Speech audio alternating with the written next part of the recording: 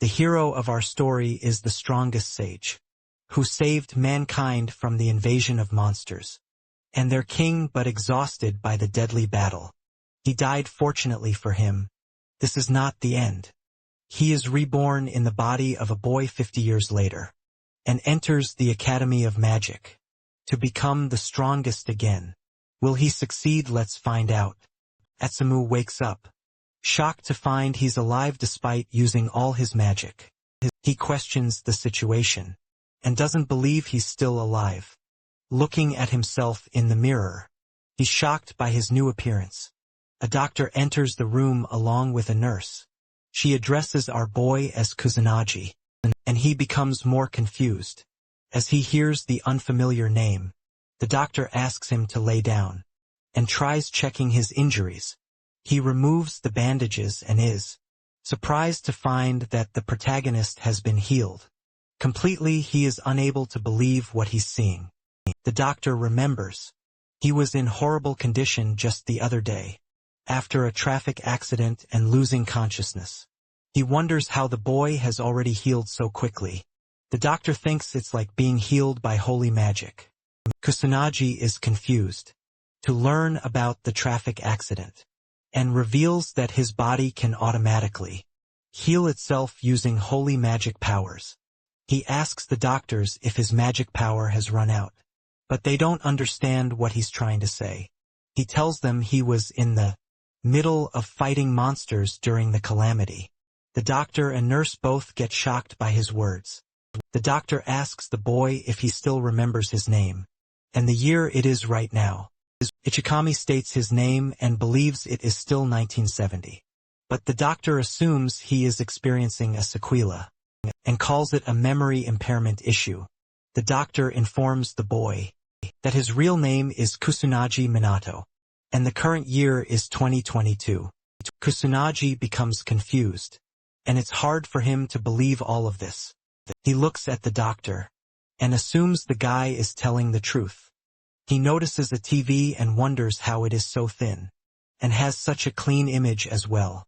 The protagonist finds a calendar, and confirms it really is 2022. He is shocked to see a thin device in the nurse's hands. Our boy becomes confused, and starts wondering if he really is in the future. The doctor reveals some information about the calamity. Our boy mentioned he remembers it happened 50 years ago, but never happened again since.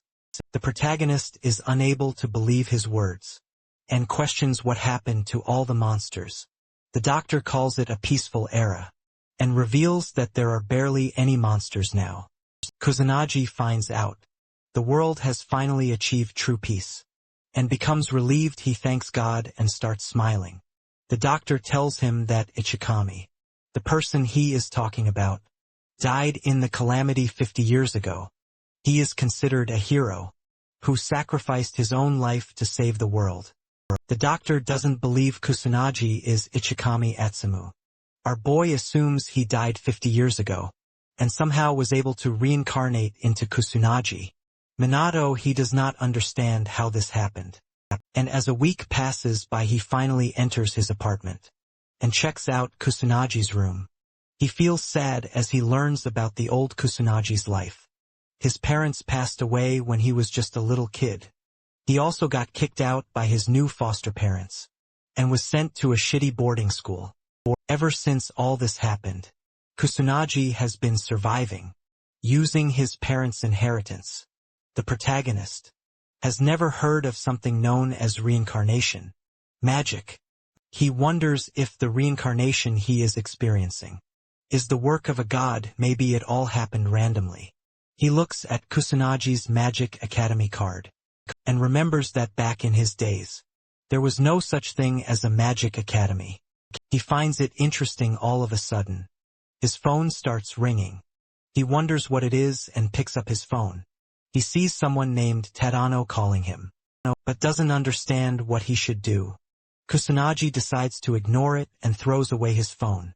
Keeps ringing and a message pops up. Tadano says he knows our boy got discharged from the hospital, and requests Kusanagi to come back to school. Already as he is running out of money the next day, Our boy attends the Magic Academy, and as he enters the school, he starts looking around. He finds it exciting to be attending school again. As an adult, as he is enjoying the moment, he notices a random student use his magic abilities to attack a dummy doll. Kusanagi becomes disappointed to see the scene, and wonders why everyone has such weak magic powers. He observes more students, and realizes all of them are complete crap. It's hard for him to believe. He remembers even the newbies from his time were 10 times stronger than these pathetic students. He doubts they will ever succeed as magicians. And even though it is a peaceful era, he doesn't understand why magic declined to such an extent. He enters his classroom and finds his chair. He starts feeling excited about his academic life, and wonders if he has any friends in the classroom. Suddenly, a red-haired student appears with 2 more kids. He questions why our boy ignored his texts. Even though he is just Kusanagi, the protagonist doesn't recognize the guy, so he politely asks his name. Tadano becomes angry and kicks the table. As he states his name again, he calls Kusanagi weak and a piece of trash. But our boy doesn't take him seriously. He suddenly remembers it's the guy who was calling him. He assumes Tadano is his friend. Tadano smiles wickedly and pulls out his hand. Asking for money, Kusanagi assumes he's a good friend, and holds his hand passionately, hoping they can get along well. Tadano becomes angry and grabs him by his collar. While demanding money, he tries to scare Kusanagi, and believes he has a lot left from his parents' inheritance. Kusanagi finally understands the situation, and finds out that his old self was being bullied. Tadano tries to throw a punch to put our boy in his place, but out of nowhere, a blue-haired girl with a beautiful face enters the classroom. She wishes everyone a good morning. Her pretty smile calms down Tadano. He decides to let our boy go, but makes it clear that he is expecting money from him. Later, Kusanagi becomes annoyed, but the bully finally leaves the classroom. The class finally begins and the teacher starts talking about the Great Calamity, also known as the Final Calamity. 50 years ago, monsters appeared all across the world, and humanity despaired because of them. But the great sage known as Ichikami Atsumu remained determined to save humanity. He never gave up, and destroyed all the monsters by himself. He finally confronted the demon god, known as the Calamity Boss, the reason behind the whole phenomenon. Ichikami risked his own life to defeat the final boss, and ever since that day Calamity has never returned. The teacher starts asking the students about the great sage. The blue-haired girl from earlier raises her hand. Her name is Mizuka. The teacher gives her permission to answer the question. She says, Ichikami is the great sage, and the first ever magician, who survived the first calamity. He is also behind the reason their academy was built. Her eyes start sparkling with excitement as she shares that Ichikami is the hero of humanity, the idol of every magician across the world. The teacher confirms she is correct, and teaches the class about the great sage, who survived the first calamity, and was the first to learn how to use magic. The academy was created to make more magicians, just like him. He is the strongest magician in human history. The teacher advises them to learn about him, and prepare for the upcoming test. The protagonist starts feeling embarrassed as he hears everyone praising Ichikami. He was not expecting such torture, and starts regretting joining the academy. He remembers what the doctor said, and assumes everyone has weak magic, because now the world is at peace. He looks outside his window and starts smiling, as he enjoys his new peaceful life. The teacher finally ends the class, and hopes everyone is prepared for the magic power assessment exam tomorrow. Tadano approaches the protagonist again, and asks if he heard what the teacher said. He is excited and believes it's going to be fun. Seeing Kusanagi's dog shit magic abilities, our boy wonders why the bully isn't shutting up. He decides to leave the classroom, and as he walks away, Tadano points out that even his parents had no magic abilities. The bully calls him an orphan and starts laughing at him. The protagonist finally starts talking back. Tadano becomes angry as he hears Kusunagi insulting him. His patience runs out, and he starts activating some kind of fire magic. The classmates become shocked and try to stop him. One of them wonders if he is really going to use such a spell. Inside the classroom, Tadano fires the magic spell towards our boy, hoping he dies.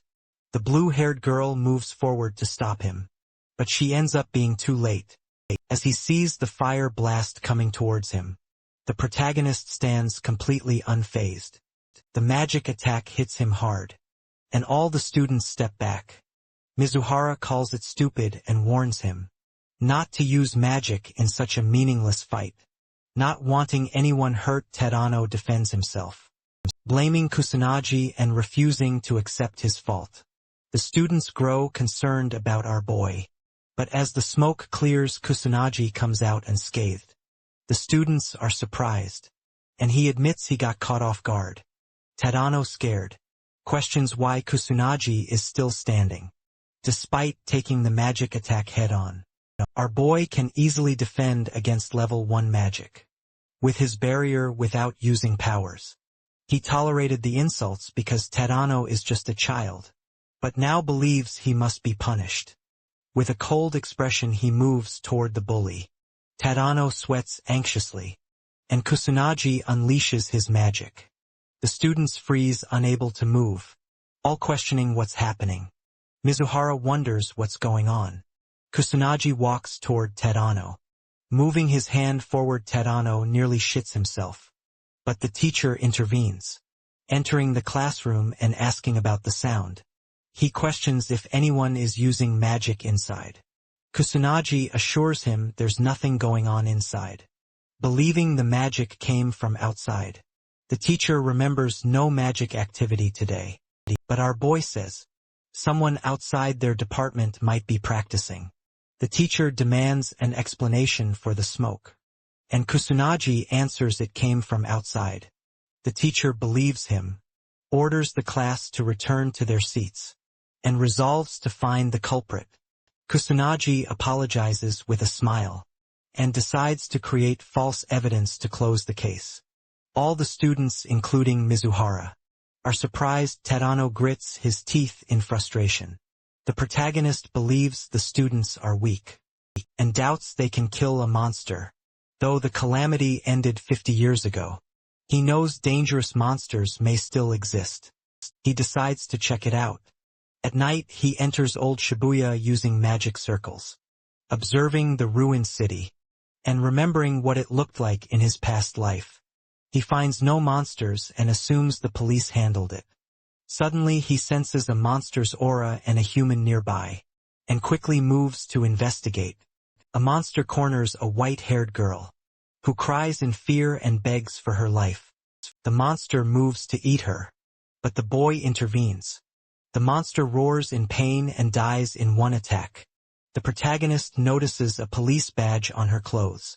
Assuming she's from the magician police, he advises her to be more careful next time.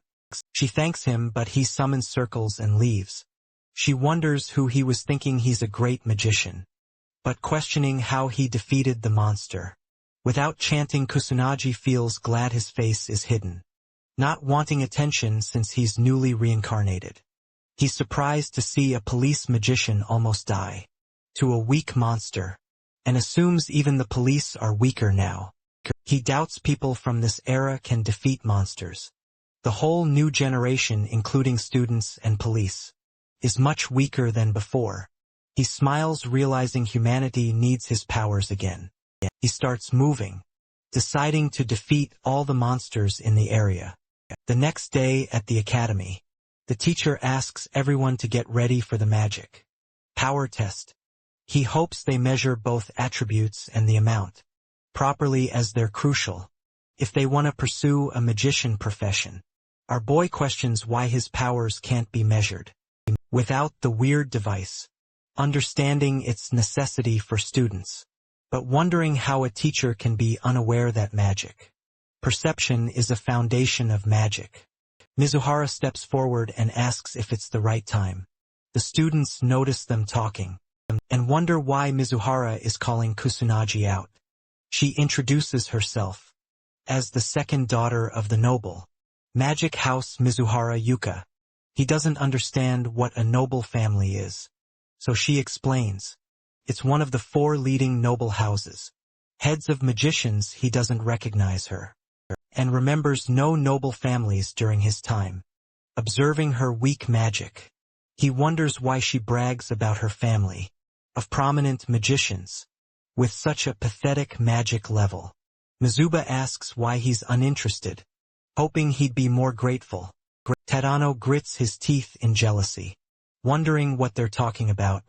Kusunaji asks why a magic noble would talk to a lowlife like him. She gets annoyed but tries to keep her dignity, thinking she must act properly as a noble.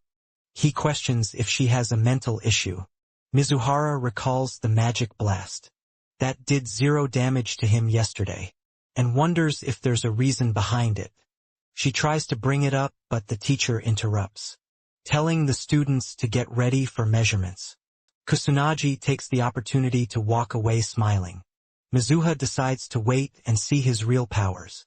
After the assessments, Tadano confidently unleashes his powers, showing 1000 magic power with a fire attribute. He celebrates his improvement. Kusunaji notes that the standards are the same as in his time next. Mizuhara steps forward, unleashing her magic.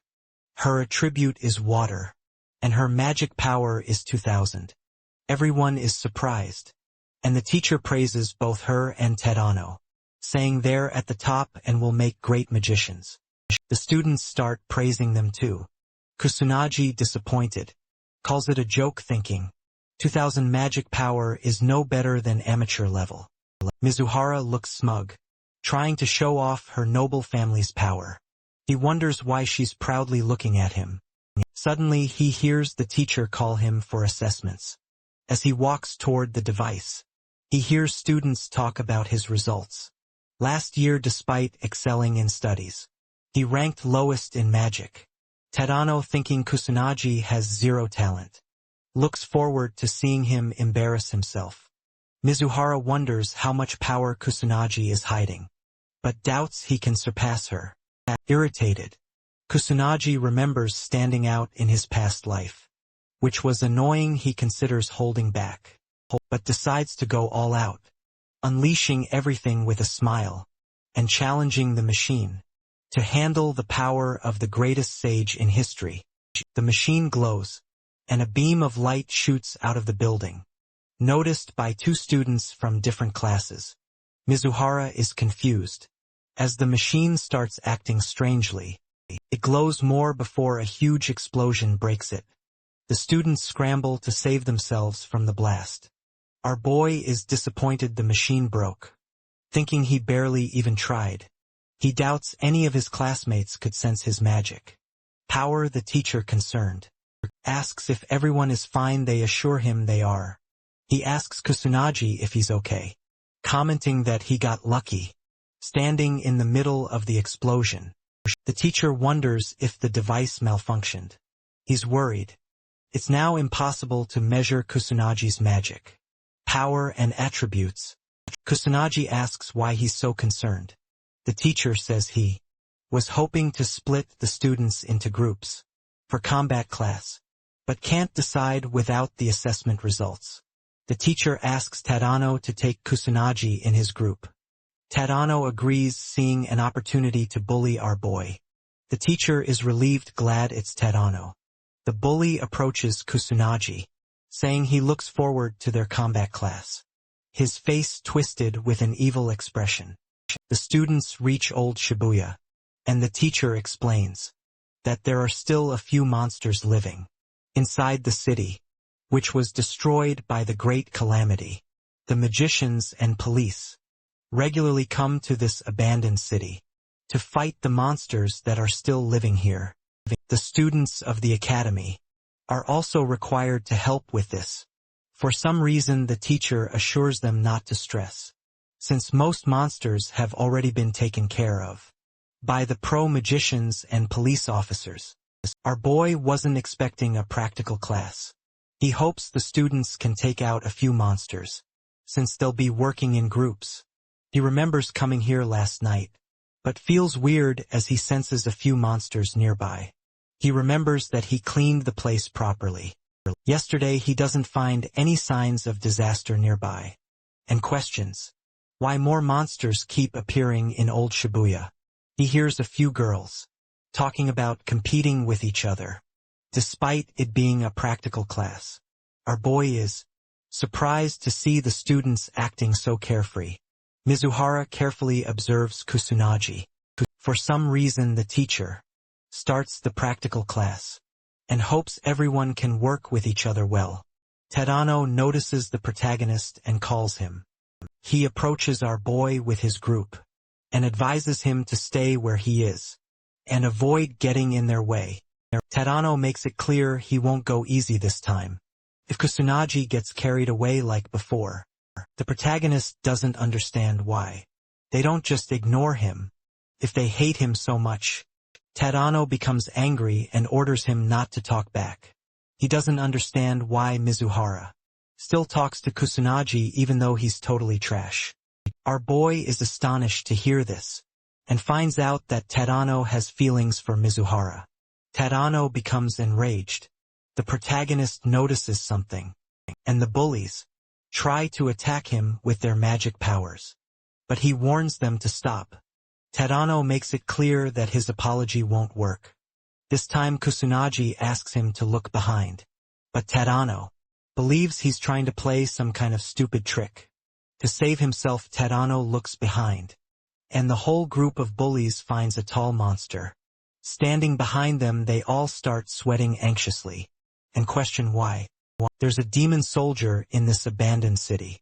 The other bullies hype up Tadano and believe he can defeat it. He assures them he will win, though with an anxious expression on his face. He moves forward and attacks it with his fire magic. An explosion occurs as it hits the monster. Tadano and his friends become relieved, but as the smoke clears, the monster stands unscathed in front of them. Tadano sees no scratch on it and becomes terrified. Our boy reveals that his pathetic Level 1 magic won't do anything to a demon soldier. As the monster moves forward, the whole group gets terrified. They all fall to their knees and start shivering. Tadano's eyes get teary, and he wonders if his life ends here. He pathetically pisses his pants as well. But just as he is about to be killed, the demon soldier notices our boy's power. He becomes scared and takes a step back.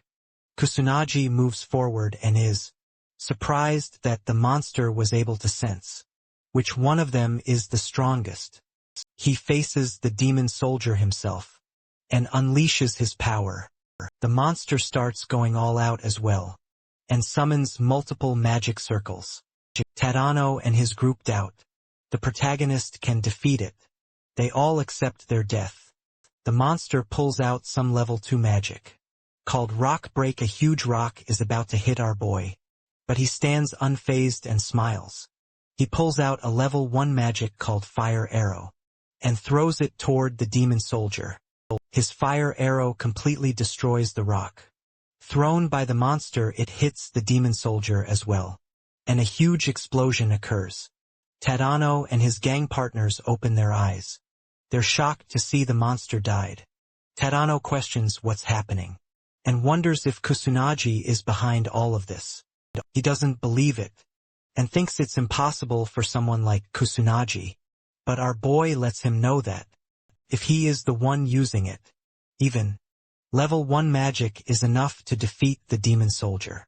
He finds it strange to see such monsters appearing in Shibuya, even though he just cleaned the whole place and defeated all the monsters in this area yesterday. He thinks maybe it's some kind of bad omen.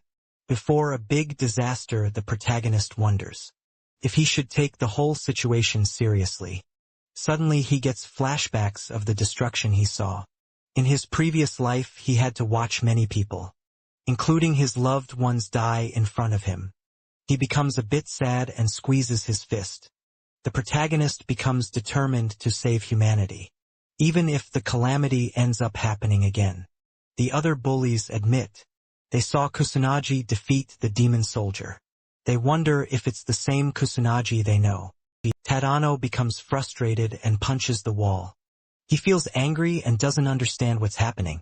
Meanwhile, Mizuhara observes everything from behind and is surprised to learn more about Kusanagi. Mizuha pulls out a level 1 magic called Aqua Saucer and easily defeats a weak monster.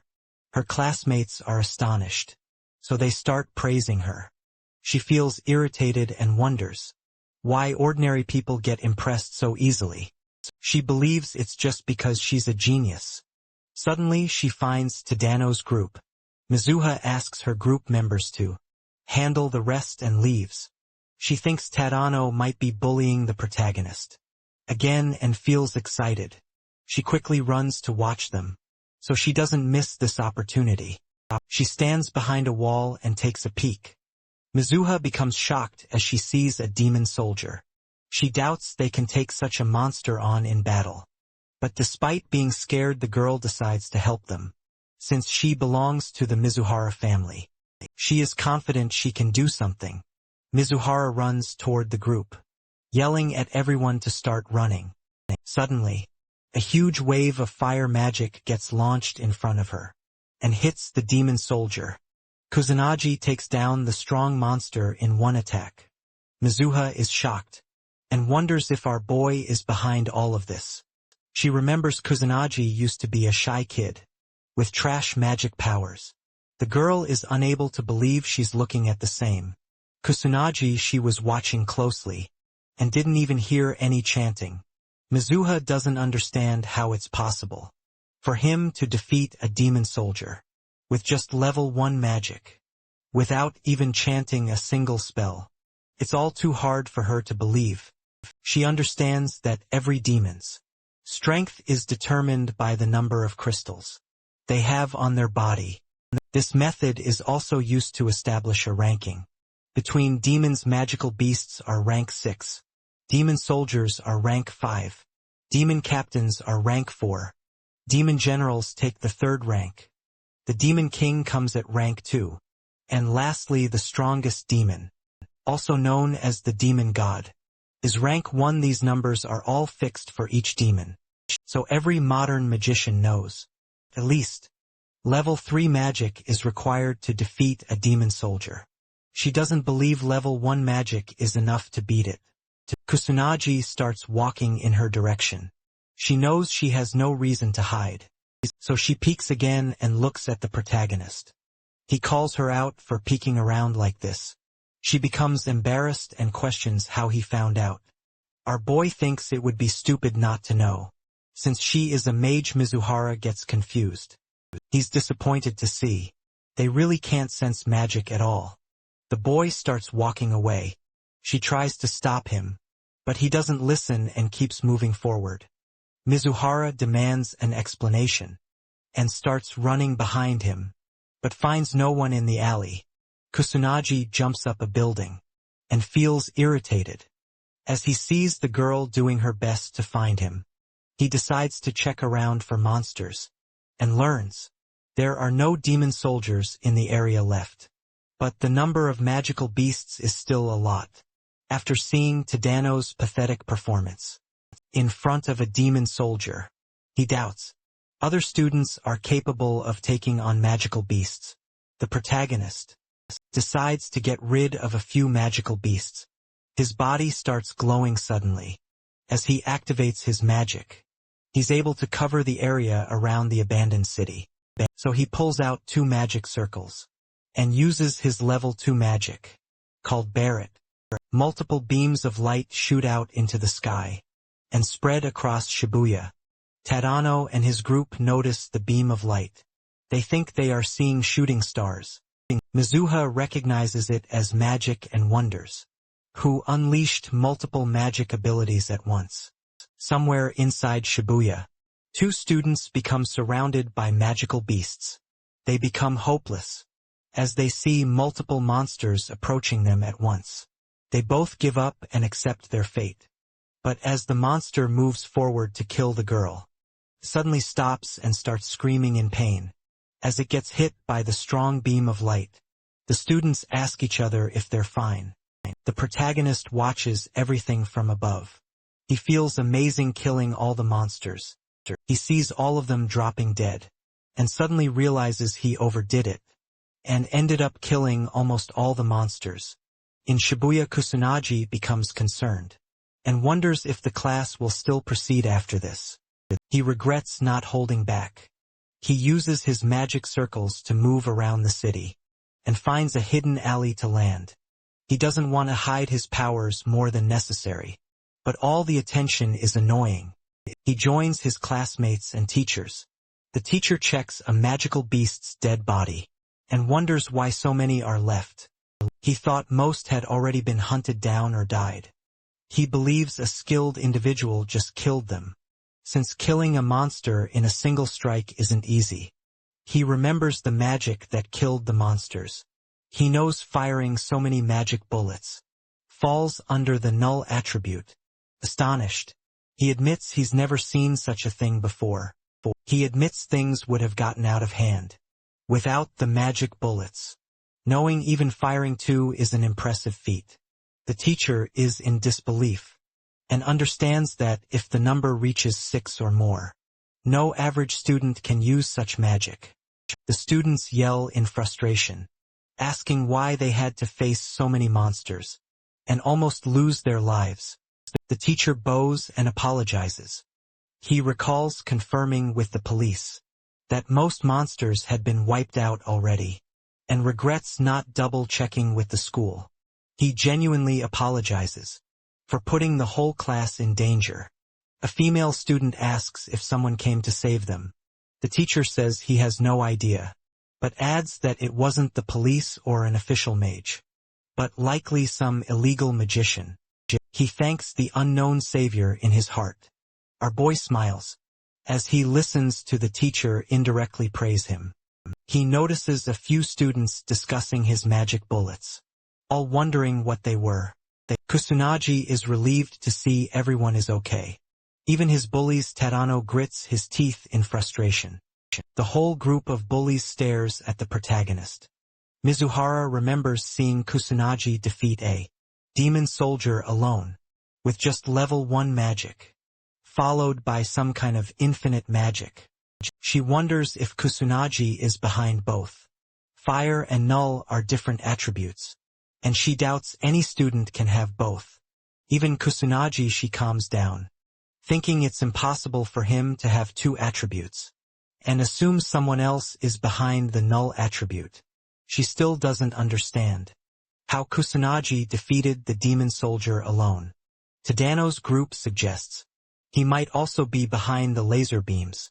Tadano calls it impossible, but his friend reminds him that Kusanagi defeated the demon soldier too. Tadano becomes angry and warns his friend to shut up, or he'll die. His friends become terrified.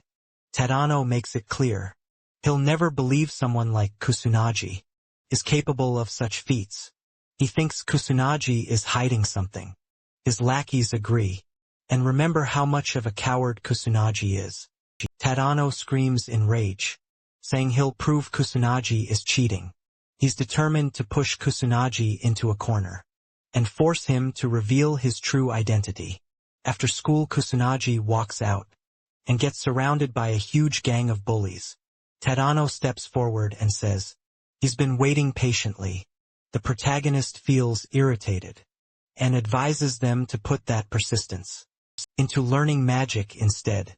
Tadano believes he has no right to say such things, since he cheats too. Kusanagi is confused by the accusation of cheating, but Tadano insists he's definitely hiding cheap tricks. Tired of their nonsense, Kusanagi realizes there's no point reasoning with them. Tadano orders him to follow. He praises Kusanagi for not running away. Kusanagi clarifies there's no reason to. Tadano doesn't believe him and attacks, throwing a punch, knowing Kusanagi won't use magic in a public park. The punch hits his face but he remains unfazed. The bullies gang up on him attacking. But he remains patient and doesn't fight back. Tadano asks what's wrong. Assuming Kusanagi can't do anything without his magic. He continues attacking, making it clear he won't stop and will kill Kusanagi.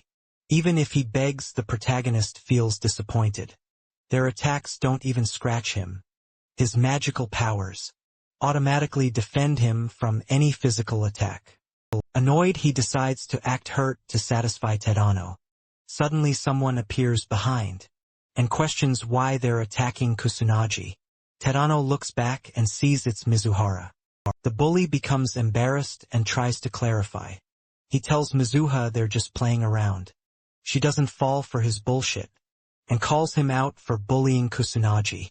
She is disappointed to see her classmates acting this way and wonders if they don't feel ashamed. Because of their actions, Tadano feels weird, but blames all of it on Kusanagi. He thinks Mizuhara hates him now. All because of him, she grabs the protagonist's hand and starts dragging him out of this whole mess. Tadano notices her grab Kusanagi's hand. He feels jealous and gets fed up. Tadano stops holding back and loses his patience. He tries to throw a magic attack towards our boy. Kusanagi becomes annoyed. Tadano gets ready to end his life, and his lackeys activate their magic as well. Mizuha questions why they're acting this way. The whole group throws a fire attack towards the protagonist. Mizuha knows how dangerous it is, so she tries to save Kusanagi, but she is unable to make it in time. He takes all the attacks head-on. Tadano laughs confidently, as he believes no trashy tricks will help Kusanagi save himself from this much power. His lackeys get concerned and wonder if he died. Tadano calls them stupid for worrying so much. He makes up a story that they just used magic outside of school, and it ended up getting out of control. Kusanagi just got caught in the whole mess, and that's the reason he got hurt. The lackeys believe they took it too far. As the smoke clears, Kusanagi says he was trying to be patient, since they're nothing more than brats to him. But their stupidity can't be cured unless they get punished. He gets ready to teach them all a lesson.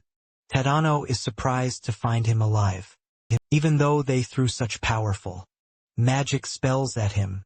Kusanagi becomes serious and tells them they shouldn't have dragged Mizuhara into their fight. He wonders how rotten they are for acting this way. Tadano screams and blames both of them for this mess. He thinks they should regret making a fool out of him. So he pulls out another magic circle and announces they will all keep attacking till Kusanagi finally drops dead. Our boy pulls out a tiny magic circle.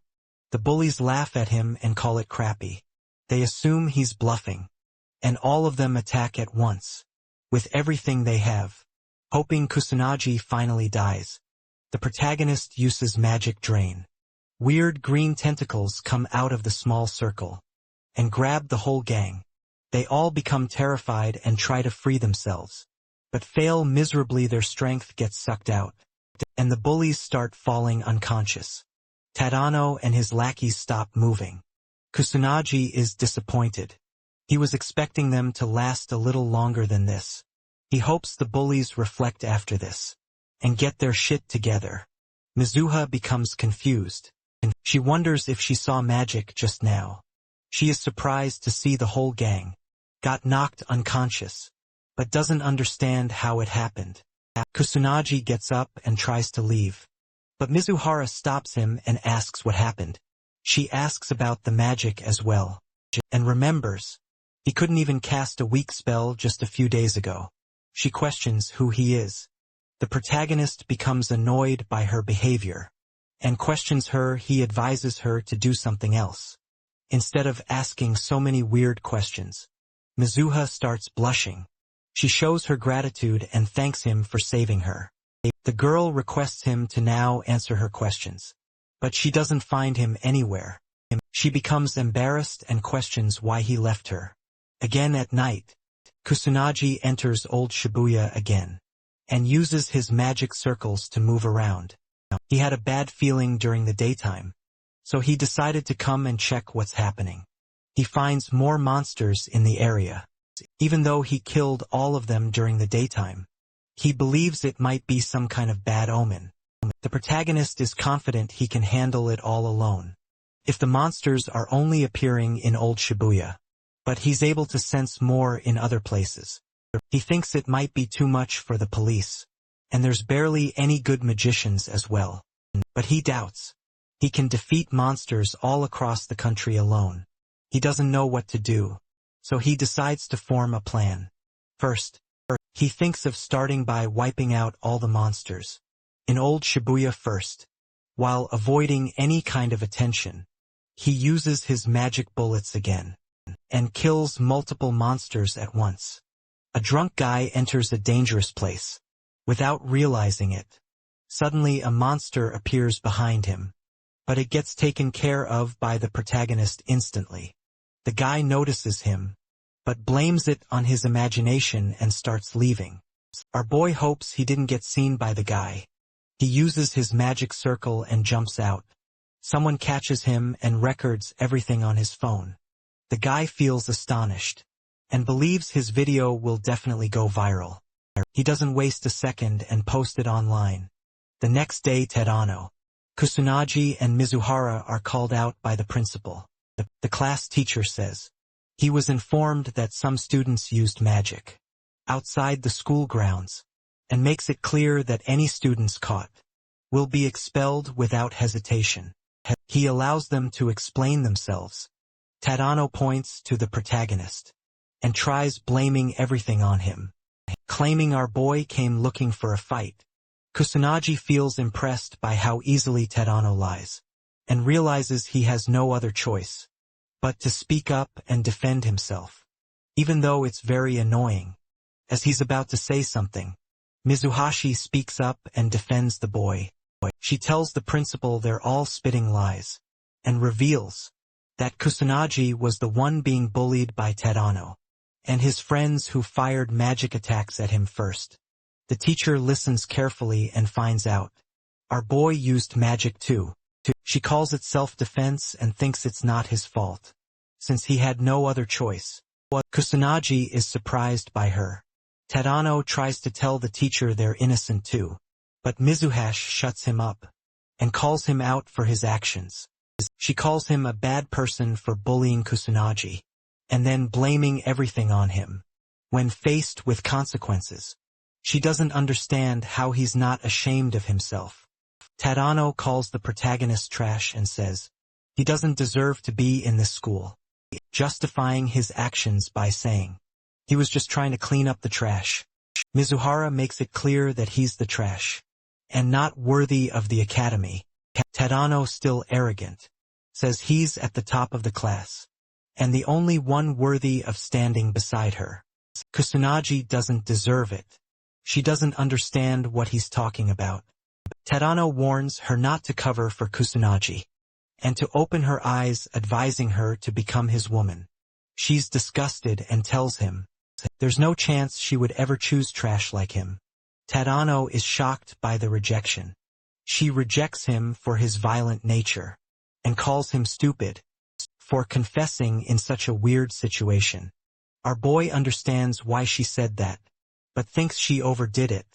Tadano falls unconscious after hearing the rejection, since he and his friends are the bad ones here, and Kusunaji was just protecting himself against their magic attacks. The principal makes it clear he doesn't need students who selfishly use magic and hurt others. He expels Tadano and his group. Tadano's lackeys try to defend themselves, saying they were just doing whatever Tadano asked them to do. The teacher allows Kusunaji and Mizuhara to leave and go back to their classes. They both leave the principal's office. Mizuhara gets angry and calls Tadano the worst guy ever. Our boy asks, what's going to happen now that they're expelled? She explains, there's no chance they can ever become magicians, which is pretty obvious. She doesn't understand why Kusunaji didn't speak up for himself. He says he was about to, but she didn't give him a chance. Suddenly he remembers something. She asks what's wrong. Kusunaji says he was thinking about all the times she tried to save him. First back in class during his fight, and now when the principal called them. He calls her a good girl for always helping him out. She starts blushing uncontrollably and gets embarrassed. Manhwa tells him to shut up, and runs toward the classroom so she can enter first. Kusanagi smiles as he watches her leave. He believes the old Kusanagi died, and he got reincarnated in this body. Our boy wonders if he was bullied to death, or if it really was just a car accident. He still doesn't know the truth, but feels relieved to get the bullies punished. For whatever they did, he hopes this pays off and smiles. The principal informs two senior students about what happened earlier, saying that a few students got into a fight, and even used magic in public. He assures them no one got hurt. The senior student asks why she got called out, if there's no issue anymore. The principal tells her that one of the students involved is Yuka Mizuhara. The blue-haired student understands, and thanks the principal for informing her. He asks her to give his regards to her father. She asks him not to worry, and reveals that her family is interested in investing in the school. She walks out with her friend, and the principal wonders if Kusanagi is absurdly strong, since fighting multiple mages at once is almost impossible. There's no way a normal student would win, unless they're hiding some kind of mysterious strength. He wonders if Kusanagi is stronger than them, but the blue-haired girl answers negatively. He is curious about the boy, and tells her he wants to meet him to confirm it. She thinks about whether her little sister should be expelled, depending on how competent Kusanagi is. She is Mizuhara Ruka from the third-year class, and her friend is Katsuragi Ruji, also from the third-year class. Kusanagi feels demotivated, now that his life is peaceful again. He hears a few classmates talking about someone known as the Black Mage, and wonders if it's something related to the magic nobles he learned about. He decides to not care about it for now.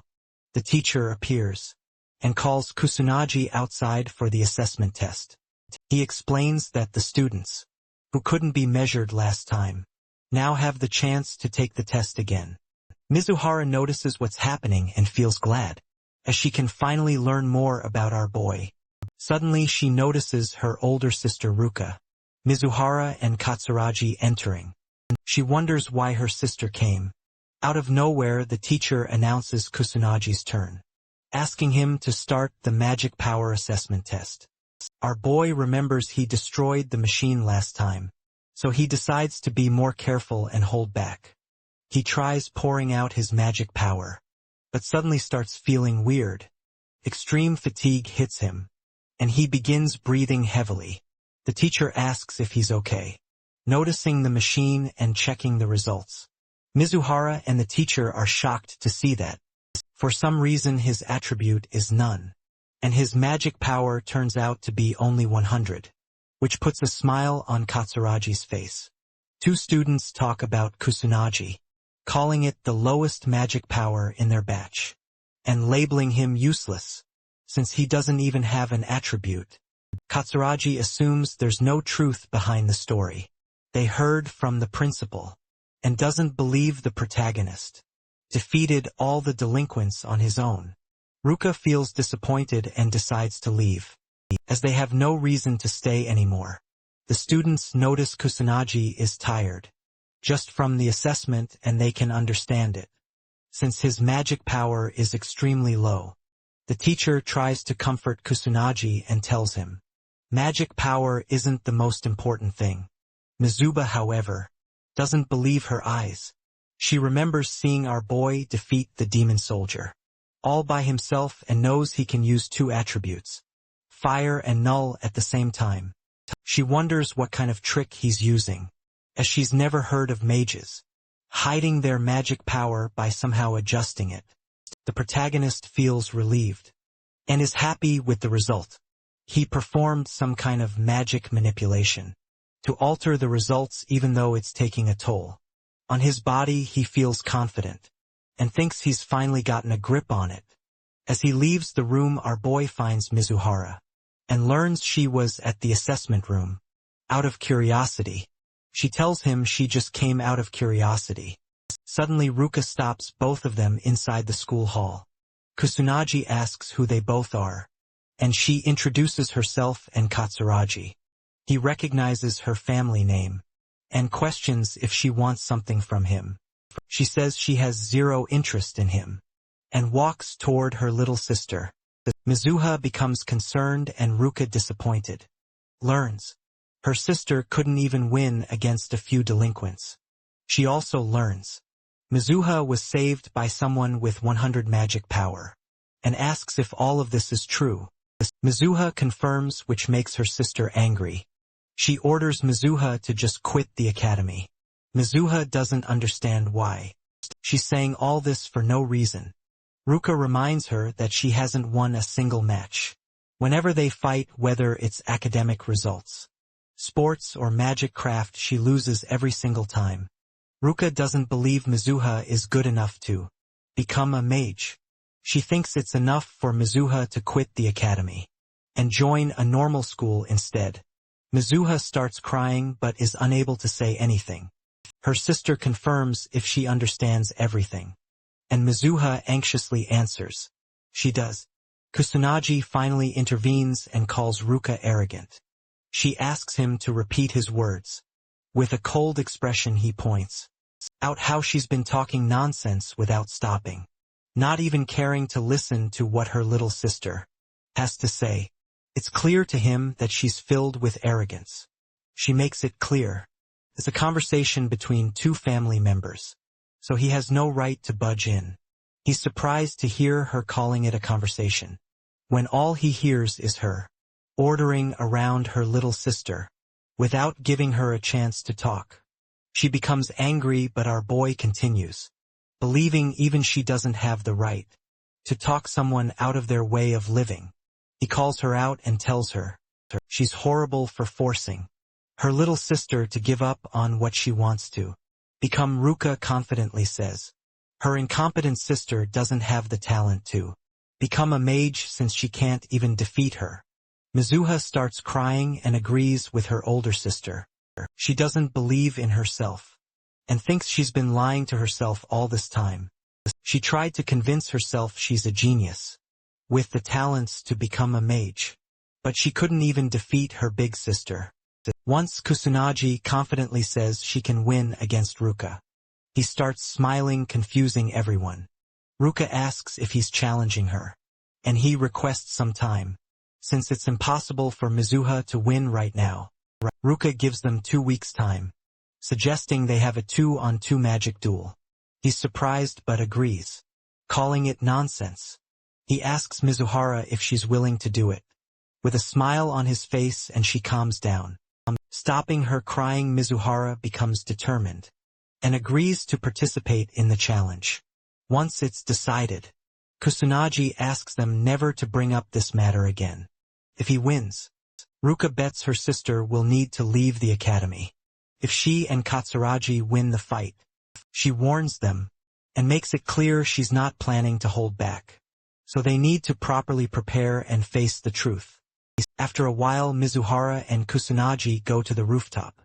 She requests his help and hopes he can teach her more about magic, so she can improve quickly. He finally understands why he was called up to the rooftop. He asks if she's really sure about learning magic from someone trashy like him, since his magic power is only 100. She doesn't fall for his words and already knows he's hiding his real strength. She believes he is much stronger than her. He notices she isn't backing off this time. She assumes he knows how to get stronger, which is why he challenged her sister to a fight. He knows Ruka is the type to desperately try and control everything. It's in her nature. That's why he provoked her so she'd fight him. But there's no way he can say that to Mizuha. She bows down and starts begging for his assistance. He gives up and agrees to help her get stronger. She asks again to confirm it. He warns her in advance, making it clear that she needs to follow all his instructions, and there's no going back. Once the training starts, She agrees to all his conditions instantly. Kusunagi finds it hard to decline, since she is begging so hard for it, since he already needs to prepare for a few things. After seeing the number of monsters in Shibuya, raising a mage might be a promising idea. He decides to begin her training today, and thinks about finding a place to practice. Mizuha starts blushing, and invites him to her place with a shy expression. After a while they reach her place. He's astonished to see the huge house, but she thinks it's only natural, since her father is a noble mage. Mizuha suddenly remembers. This is her first time inviting a guy to her house. She wonders if he found her invitation strange, even though she's not hiding any dirty intentions. Kusunagi suggests they should start, but he notices she's daydreaming, so he calls her and addresses her as Yuika. The girl becomes embarrassed to hear her first name, but he tells her he's just trying to avoid confusion, since her sister also goes by the name Mizuha. She's a bit disappointed to hear his answer. He asks if she has a different name in mind that he can use, but she agrees with Yuka. So he decides to start the training and request her to take care of him. The first question he asks her is about her magic power. She thinks it's easy and answers that it's the energy needed to perform magic, and it is available in everyone's body. He asked her about incantations next. Yuka confidently answers that it's like a program that automatically turns magic into an attack. He questions if there's any way to increase one's magic power, but she answers negatively and believes it is determined before birth and stops increasing after a certain age. Yuka confidently smiles and feels proud of herself. As she answered everything perfectly, he lets her know all of her answers are wrong. With a disappointed expression, she starts getting teary and questions if he's trying to call her stupid. The protagonist genuinely feels bad and wonders how foolish the current mages are. He's surprised to see such a huge change. In only 50 years, he starts explaining that magic power is not only found in her body, but it is also available in nature, and their surroundings, incantations or spells, are simply ways to properly back up the magic craft. It is also possible to increase magic power. Intentionally, she finds it hard to believe his words, and calls everything a lie, as it would be against the Academy's ideas. It would overturn the Magic Craft Academy. If it were all true, he doesn't care if she believes his words or not. He intends to teach her about these three things. During their training, he orders her to sit down and lets her know he's about to channel his magic power into her body, so she needs to inform him once she starts feeling it. She is surprised to learn there's a way to sense magic power. He makes it clear she won't get stronger if it's impossible for her to feel it. He orders her to close her eyes and begins touching her. He unleashes his magic power, but finds out she still can't feel it. He lets out more magic power, and wonders how she can't feel magic of such degree. Finally, Yuka feels something. She thinks her back is getting hotter. He teaches her about it and says, it's called magic power perception. She finally understands what he was trying to say. Earlier, he orders her to always remember the sensation, since it's important for her to feel it first, in order to detect magic power. He explains it is also available in nature, so she needs to find it as her first goal, and get used to feeling magic power. She smiles confidently, and assures him she's going to master it in no time. Since she is the noble daughter of the Mizuha family, our boy doubts she can fulfill her promise, since she couldn't even sense it when he poured so much magic power into her back. He accepts the fact that she might not be suited to become a mage. A week passes, and Yuka starts crying and tells our boy she's still not capable of sensing magic. She's a huge letdown and disappoints the protagonist. He's surprised that a whole week wasn't enough for her to learn such a simple thing, even though she practiced so hard. He guesses she's just really slow at understanding the concept. Since they barely have any time to spare, He decides to pour some magic into her again. He touches her back. And as he starts unleashing his magic, he instructs Yuka to open her eyes. She opens them with hesitation, but becomes surprised, as she is finally able to see the magic aura. Around her body she starts smiling, as she is finally able to understand what magic power is. Yuka becomes amazed by her new skill, since she's finally capable of seeing magic power. She thinks about measuring Kusunagi's power level. For some reason, she is barely able to sense anything from him, which makes her confused. He praises her for all her efforts, but she calls it natural since she is a genius. Now that she can finally use magic perception, he lets her know they're about to work on adjusting her magic power. Next he explains the whole process of how to use the appropriate amount of magic power. For any magic craft, she needs to focus only on efficiency and forget everything else. She also needs to use all of her magic power to its absolute limit, so that the amount of magic she can use increases. Once she properly recovers, he believes she can easily follow all his instructions. Now that she can sense magic, clearly he is aware that what he's trying to teach her is completely different from the basics of the Magic Academy. But he doesn't care if she believes in his words. Yuka assures him she believes in his words, and smiles as she says she does not doubt him anymore. He is happy to hear her opinion has changed. He decides to start the next stage of their training. The protagonist asks her to step back a little and get ready as they are about to fight each other.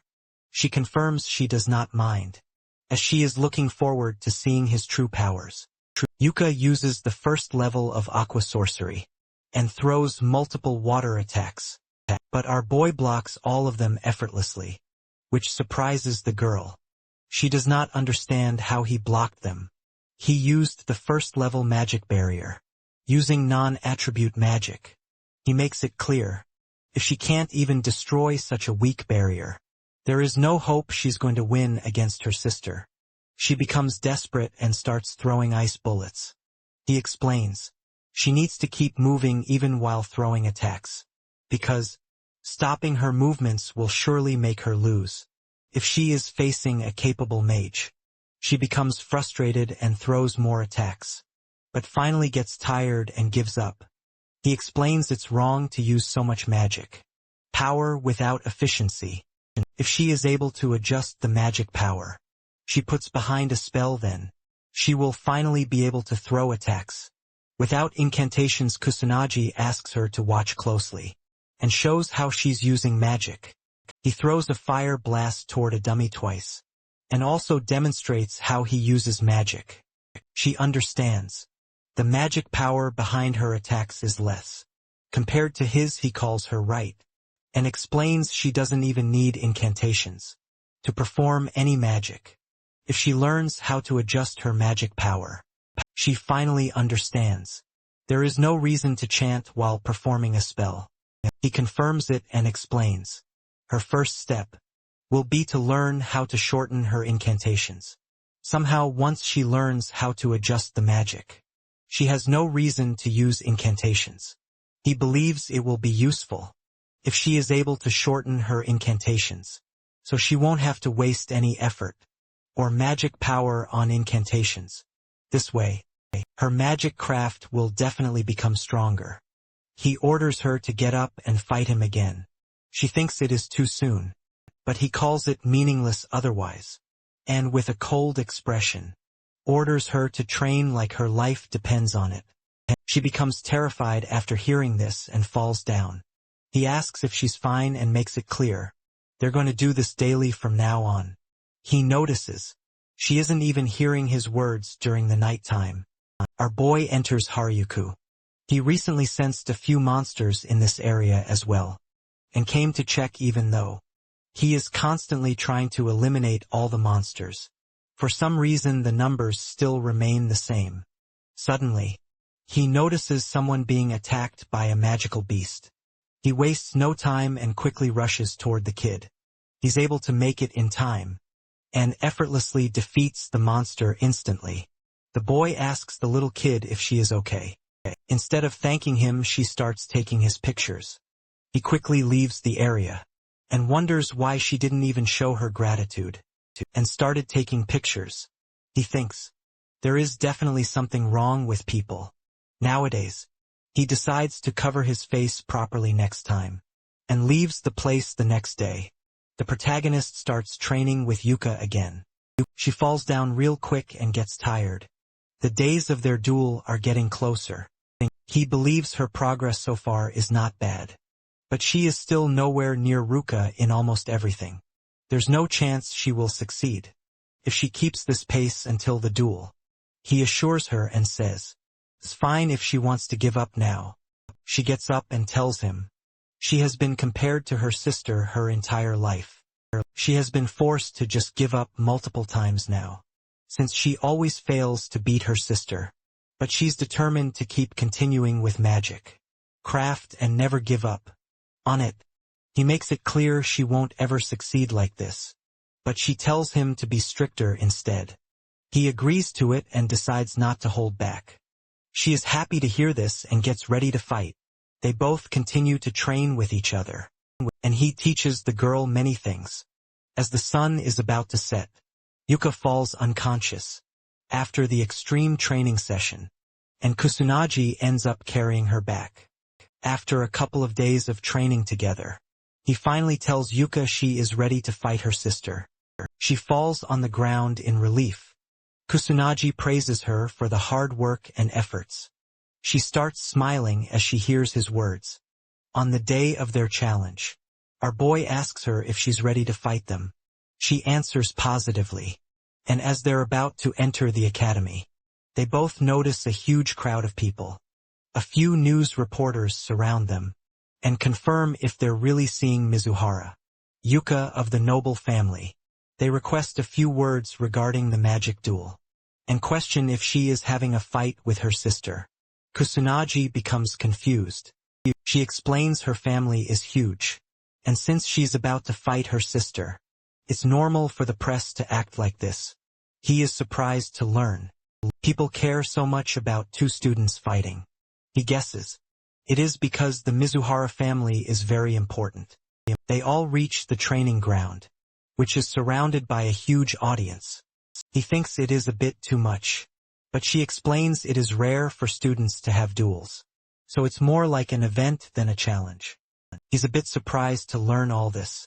Both of them get called to the stage. Yuka gets ready, but all of a sudden her body starts shaking.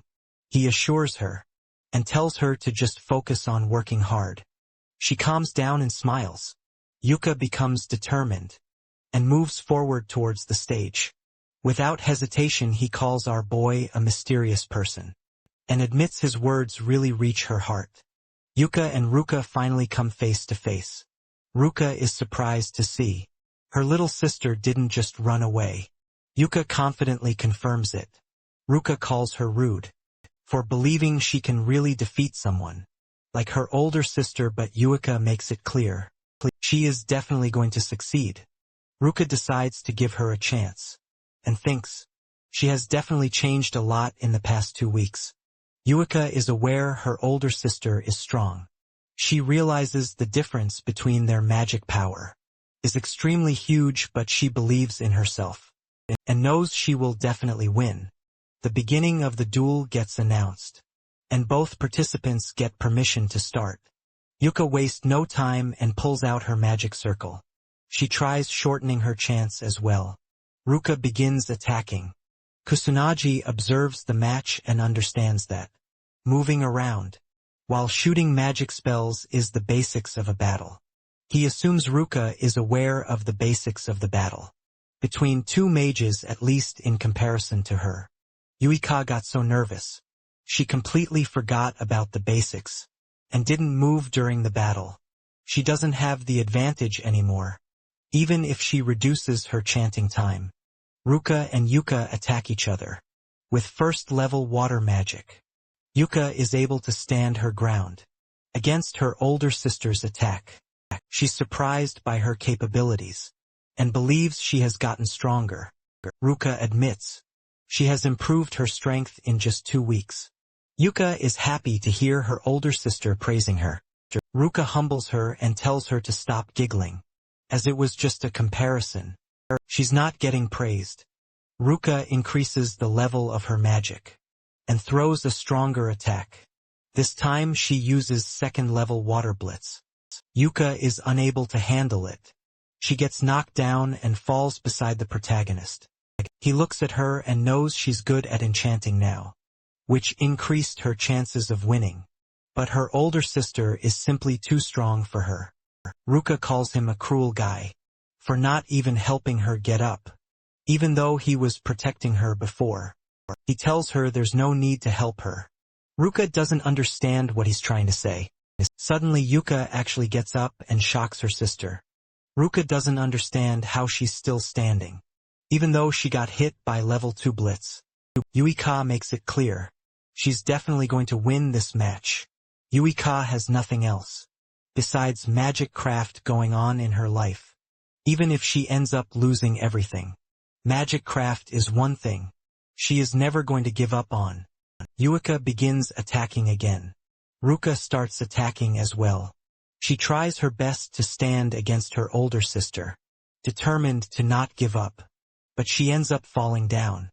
After overusing her magic power, the announcer tells everyone, contestant Yuika used up all her magic power, so Ruka is the victor of this contest. Yuka tries to get up so she can do something to win, but fails. Kusunaji calls it a battle of magic usage, based on magical adjustment. He believes his friend lost.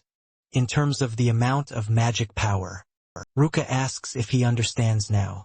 She calls her little sister talentless, and knows our boy probably thought about this too.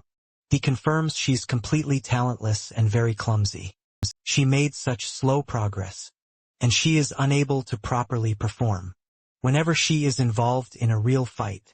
But he tells Ruka she is a real hard worker, and she persistently practiced daily like an idiot. Ruka is still disappointed by the results, but he tells her he loves hard-working people who don't give up, just like Yuika. The girl starts sobbing hearing his words. He tells everyone Yuika is his disciple, and he doesn't like it when anyone speaks badly about her so casually. Yuka starts weeping uncontrollably. Ruka calls him arrogant, and wonders why he's talking so much. For someone with 100 magic power, he makes it clear for her he will defeat her with his 100 magic power. She thinks he's just good at talking nonsense, but decides to agree. Ruka tells him his opponent is someone else, and Katsuragi appears excited that it's his turn next. Ruka advises him to end it quickly, and he assures her there's no need to tell him twice. Katsuragi carries Yuka out and tells her to rest, ordering her to watch closely during the battle, so she can learn something. She understands his words, suddenly realizing the pain in her body has disappeared, and there are no wounds on her arms either. As he enters the stage, our boy admits he can't win with just 100 magic power, even though he said otherwise earlier. He knows he'll need 100 focus to win. The protagonist decides to keep his magic power at 100, using a non-attribute attack without incantations. He's not setting up a magic barrier this time, so he knows he might die if hit directly. He feels excited, calling the situation thrilling. Katsuragi gets ready, apologizing that he's not planning on holding back. Our boy lets him know he's the one who needs to hold back.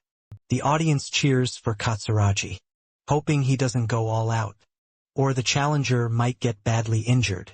The guy ignores their words and activates his 8,000 magic power. Our boy notices it and knows it's not a big deal, but since he's only using 100 magic power today, there's a good chance he might actually get killed. The second match begins as they face each other. Katsuragi hopes our boy won't hold a grudge after it's over while summoning his magic circles. With the attack he's about to throw, he thinks he can test whether Kusunaji really defeated those delinquents. He challenges Kusunaji to withstand his full power attack, but just as he's about to throw it, Something hits him on the forehead. The protagonist is disappointed, calling the guy slow. The audience is shocked to see the match end so quickly. The announcer declares that contestant Kusunaji has won the match. Ruka is surprised to see her friend knocked unconscious by just one hit. She remembers he didn't even perform any incantations, and wonders what kind of trick he used. Kusunaji hopes she's happy now, that the match ended quickly, just as she wanted. She becomes irritated hearing his words. Yuika is shocked too, and finds it hard to believe he really defeated the guy. Ruka admits he's strong, and he responds that he's actually stronger than her. As well, she warns him to stop spouting nonsense. Ruka unleashes her 10,000 magic power. Kusunaji sees it through his magic perception, and realizes she's stronger than the guy he fought. Earlier, the announcer tells the audience something unexpected is happening, as Kusunaji has used a different way of fighting, drawing a lot of attention. But the next match will decide who the real victor is. The third match begins. Kusunaji uses the same trick again, shooting magic bullets toward her. She counters with water magic. Our boy only has 100 magic power, meaning he doesn't have enough to affect Ruka, unless the magic bullet lands on her forehead. He realizes she's already adapted, protecting her forehead, and not running while using magic. Ruka persists throwing water attacks, but even after all that, she's shocked to see the protagonist still standing. Unfazed, she knows he isn't using any magic, but wonders how he's managing to stay unharmed. The audience is also confused, wondering how he's not even wet, despite being hit multiple times. Yuka is also unsure about the technique he's using to protect himself, knowing he definitely did something. Ruka attacks again, but this time, the boy dodges her magic with insane speed. She finally figures out how he's still standing, but she's left speechless. Yuika realizes that a magic attack can be countered with another magic attack, and even if there's a huge power difference, there's still a way to avoid damage. Everyone knows that's the only way to avoid being hurt. Ruka grits her teeth in frustration, knowing her level 2 techniques have different speed and mass, making it almost impossible for anyone to remain unscathed. In front of them, she wonders why the protagonist is standing there, fearlessly against such strong spells. But Kusunaji knows she's probably thinking all of this. He thinks it's easy to dodge magic attacks if you can sense and detect them clearly, but it requires a lot of courage. Ruka gets serious and uses a third-level spell called Asura Splash. The audience grows concerned, knowing it will be disastrous if Kusunaji gets hit. Ruku is tired, but is confident Kusunaji can't dodge this attack. Out of nowhere, she gets hit by a magic bullet and falls to the ground. She doesn't understand how he's still standing. She questions what method he used to dodge her attacks. He explains that he used a magic draining technique that eats up magic craft. He simply walked through the center using drain. Ruka is speechless at first, then starts laughing, admitting her defeat. The announcer announces that Kusunaji Minato has won the match. Yuka runs to the stage asking if they're both fine. Our boy assures her they're good, smiling as he says he won. She smiles back, becoming really happy. Ruka decides to keep her promise and gives them her word, allowing them to do whatever they want. Kusunaji is happy that it ended well. He noticed that Yui's wounds earlier weren't that deep, guessing Ruka was probably holding back in their fight. Ruka becomes embarrassed, trying to make an excuse. He points out how much stronger Yuka has gotten in just 2 weeks. He believes Ruka probably noticed that too, and thinks there's no reason for her to be so overprotective anymore. Yuka speaks up determinedly, assuring both of them that she'll grow stronger, so her sister won't have to worry about her anymore. Ruka smiles, finally starting to believe in her little sister. Kusunaji feels happy watching both sisters get along, but suddenly he feels an immense amount of pressure and realizes this is abnormal magic. The sky turns red and the protagonist wonders if the calamity is happening again. Tadano and his gang try finding something. Inside Kusunagi's bag they've lost many people. After he proved his power in the duel, his lackeys tell him he only has textbooks in his bag. Tadano calls our boy diligent and becomes frustrated. He's sure Kusunagi is hiding something. Otherwise it's impossible for a trash like him to use such powerful spells. One of the lackeys looks outside the window and becomes terrified. Tadano wonders if he found something and goes closer. They all notice the red sky and wonder what's happening on Earth. One of them guesses it's the calamity, but Tadano doesn't believe it's really the calamity. At the training grounds, our boy becomes worried as he looks at the red sky. He wonders why he can sense such strong, abnormal magic out of nowhere. He guesses it might be the calamity. Everyone becomes worried, and the audience starts panicking. They all question what's happening. One of them doesn't think the calamity is really happening here. Kusunagi becomes scared, as he doesn't understand why a calamity is happening. All of a sudden he wonders if it's related to what he sensed in Shinjuku. He remembers the first calamity also took place in Shinjuku. Our boy doesn't know if it's merely a coincidence, or if there's something important behind it. The portals open and magical beasts start pouring out. The students become terrified and start screaming, but the teacher orders them to calm down and tries leading everyone to safety. Kusunagi wastes no time and shoots multiple magic bullets to kill the monsters. He uses magic to make an announcement. Our boy orders everyone to calm down. He explains that weak monsters are going to come out, since it's only the beginning of the calamity, so they don't have to worry. He assures them it's going to be fine, as long as they use their brains and follow his instructions. He instructs them to run towards the gymnasium and only move in groups, since it's dangerous to move alone. He asks Ruka and the others to evacuate as well. The teacher asks what he's planning to do. Our boy explains he wants to save the people that are still inside the school building. The teacher doesn't think it's safe to go all by himself. He calls the boy reckless and tries to stop him. But Katsuragi agrees to go with our protagonist, so he doesn't have to solve everything alone. The teacher is worried, but he reminds the teacher what Kusunagi can do. He has no choice but to give them permission. The teacher advises them not to force anything and stay safe. Katsuragi is confident he won't die, but tries to confirm it with our boy. Kusunagi shrugs it off and informs Yuka he's going to leave now. She looks concerned for him and advises him to stay safe.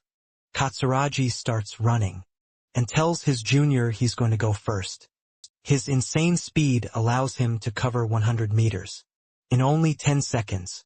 He asks the protagonist if he can keep up.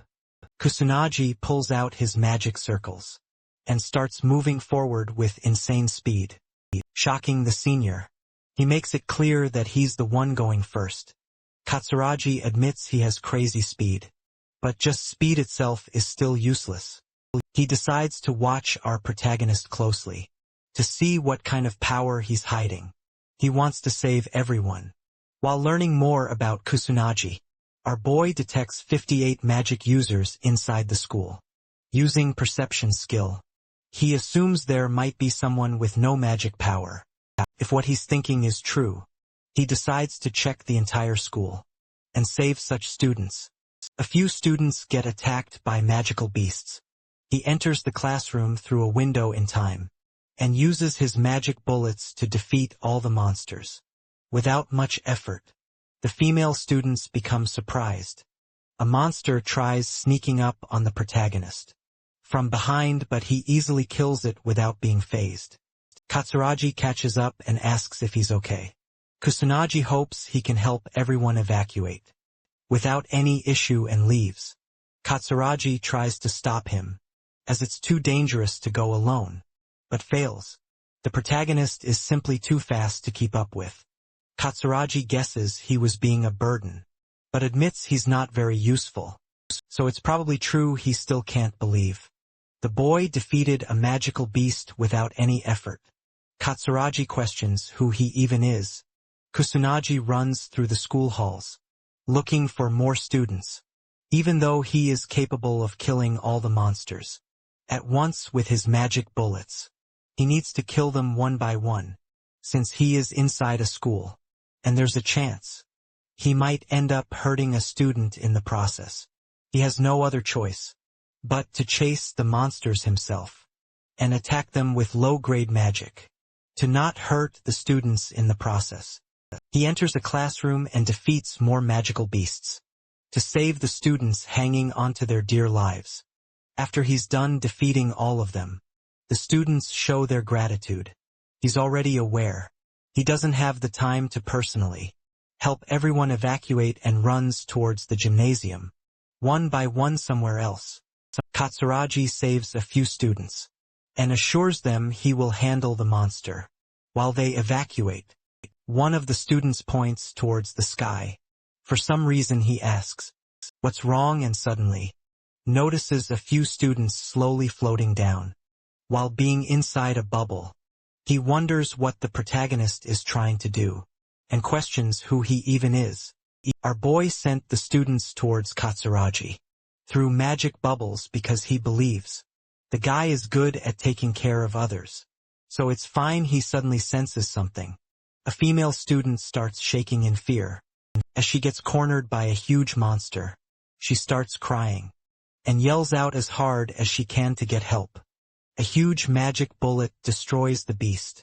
Instantly, she remembers it is the same one she saw before, when she was saved the last time. Kusunaji appears and asks if she is injured. She finds out he is the one who saved her twice. Kusunaji reveals she is right. She then asks if he was also behind what happened during the practice class. The girl believes this is his second time saving her. Our boy confirms that what she is saying really did happen. The girl starts crying out of relief as she finally gets the chance to show her gratitude. She thanks him for saving her life twice. He doesn't mind it and thinks it is nothing special. She becomes speechless. Katsuragi finally catches up, but looks completely out of breath. He asks who he needs to save next. Kusunaji orders the girl to follow and stay with the guy as he is going to leave. Now she tries to stop him, but he ignores her words and leaves. She becomes a bit worried, while Katsuragi wonders what he's looking at. Our boy knows there are still many people inside the building that he needs to save, so he has no time to wait for the police to appear. He knows he has to hurry up and save everyone as soon as possible at the Prime Minister's office. The Prime Minister finds out the Kamui Magic Academy is under attack by the calamity. His men don't understand why it's happening again. They all know the last calamity took place 50 years ago, and since then nothing bad has happened. They ask the Prime Minister to quickly form a plan, while assuming their country might be cursed. He informs them that both the Beast Countermeasure Division and the Police Department, along with the Magic Nobles, are all being contacted. The GSD has also started their preparations for the calamity. His men remind him that they only have self-defense forces who specialize in controlling disasters. They don't have any real mages who can actually stand their ground against the monsters. He clarifies that he already knows all of this. All this is to be expected, since people have been living an easy and peaceful life without facing calamities. For a while now, they used up almost all of their military expenditure on the national defense of international affairs, so they have no other choice but to leave all the beasts and demons to the police and noble mages. He becomes frustrated to learn the same disaster from 50 years ago is happening again. But this time, they don't even have Ichikami Minato on their side. Somewhere else while driving, the girl asks her senior if the calamity really is happening again. He confirms it and believes it is definitely the calamity. She becomes worried and starts getting anxious, even though they have been safe for the past 50 years. She is shocked to learn the peace was just temporary. The guy tells her not to worry, since it is their job in the first place anyway. He is Shido Shugo, from the Metropolitan Police Department. The girl becomes determined to do her best as well. She is Sergeant Sanada Karen from the police department. The news reporters reach the Magic Academy. Using a helicopter, one of them covers everything and informs the audience that the calamity is happening at the Magic Academy. He tells everyone about the situation and shares that monsters are constantly pouring out, and the sky has turned completely red as well. A female news reporter reveals the magical beasts started appearing out of nowhere, so the students are all currently taking refuge. In the gymnasium, the teacher guides the students and believes it is not that hard to protect themselves, as they are only up against magical beasts. They should be able to defeat the monsters. Through proper teamwork, the world watches the news. A few kids watch it as well, and suddenly remember, the academy is really close to where they live. They both decide to run away as soon as possible. Outside, people start panicking and running away to save their lives.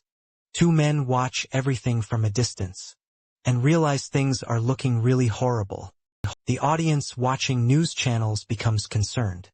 Our boy notices the huge number of monsters pouring out. He remembers the second stage is about to start soon, and now stronger monsters are going to start appearing. As they progress through the stages, things are going to become even more difficult.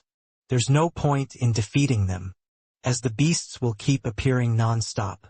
As long as he doesn't defeat the boss monster, the magical beast will keep appearing. He is aware the boss is only going to reveal itself in the final stage, so he needs to keep his cool until then. He starts feeling irritated, but continues to save more people. He rescues 20 people and uses his magic bubbles again to let them float towards safety. He is having a hard time finding the students, since they have been scattered everywhere. He decides to move on to the next stage.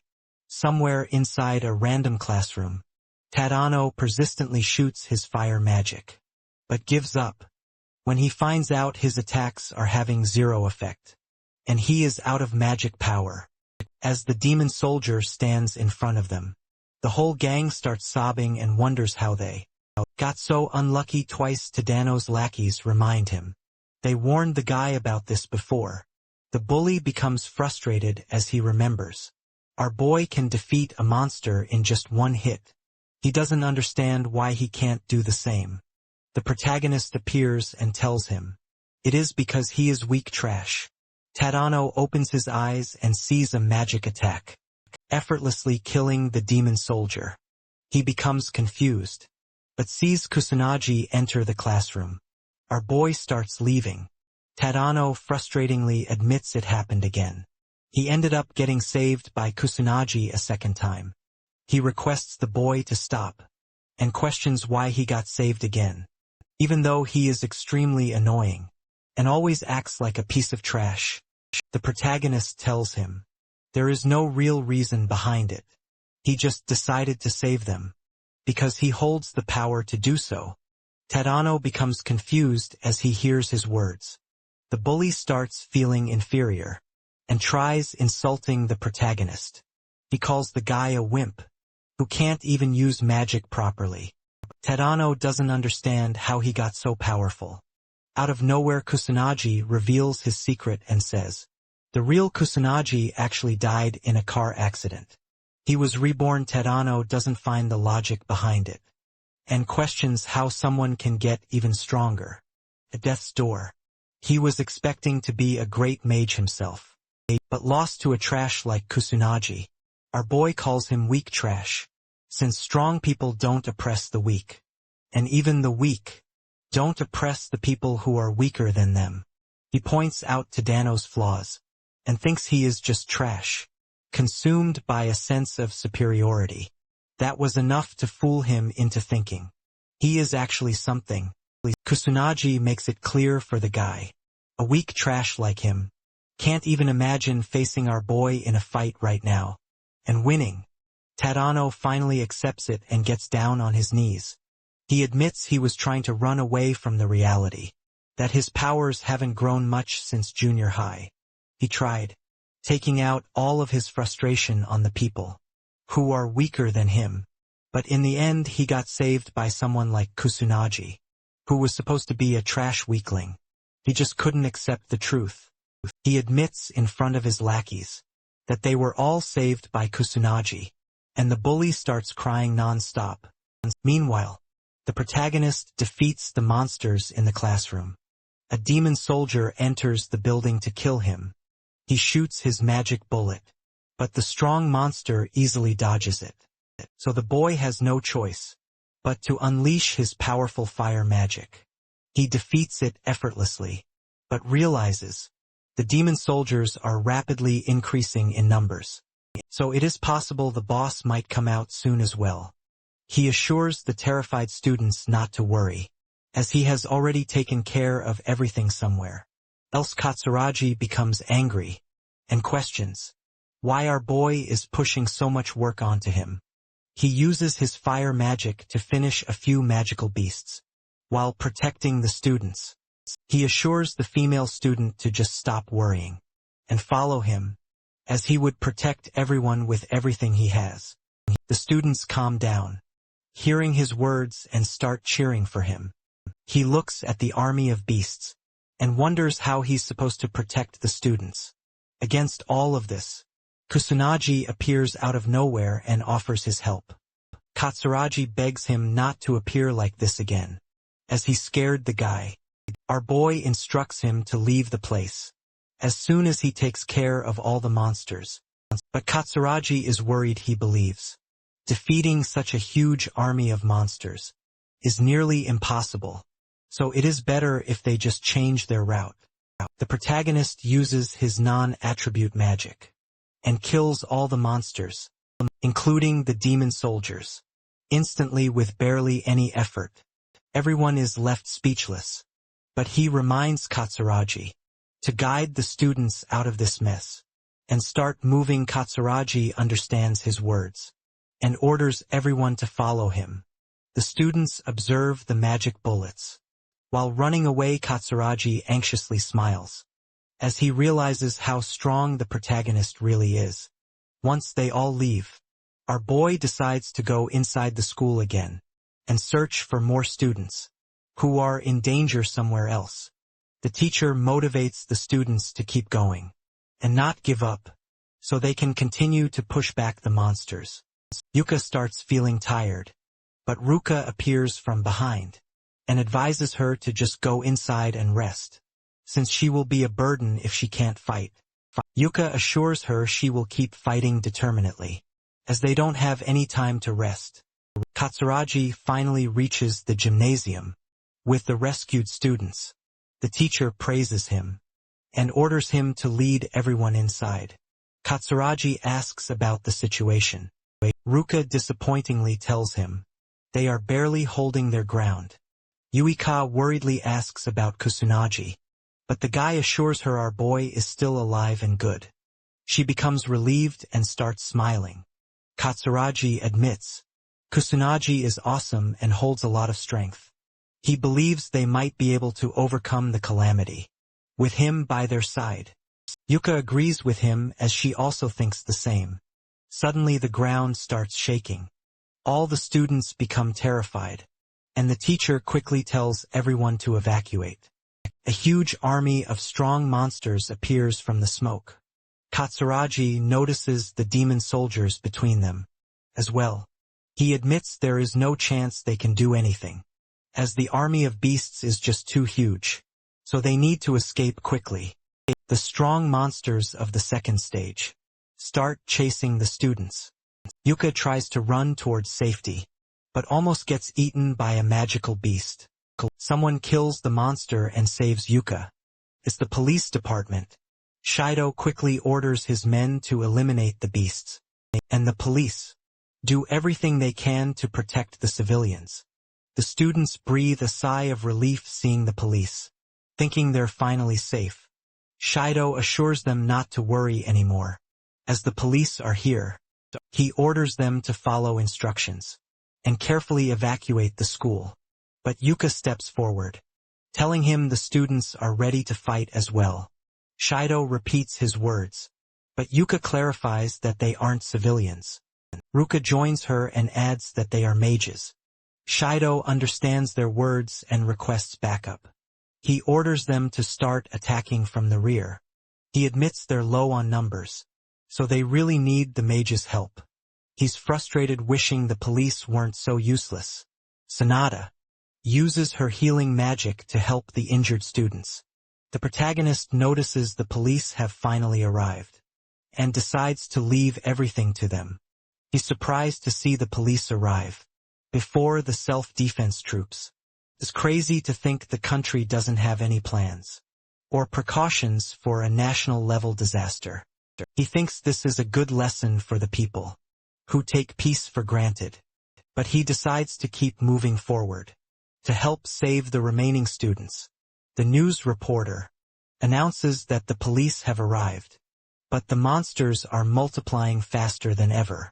She wonders if the police can handle the calamity and hopes the mage nobles will show up to resolve the situation. A few students watching the news get excited at the thought of seeing the nobles in action. An elderly couple recalls that they've paid all their taxes, so the mage nobles should handle this. The reporter hopes they arrive soon. Inside a mansion, a noble tells his butler to ignore the calamity. He's Fuka Jin, the head of the Fuka household. A mage noble, the butler asks again to make sure, and Fuka insists it's just a small-scale calamity. The police should be able to handle it. The butler asks where Fuka is going, and the mage noble decides to go to sleep. The butler wishes him a restful night. Back at the school, Shido realizes the situation is getting out of control. He asks one of his men if they can handle the magical beasts at the entrance, but the answer is no, there are just too many of them. Shido sees the number of beasts growing and wonders if they can save the civilians in time. The self-defense troops are supposed to handle the rear, but they still haven't arrived. There's no choice but to contact the mage nobles. But it's strange he can't get in touch with them. They're supposed to be the ones for this, yet they're useless. As the students help the police fight the monsters, Shido recalls everything he's learned about calamities. He wonders if the people 50 years ago dealt with it the same way. He hopes the boss doesn't show up. Suddenly the number of monsters escalates, and a huge purple beam of light fills the area. A demon captain appears, sending everyone into a panic. Shido can't believe it, it's a demon captain. Their boss Ruka remembers that the demon captain is a rare beast that rarely shows up. In this era, only mage nobles can defeat it.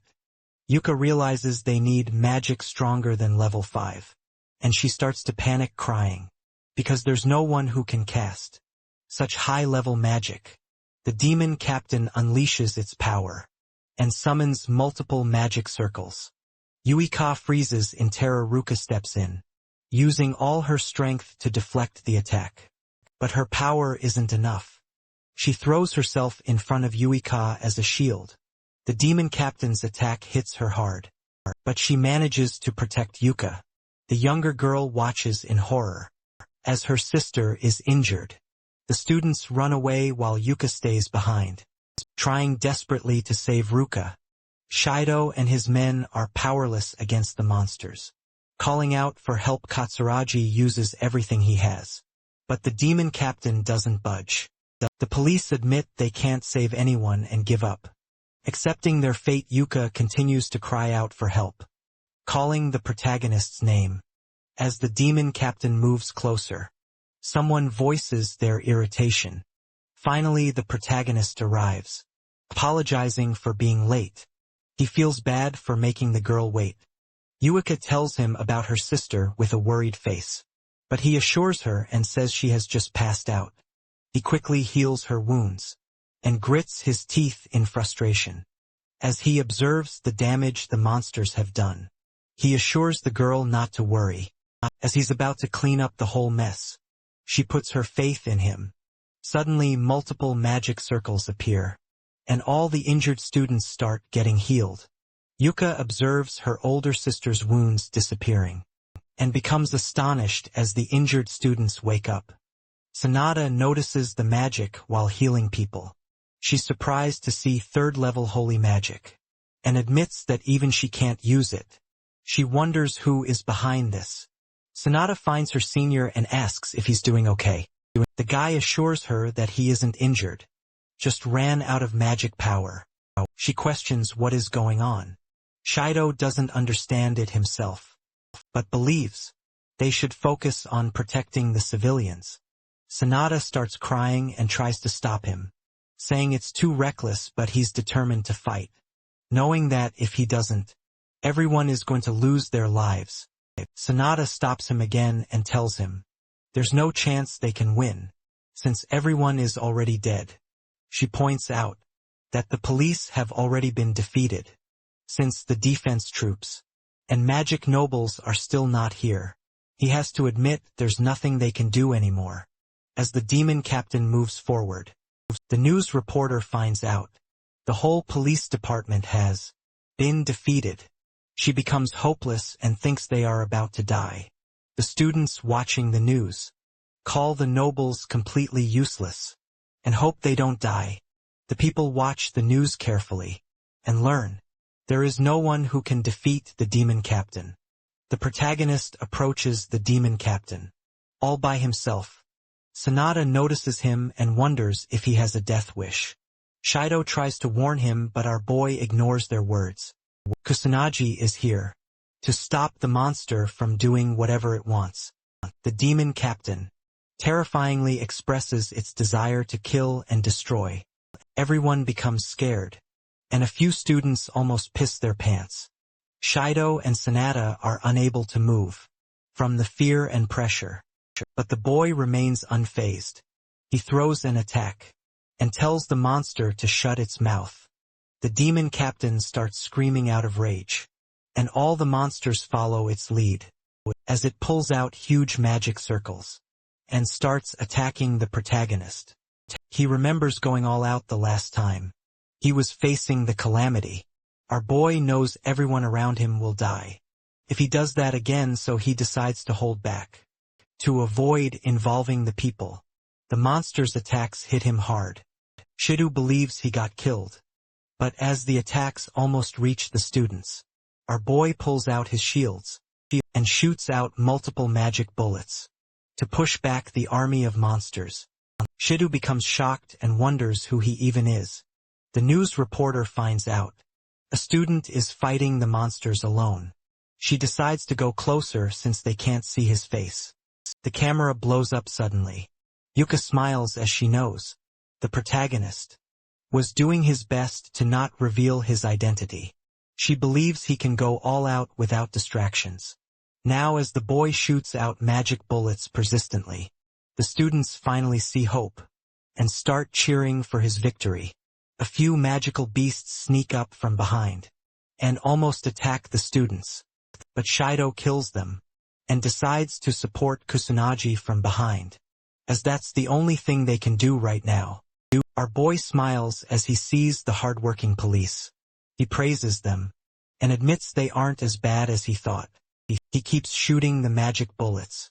The demon captain screams and summons multiple magic circles. It starts going all out and summons 6th level magic. Surprising Shido, he thinks they're doomed, since its strong magic is on par with the nobles, and there is no hope left for them. The demon captain uses 6th level dragon flames, and the whole place gets engulfed by flames. Everyone tries to save themselves, as a huge tornado of fire slowly eats up the whole place. Shido tries to protect his partner Sanada, but the students become hopeless, accepting that they're all about to die. Sanada asks God for help, hoping at least the students can survive. Shido doubts any student, no matter how strong, can beat the demon captain. He doesn't believe Kusanagi stands a chance. Yuka, however, puts all her faith in the protagonist. She believes in him with every cell of her body, convinced he can definitely win. As the huge attack heads toward him, Kusanagi notices it's slow. He realizes it's because the demon captain is forcing itself to use 6th level magic. He admits there's no way he can face it with just 2nd level magic. So despite his desire to avoid standing out, he decides to use more power. Kusanagi summons 4 magic circles and begins using the water attribute. Yuka smiles and starts cheering for him. The water turns into a massive serpent, and Shido is amazed, wondering if this is synthesis magic. The water and fire attacks clash, with Kusanagi starting to overpower the demon captain. But the demon captain refuses to back down, pushing harder, yelling its desire to kill and destroy the human race. The fire magic intensifies, but Kusanagi puts in a little more power, and after some struggle, the demon captain realizes it's about to die. The monster questions how it was defeated by a mere kid. Kusanagi calmly replies that it's because of the demon captain's lack of training. He'd hoped for a better fight, but is disappointed to learn it was weaker than expected. The sky finally returns to normal. Kusanagi smiles, relieved that the calamity is over. Now that he's defeated the final boss, the students are in shock, finding it hard to believe Kusanagi defeated the demon captain. They all get up and begin celebrating. Even the news reporter and cameraman join in. Finally feeling safe, Sanada comforts a student, assuring her that it's safe now as the calamity is over. Shido stares at Kusanagi, calling it impossible. He doesn't understand how a student could stop the calamity alone. He doubts even the nobles could have defeated the demon captain with 6th level magic, and wonders who Kusanagi really is. His legs give out from overexertion. Kusanagi finds Yuika and tells her he's ended everything. She smiles and says she always believed in him. Thanking him, this brings a smile to his face. Suddenly the students surround him, praising him for what he did. They all show their gratitude, but Kusanagi, irritated, asks them to step back. He regrets standing out like this, just like in his past life, and hopes he won't have to live an annoying life. From here on, Yuika notices how annoyed he looks. The announcement comes. The calamity at Kamui Magic Academy has been stopped. The academy refuses to share details about the boy who defeated the boss monster. Single-handedly, no casualties were reported, though several people were injured. Kusanagi's classmates show him the news. He becomes annoyed, but they think it's only natural for him to appear as the mighty savior. Kusanagi gets promoted to S-class as well, and his old classmates feel bad, realizing they can't talk to him the same way anymore.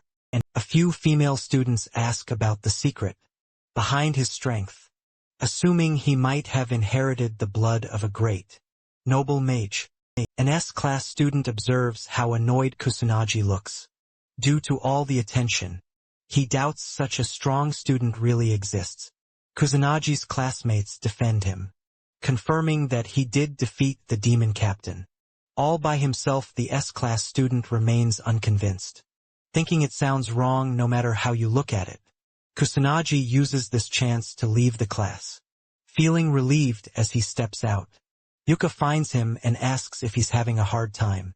Grinning mischievously, he doesn't want to be teased, but she keeps talking. She thinks this is natural, since he's the mighty savior who protected the whole school.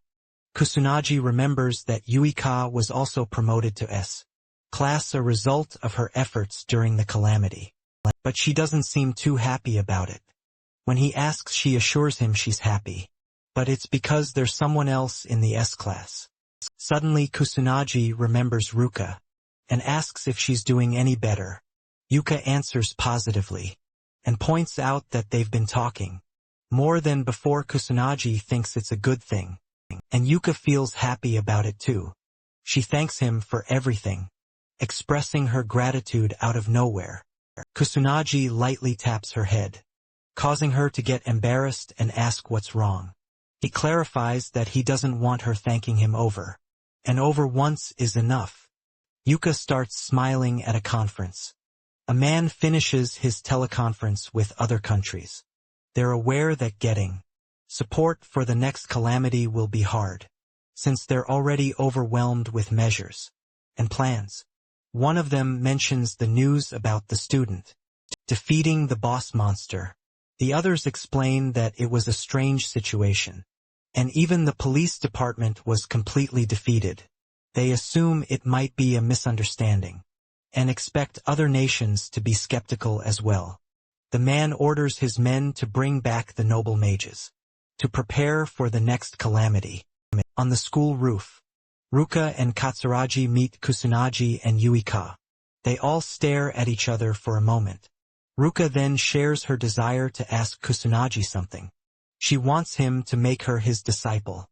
A few days later, Ruka sits down with her sister and starts a chat. She remembers the calamity was stopped by the protagonist. Her sister confirms this, and reminds her that Kusanagi is the one who defeated the demon captain, using 4-level synthesis magic to do so. Ruka is astonished to hear this. She remembers that even high-level mages are not capable of using such power. Yuka assures her she's telling the truth, and Ruka trusts her little sister's words, deciding to believe it as she starts smiling. Yuka wonders why her older sister thinks she doesn't tell lies. Ruka recalls that Yuka has always been a straightforward kid, still obedient, never lying, gentle, but also hard-working. She finally accepts that her little sister isn't talentless, and admits that she was the one being stubborn. Yuka realizes her sister is just worried about her, stands up with determination, and assures her big sis that she is going to become really strong and put her at ease, so that she doesn't have to worry about it for now. Ruka listens to her sister carefully, and realizes how much she has grown. Yuka hears her praise and starts smiling uncontrollably. Ruka is aware that no student comes near Kusanagi, and she guesses even her father might be weaker than him. She requests Yui's help, knowing that if she just goes with the flow, she will only become a high-class mage at best. So she definitely needs Kusanagi's help to properly get stronger. Meanwhile, in the present, Ruka apologizes for all the rudeness. She's really sorry for looking down on them. She's already aware of how absurd and selfish her request is, but she wants to swallow her pride and be straightforward. Ruka hopes he can make her his disciple. Our boy agrees, which surprises her. He confirms that he is willing to make her a disciple, but she doesn't understand why he's being so nice.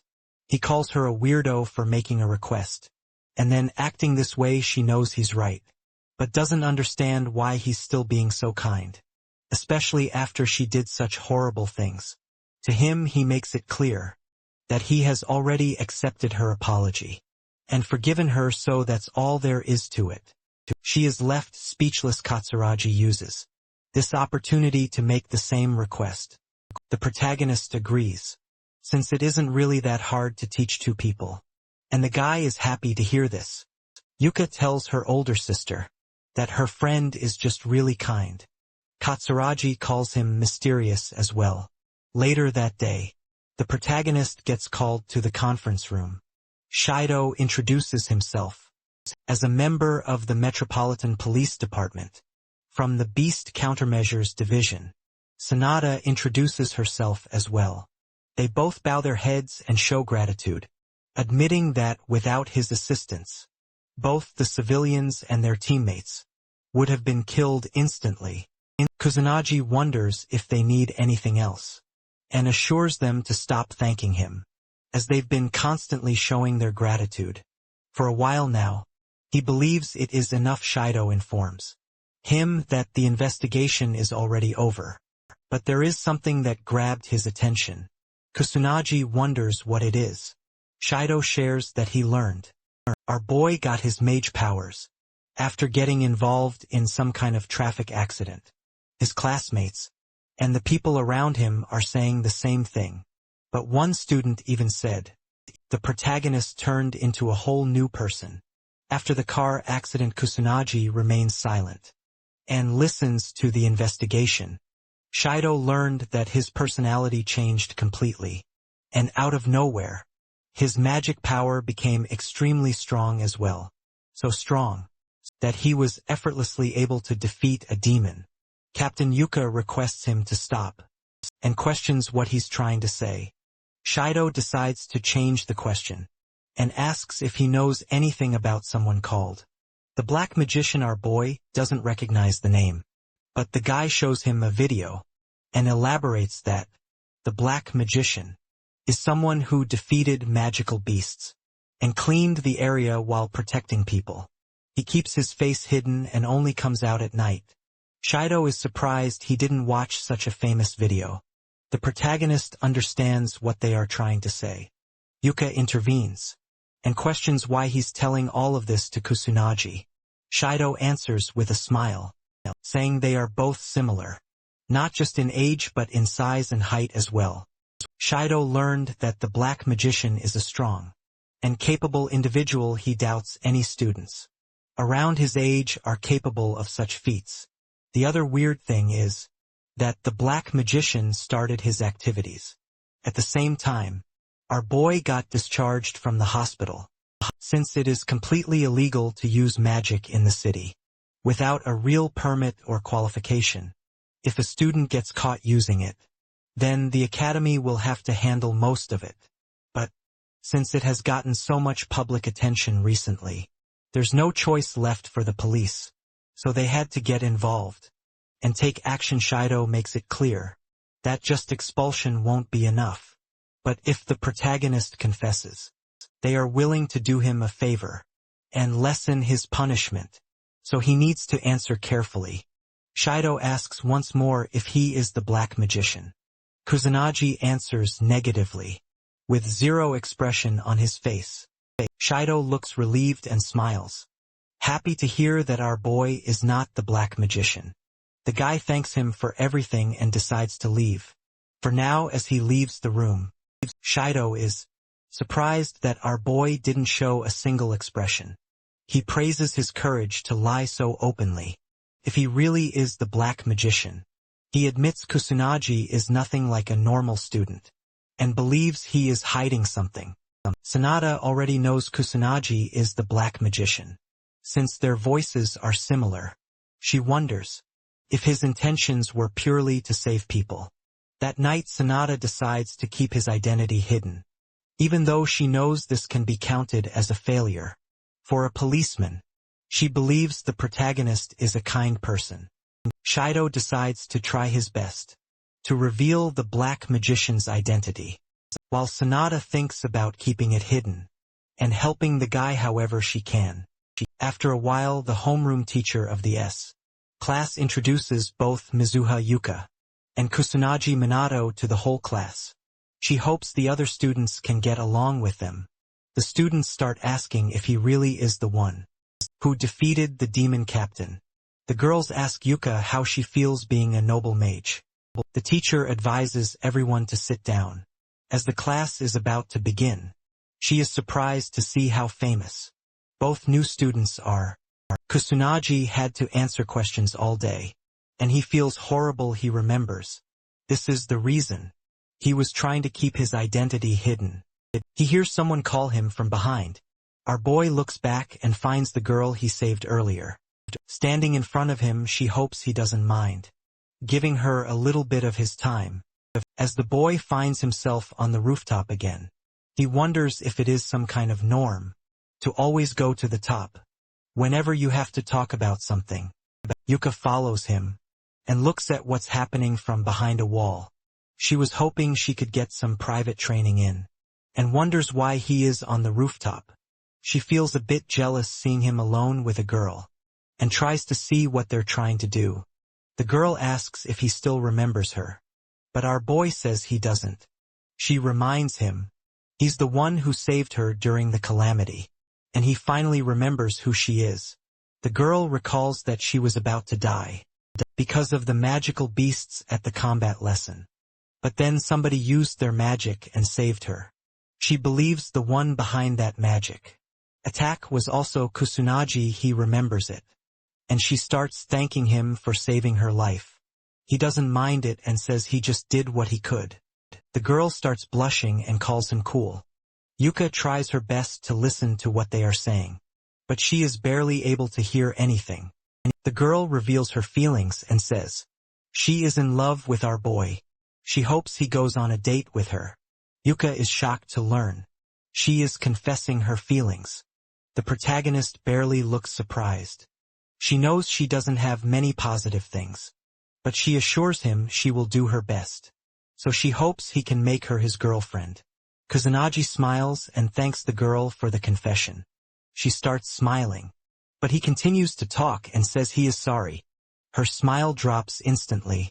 He politely tells her he doesn't have any time to start dating anyone, since he has to do something very important. She understands his reasoning and tries to smile again. She is glad he was straightforward with her, and decides to give up on him now. The girl leaves the rooftop with tears in her eyes. Kusunaji advises Yuka to stop hiding and just come out. She gets caught and comes out with an awkward smile. She thought she hit her mana well this time, and wonders how he noticed.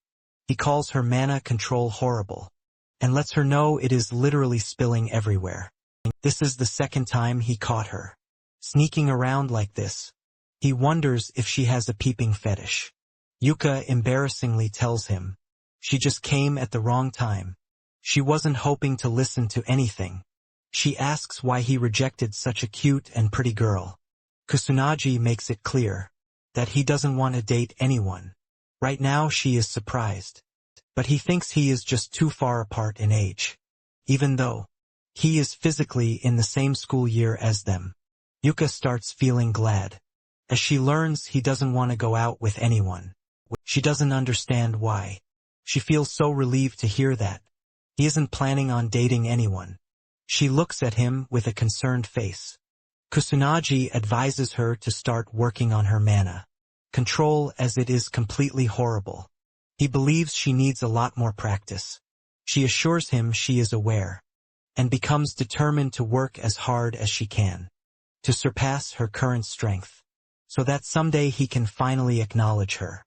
During nighttime, the protagonist reaches another area, filled with monsters. He wonders if a new calamity is going to appear, since they keep increasing. He hears a girl scream for help.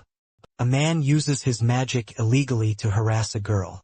He tells her it is pointless to scream, since there is no one around. Kusunaji intervenes and shows the guy there is still someone around. The thug becomes surprised, but our boy doesn't give him any time, and quickly punches his stomach. He uses his magic to knock the guy unconscious. He learns it is just an amateur mage in a thug, but his close combat skills are horrible. He guesses the guy isn't used to fighting mages. The girl he saved thanks him, and questions if he is the black mage. He becomes annoyed and quickly leaves, while ignoring her words. Kusunaji realizes the black mage, all the students and the policeman mentioned, was him all along. He doesn't understand how he became so popular. The next day, while eating with his friends, the protagonist talks about the black mage. He remembers Shido talked about an amateur mage, who only comes out at night. He heard many people talk about it, so he is just curious. Katsuragi guesses it is because the black mage has gotten really popular. On the internet, our boy asks what the internet is, with an innocent face. He wonders if it is something similar to a fishing net. Everyone is shocked to hear this. They all wonder if he is crazy. In this era, it's hard for them to believe he doesn't know about something like the internet. They understand he is very isolated and lives under a rock. But this is worse than what they were expecting. Yuka explains the internet is an information network that covers the whole globe. Anyone can share any kind of information on it. So things like the black mage spread instantly. People can also find anything there. And since it has pictures and videos, practically holds everything. Kusunaji finally understands it. Katsuragi helps him understand. He can access any kind of information On his smartphone he asks the boy to pull it out and try opening a random application. Kusanagi's face brightens up, and he smiles uncontrollably as he finally opens a search engine. They all praise him and explain. He can use the internet to see anything now. Our boy calls it easy. Ruka remembers he promised to help them train. She is wondering when they begin their training. Kusanagi agrees on training them once the school ends, as they also helped him learn how to use a smartphone. He thinks about doing his best to train them well. Yuka expects something bad will happen, as she hears his words during their training. All three of them get tired and fall to the ground. Kusanagi is disappointed, as they haven't even warmed up yet. He wants them to train like their life depends on it. They all get up once more, and assure him they won't go down so easily. He is glad to hear this, and orders them to come attack him. With everything they have, they pull out their magic circles and follow his orders. Somewhere else near the Tokyo Tower, a few men remember. Everything was completely normal a few seconds ago. As they both observe the red sky, they both become terrified and wonder what's happening. A huge army of monsters, filled with multiple demon soldiers and demon captains, appear as they all continue their training.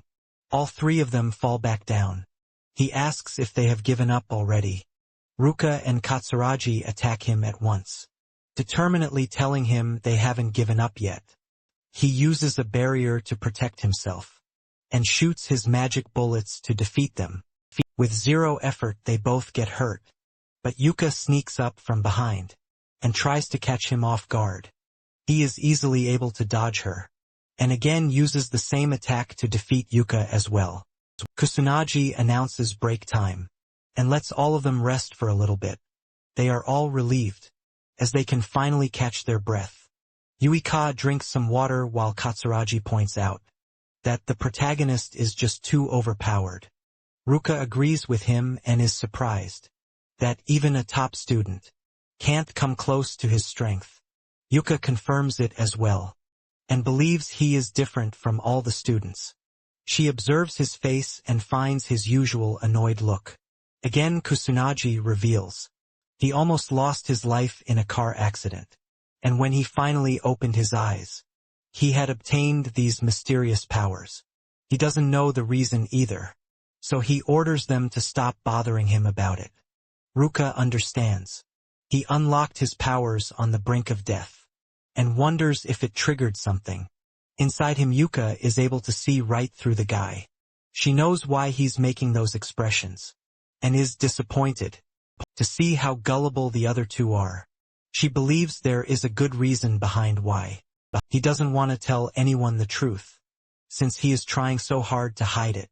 She decides to forget about it for now. Kusanagi is able to fool them easily, and feels glad they're gullible. They finally end the training session. As the sun starts setting, Katsuragi calls it a great training session. Our boy calls him tough as he observes his attitude. Katsuragi guesses it is because he used to train alone. Before this he feels really hungry, and shares that he has to go back home and cook food. The protagonist is surprised to hear that he cooks food. Himself he didn't expect the guy to be like this, judging by his appearance. Katsuragi gets a bit angry as he hears such harsh words. He asks if the protagonist always goes outside to eat. He answers that he just lives on cup noodles, which surprises the guy. Kusanagi is surprised to learn how convenient the new world is. His friend warns him about such unhealthy habits, and points out that his body won't survive like this. The protagonist feels a bit weird, seeing how concerned he is. Katsuragi grabs him, and decides to take the guy to his place, so they can eat together. Our boy tries to resist, but he doesn't leave and drags him away. Kusanagi smiles and feels glad to have such a friend. As they both reach his apartment, our boy ends up getting stuck with the kids, while Katsuragi cooks food for all of them. He apologizes after he's done cooking, but notices the protagonist taking care of them. Using magic, the protagonist assures him not to worry. He uses magic to create bubbles for the kids, Katsuragi calls him an idiot for his behavior, and advises him not to use magic in his apartment. The guy is surprised to see magic can be used for such things. The little kid comforts our boy after he gets scolded. Katsuragi is shocked to learn he is really good at taking care of kids. The protagonist suddenly remembers the calamity in his past life. He calls kids precious. Katsuragi calls him an old man for how he sounds. But our boy orders him to shut his mouth. He starts enjoying as he helps the kids read a book. They all start eating together, and thank God for the food. The kids happily eat the delicious meals. The protagonist tries it, and is surprised to find out how good it is. He gets teary as he tries to remember the last time he had a good meal. He regrets not taking care of himself, because he was focusing on fighting for a very long time. Kusanagi asks his friend about his parents. The guy shares he doesn't have a father, since his mother has to work till late at night. He is the one who does the household work and takes care of the kids. He even has to do a part-time job when he is free. Kusanagi is shocked to hear his routine, but the guy assures him he likes taking care of his family. The protagonist understands it and remembers he is a complete musclehead who likes challenging stuff. They all end up sleeping together. He apologizes to Kusanagi for having him sleep at their house because of the selfish kids. He doesn't mind it and feels good doing such a thing for a change of pace. Katsuragi is relieved and shows his gratitude. The protagonist doesn't understand why he's thanking him, but the guy elaborates that it is about Ruka. She looks happier these days, and he believes it is all thanks to Kusanagi. Our boy wonders if this is something related to love. He asks the guy if he holds feelings for Ruka, but Katsuragi answers negatively. He shares they are both misfits, who don't get along well with others, so they naturally became great friends. Kusanagi finds it similar to his situation. The next day both Kusanagi and his friend walk together towards school. Yuika frustratingly wonders why they're so late. Katsuragi shares that the protagonist kept sleeping. They both find out the boys had a sleepover together. Yuika gets jealous and asks if they did training together. Kusanagi wonders why they're meeting like it is natural. He admits he is enjoying it. Shido appears with Sanada and requests our boy to give him a few minutes. The protagonist is annoyed to see them again. Shido apologizes for disturbing the guy again, but reveals it is something urgent. Sanada explains. Beasts are suddenly appearing out of nowhere, near the Tokyo Tower. She believes it is something related to the calamity, so they want to request Kusunagi's cooperation in the matter. He tries to avoid it as he is just a student, but Shido doesn't think it is right to call someone like him a student since he is capable of stopping calamities. All by himself he tries to be straightforward, and shares it's too much for the police to handle, which is why they need his assistance. Kusanagi asks if it is okay for them to reveal such stuff, but Shido tells him they have no choice, since they've been completely cornered. He formally requests the protagonist to help them face the monsters. Kusanagi agrees with them. He was hoping to avoid standing out, but the situation keeps getting worse. Shido promises he will get proper compensation, and that he doesn't have to contact the academy. Yui and her friends decide to help as well. Ruka is confident they can provide support from the rear, and Katsuragi agrees with them. Shido thanks them for their effort, but refuses to let them come along, as it is just not possible.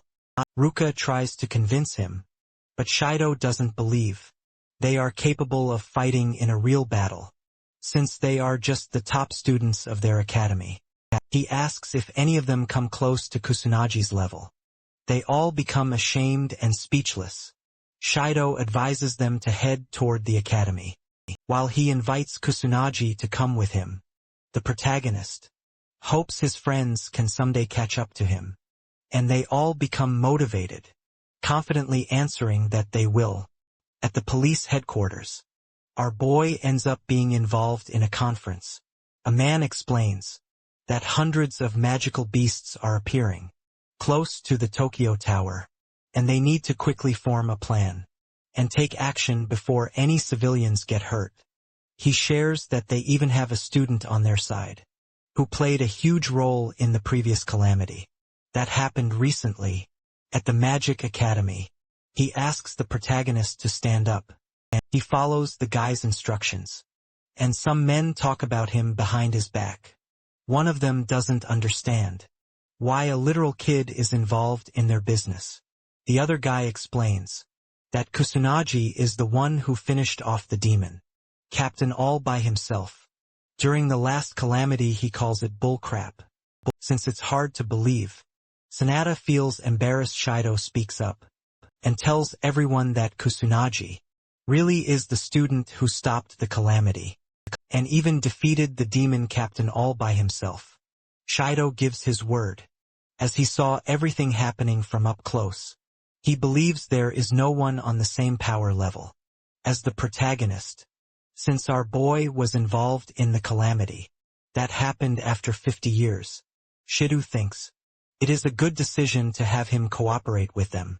He hopes everyone will treat the boy as their partner instead of a student. The men still don't believe it and think he's just a mere student, acting all high and mighty, even though he's in a place filled with so many professionals. The leader tells them their goal is still the same, even with a new face among them. He orders them to immediately take action and kill the monsters as everyone leaves. Shido finds the boy and apologizes for what he had to listen to. Kusanagi thinks it's okay and guesses his arrival just put them in a bad mood. Shido is surprised by his maturity and realizes he should focus on Sanada instead. She starts sobbing and tells him she was just too terrified to stop the men. Kusanagi assures her not to worry, as he doesn't give a shit about what a few men have to say about him. She starts smiling and calls him a wonderful person. As they all drive toward the Tokyo Tower, Kusanagi asks about the approximate combat power they have. Right now the policeman answers that they have 80 mages. Only a few among them are high rank, while the rest are just middle rank mages. Our boy knows middle rank mages are capable of using level 2 magic, while the high rank ones can use up to level 3. Shido admits it sounds very pitiful, but the protagonist is the strongest mage among everyone, since he is capable of using level 4 synthesis magic. Kusanagi asks if they will follow some kind of plan, but Shido disappointingly tells him it is going to be a magic battle purely, so they can't follow any kind of plans. He believes they can win easily if they only face demon soldiers and magical beasts, but anyone higher than the demon captain will require proper planning and countermeasures, because they have high intelligence and immense power. Shido doubts such a straightforward battle plan is worthy of being called a combat strategy. Kusanagi points out that he hasn't noticed any special equipment anywhere so far that could defeat monsters. The policeman shares that they don't have anything that stands a chance against magic and beasts, which is why they just wear clothes that are easy to move in, or suits whenever they enter any sort of battle. The protagonist remembers they used to have anti-beast equipment, but Shido answers there is barely any left right now, and it has become very rare. Only the mage nobles have such equipment. Kusanagi is shocked to learn this, as he remembers such magic equipment used to be common around his time. He understands the usage of magic and mages declined because of peaceful times, but this much change is just absurd. He becomes curious about what happened during the past 50 years. Shido observes his expressions carefully, wondering what he's thinking about. They all finally reach the Tokyo Tower. Kusanagi finds out there is no calamity going on, but the number of monsters appearing is abnormal. He wonders what is going on. The trash-talking policemen from earlier are shocked by the numbers as well. as they didn't get informed about this in the report. And, as they both spot a demon captain among the monsters, they become completely hopeless, and decide to seek support from special organizations, or noble mages since it's out of their hands.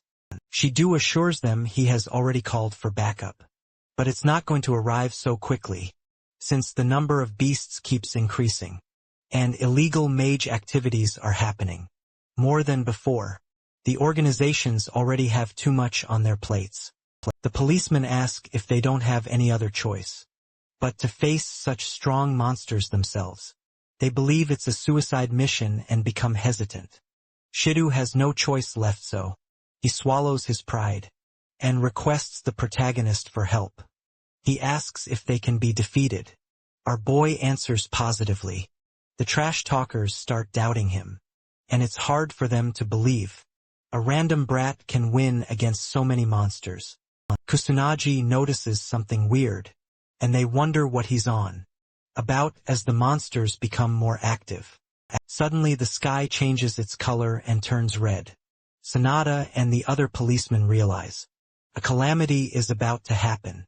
Shido gives a message to every single post from the police headquarters that a calamity has appeared across Japan, as the civilians start getting attacked by magical beasts.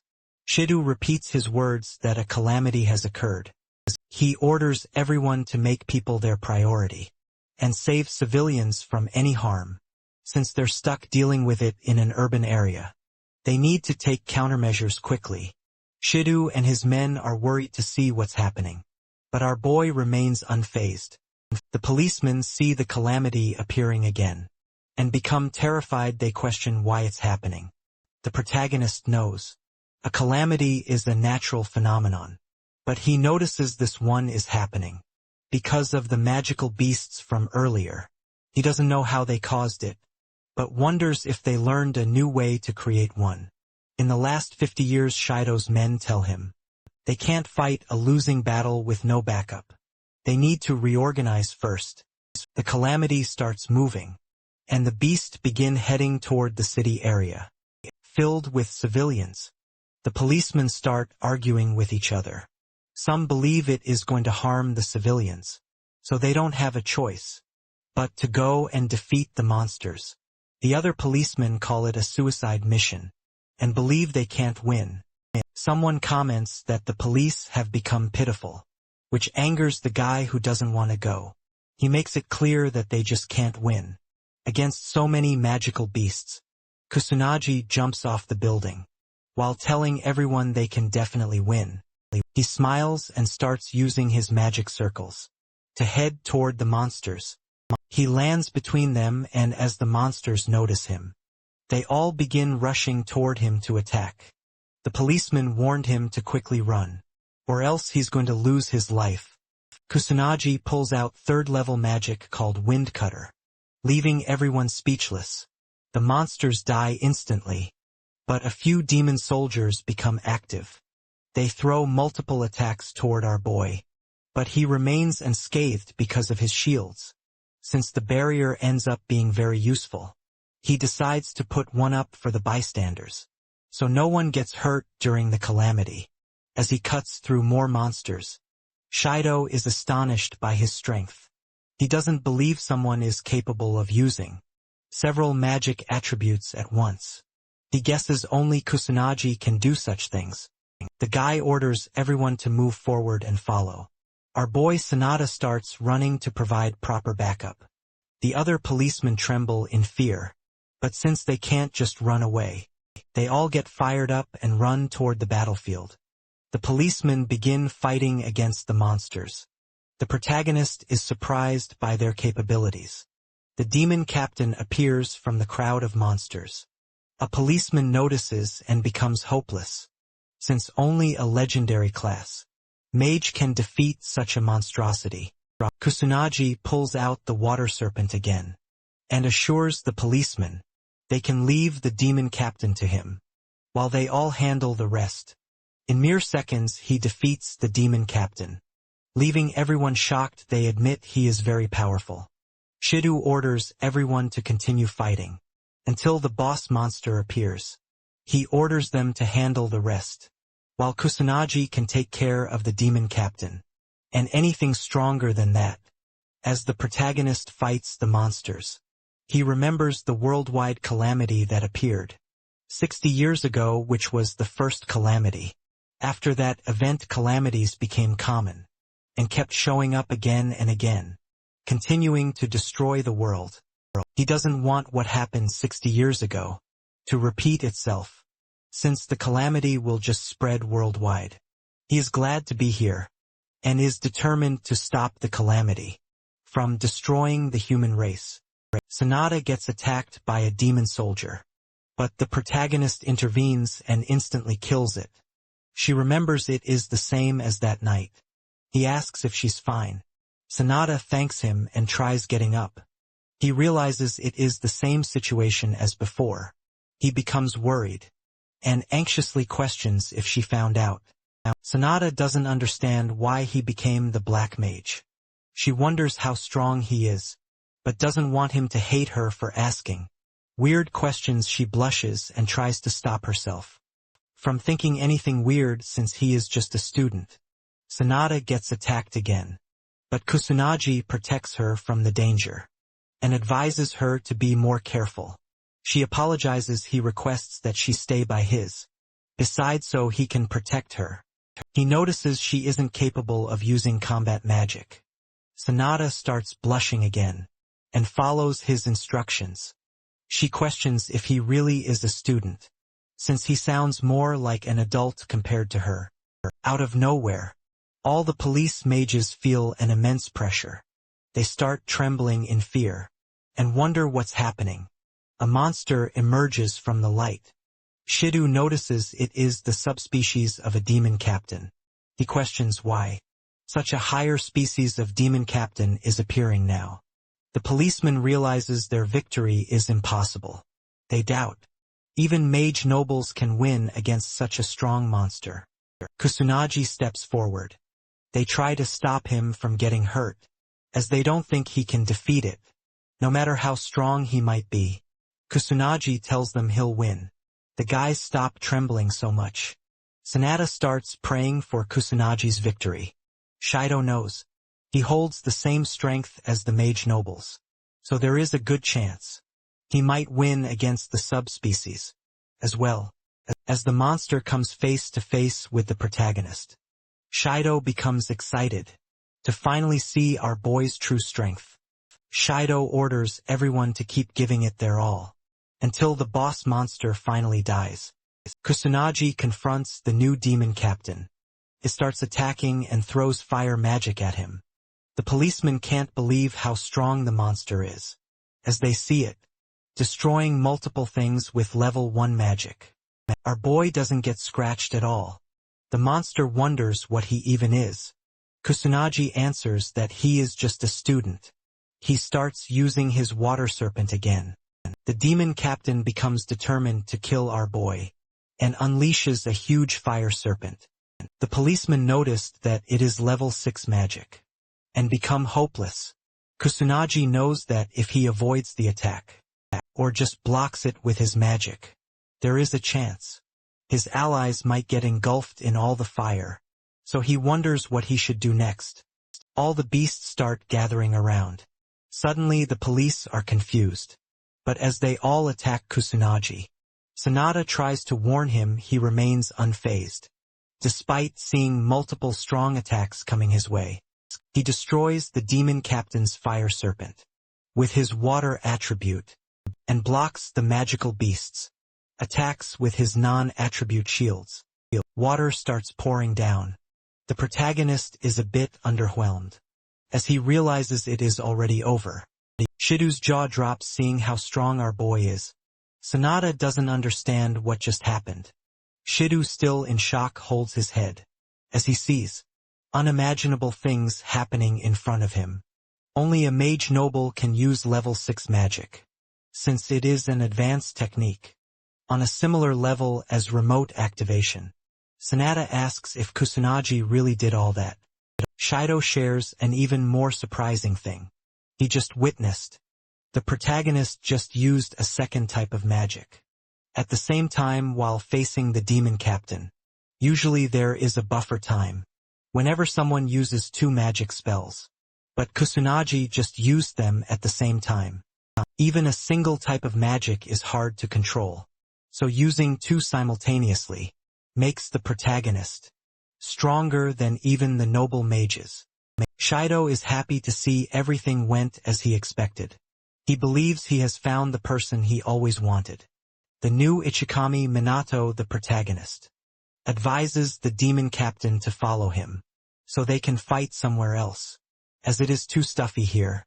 The demon captain starts using level 1 aerial magic, and flies away as it moves somewhere else.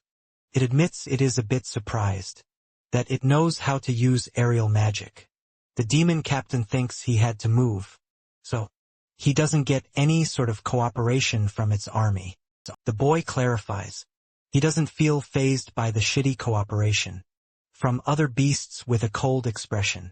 He reveals. They moved so he doesn't have to hold back anymore. The demon captain moves forward and attacks him. But our boy easily dodges all the attacks coming his way. He uses his arms to block a few blows. The demon captain uses the opportunity to throw fire. Magic, it hits the boy directly. But the monster hits him again and slams him on the ground. Without wasting a second as the smoke clears, Kusunagi comes out unfazed, leaving the demon captain shocked. He moves forward to attack it, and knows it resorted to hand-to-hand combat, because its magic is completely useless against him. He calls the demon captain's efforts useless, and makes it clear it can't land a strike on him. While punching its head really hard, the demon captain goes flying away, but saves itself by summoning a magic circle. It doubts his punch can do anything, since he is just a mere human. But suddenly its whole body starts trembling. The demon captain doesn't understand how strong he is. He gets mad and questions who he even is. Kusunagi smiles, and lets it know magic isn't the only thing he can use.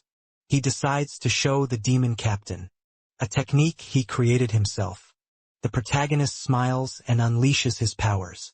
The demon captain becomes amazed. Shido and Sanada feel the pressure, and notice there is something above them. Kusunagi uses the magic he is emitting to protect his body. He starts feeling powerful. But the demon captain calls human attacks useless, even though he's using magic to cover himself. Kusunagi doesn't agree with it, and decides to give his powers a try. He starts throwing punches, and pushes back the demon captain, who is left with no choice, as attacks come from all directions. The monster tries pathetically to protect itself, but Kusunagi keeps hitting it with his new technique. Shido observes the fight, and notices the boy is overpowering a literal monster. In hand-to-hand combat, he questions how it's even possible, since human attacks are too weak against monsters. He is slowly harming the monster with just his fists. The demon captain gets injured, and doesn't understand how a human attack can push him to such a pathetic state. Kusunagi is aware that normal attacks, or any weapons, have no effect on monsters. But if someone puts a huge amount of magic power behind them, the attacks actually work. Attacking, while covering the whole body with magic power, is called the fusion of martial arts and magic craft. He named it magic martial arts. The demon captain doesn't believe. A trash human has just surpassed him in strength. It doesn't accept its defeat, and tries to attack Kusunagi, but he dodges it with ease. Without wasting a second, he lands a strong punch, drilling a hole in its stomach. The demon captain calls him a monster for such strength. The other monsters find out. Their leader has already died. The sky turns back to normal, and the calamity finally ends. The policemen are relieved, and learn the boy did everything. Shido advises them to kill the remaining beasts as well, and keep their guards up. Kusunagi slowly comes down and smiles, as he decides to leave the rest to the police. He suddenly remembers It has been ages since he used magic martial arts, so he couldn't use it properly. He lands back down and notices the crowd of policemen waiting for him. Shido thanks our boy for all the hard work and for single-handedly defeating the demon captain. To stop the calamity, they are grateful for his cooperation. The whole police department gives Kusanagi a salute. In respect ever since this incident, calamities have kept appearing across the globe, continuously but, thanks to the police and the noble mage's cooperation, slowly all of the new calamities were stopped as well. People grew anxious because of the calamities, and started hating the government for not being properly prepared. They showed disappointment towards the mages, who were expected to protect people. As the anxiety among people grew with time, someone said, they still have the black mage on their side. Everyone started believing in the black mage, and the whole world wondered who he even was. At the academy, Kusanagi starts feeling irritated, as the whole class finds out. He is the one who stopped the second calamity. As well, they call him amazing, and start showering him with praise. They ask if it's really true that he had to face the subspecies of a demon captain. During the calamity, he starts feeling bothered and hopes it ends. Yuika notices his tired expression. The teacher begins talking about the calamity that occurred recently. She advises everyone to stay prepared at all times, since they're not just students, but mages too, so there's no telling when they might get summoned. She points toward Kusanagi and calls him experienced. All of a sudden Sanada appears with a few policemen. She excuses everyone, and the teacher anxiously asks if there is an issue. Sanada shows her badge and assures her she came here with the headmaster's permission. She calls Kusanagi and requests him to help them. Once again, our boy is surprised by how far the police have fallen. He wonders why they never care about their image. He notices the students gawking at him, which annoys him, so he decides to just leave. He asks Sanada to inform him about the situation. She assures him not to overthink it, as he will receive rewards and credit for his work. She explains, the beasts keep appearing all across the globe because of the calamities, and illegal mages involved in weird organizations have also become way more active. All of a sudden, since they are lacking in manpower, Kusanagi says they came to get him. Sanada feels bad about asking him for help so many times, but tells him they have no other choice, since he is the strongest. Kusanagi pulls out his phone and advises her to just give him a call next time. Sanada apologizes and understands him. She is able to get his contact information and feels glad. The protagonist questions what he needs to do now. She instructs him to take care of all the beasts. In Haruyuku, he understands her. Sanada decides to take him with her in a car, but he believes they will become too late. So the protagonist pulls out his magic circles and starts leaving the school alone. The police are amazed to see his fast speed at Haruyuku. The sky turns red and two kids become terrified.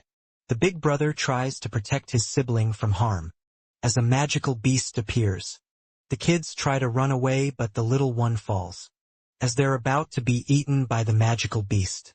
The protagonist appears and instantly kills it. The kids calm down, and he praises them for hanging in there, telling them they did a great job. He hands back their toy Ichikami figurine and smiles, to help them feel better. He hands the kids to the police and runs to clean the area. The kids bow to show their gratitude as he flies away, and the little brother smiles in appreciation. Kusanagi finds it harder to battle in Haruyuku than at his academy or in the destroyed Shibuya, as the place is filled with obstacles and people. He can't use magic bullets, or he might hurt civilians, still running for their lives. He can differentiate between humans and beasts, but normal people with zero magic can't be detected easily. The only way to save everyone is by patrolling the area. The police arrive, focusing on killing the monsters, while leaving civilian rescue to the army. and firefighters they find Kusunaji and call his name. Our boy remembers him from the calamity. Comes down and guesses the policeman is reinforcement. He finds it helpful and asks about the situation. The policeman shares. They haven't saved half the civilians, and are struggling to reach the east side. Kusunaji shoots a few bullets, and decides to check the east side. The policeman warns him about illegal magics there, according to reports, but knows there's no point in warning Kusunaji, since he's the strongest. The other policemen notice him and wonder who he is, as he defeated multiple beasts with ease. They believe he's some kind of savior. During these difficult times, Kusunaji defeats a demon captain with his 6th level. First stream he's surprised to find demon captains, even though there's no calamity, something that hadn't happened even 50 years ago. As the number of beasts increases, Kusunaji realizes they're getting stronger, and the situation is getting so bad that even he finds it hard to handle. He believes he needs a plan before things get out of hand. Kusunaji saves 2 more civilians and hands them to the firefighters. He has a few plans but isn't sure which one to follow.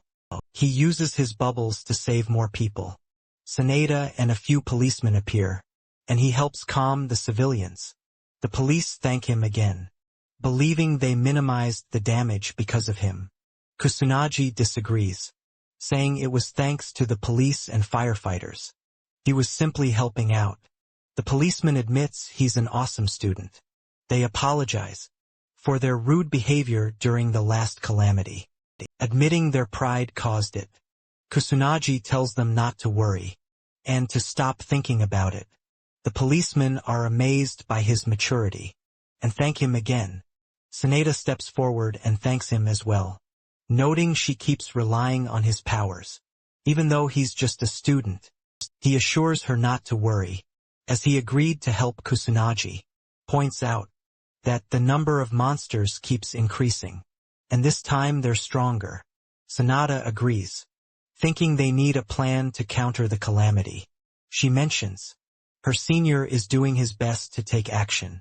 As she speaks, the kids from earlier approach Kusunaji and thank him for saving them. He's happy to see they're safe.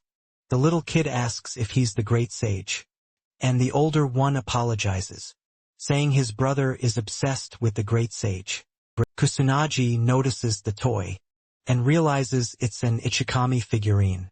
He tells the kids he's really the great sage, and the kid smiles, already knowing. Kusunaji remembers his past life, where someone requested Ichikami to let him make a doll of him. The guy excitedly shared he wouldn't just make a doll, but photo cards and key holders too. Ichikami doubted anyone would want such things. The guy told him people needed the great sage's support in their hearts, and such items would be great for kids. Ichikawa didn't fully agree, but the guy called him wrong, believing it would keep people safe for 100 years. Not just 50. He begged for Ichikawa's permission. Kusunaji smiles, realizing the guy was right. He knows mere dolls can't save people, but people need him again now. At a shady club in the capital, a few men report on the Black Mage to their leader, Kuru Akudo, president of the underground Mage Guild. Black Rebellion. He gets up after hearing about an illegal mage who doesn't belong to any guild. Furious, he learns the Black Mage dares to go against him. He asks his lackey if he's correct, and the terrified underling answers yes. Kurwa orders them to find the Black Mage's real identity, using military force if necessary. Someone asks if they have permission to kill him. It's the executive manager, Kagesuji. Kurwa answers they can only kill him after torturing him. Kaga becomes excited, making an evil expression. Ruka asks Kusunaji about his magic power level. Yuika says the same, as she has been curious for a while. She wonders if it is 100,000 or maybe even 500,000. Yuka knows it's possible for someone like our boy. He answers it's 990,000 with an expressionless face. Everyone is speechless at first. Yuka doesn't believe it, and Katsuragi agrees with her as well.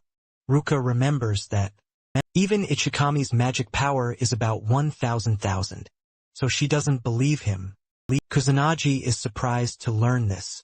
They all explain that people call 1,000,000 the highest limit for this reason. They wonder why he doesn't know such a common thing. The protagonist questions if his power is just 1,000,000. He tries looking it up on the internet, but becomes confused. He smiles and admits he doesn't know how to use a phone, since it's not worth the effort. He decides to give up. He gets a call from Shido. The boy asks what's wrong, and Shido apologizes for the disturbance, asking if he has some time to spare. Kusanagi answers positively. So, the policeman asks if his friends are near him as well. Kusanagi tells him they are here. Shido requests him to put the phone on speaker. Kusanagi is completely clueless about it, so Yuika helps him turn it on. The policeman explains that, since the number of monsters and calamities keeps increasing, he decided to create a specialized anti-monster squad, known as the Special Magic Team. He wants our boy to be the leader of the squad. Yuka is astonished to see her friend getting such an opportunity. She believes it's such a special title that mages would die to reach. She guesses her friend isn't going to refuse such a thing, but to her surprise Kusanagi ends up refusing the offer. Yuika questions why, growing angry. The policeman requests them to listen to his explanation first. The protagonist wonders why Yuka is angry on his behalf, but decides to hear the explanation. Shido shares that there are too many issues going on, and the police can't handle everything alone. Also, since the monsters are growing in strength, it's hard for them to keep up anymore.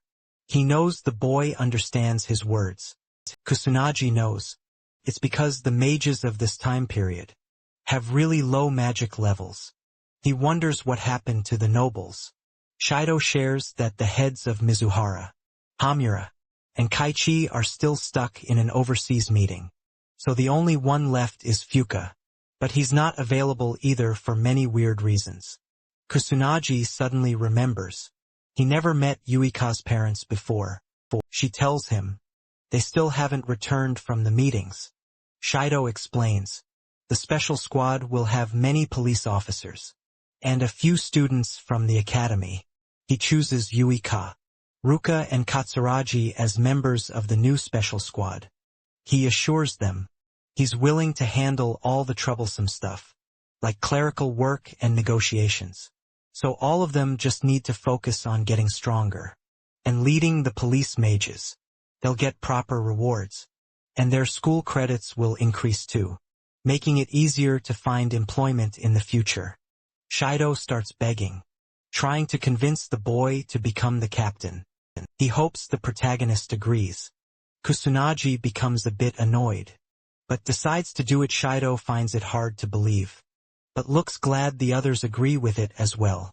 Ruka doesn't want Kusanagi to handle everything alone, while Katsuragi is just into hard challenges.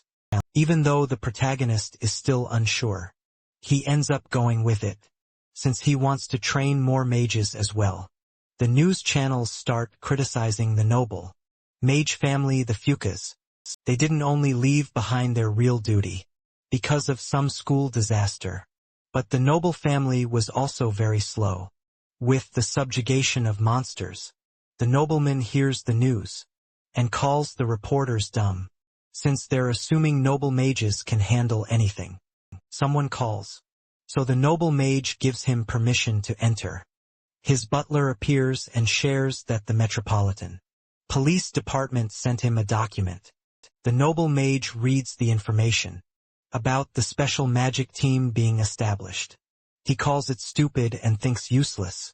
People are into doing unnecessary things. He feels a bit disappointed, but guesses this might help shut up the public. He orders the butler to call his dumb kid here. The butler understands him and leaves.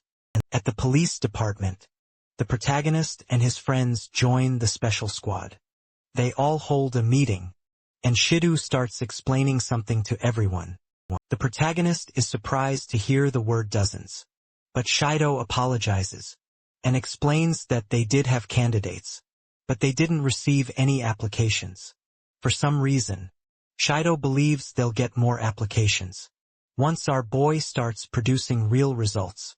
Kusunaji was expecting things to turn out this way, since it's weird for a literal student to be the team's captain. Some friction was bound to happen. Shido hands over something and shares that it's a temporary mage badge. He admits it's an external cooperation, but explains they're all public servants now, so if anyone doubts it, he can just show this badge to them when needed. He adds another thing. The badges are only given when someone is from a unit, and since all of them are still not qualified as majors, the badge is just temporary. Shido officially ends the student treatment with Kusunaji and addresses him as Captain Kusunaji. He leaves everything to the boy. The protagonist smiles as, it's been ages since he stood before people his own age. He goes to the front and introduces himself once more. He announces that he is the captain of the special mage team and promises everyone that he is willing to make everyone in his team stronger than even the heads of noble families. His friends and the police members are surprised, as it's something hard to believe. Kusunaji understands why they're doubting him, but decides to give solid proof. To help clear the doubts, he asks Shido if there are any magic power measuring devices available in the police station. The guy answers positively, but becomes confused as he brings a few measuring devices. Kusunaji orders Ruka and Katsuragi to step forward and measure their power levels. They decide to follow his orders as they both pour out their magic into the machine. The protagonist tells everyone that Ruka's magic power level was only 10,000 last time, while Katsuragi had 8,000 magic power. Ruka becomes speechless as she gets a result of 30,000 magic power. Katsuragi is amazed to see 28,000 on the measuring screen as well. The policemen are astonished, as it is the magic power of the highest grade mage class.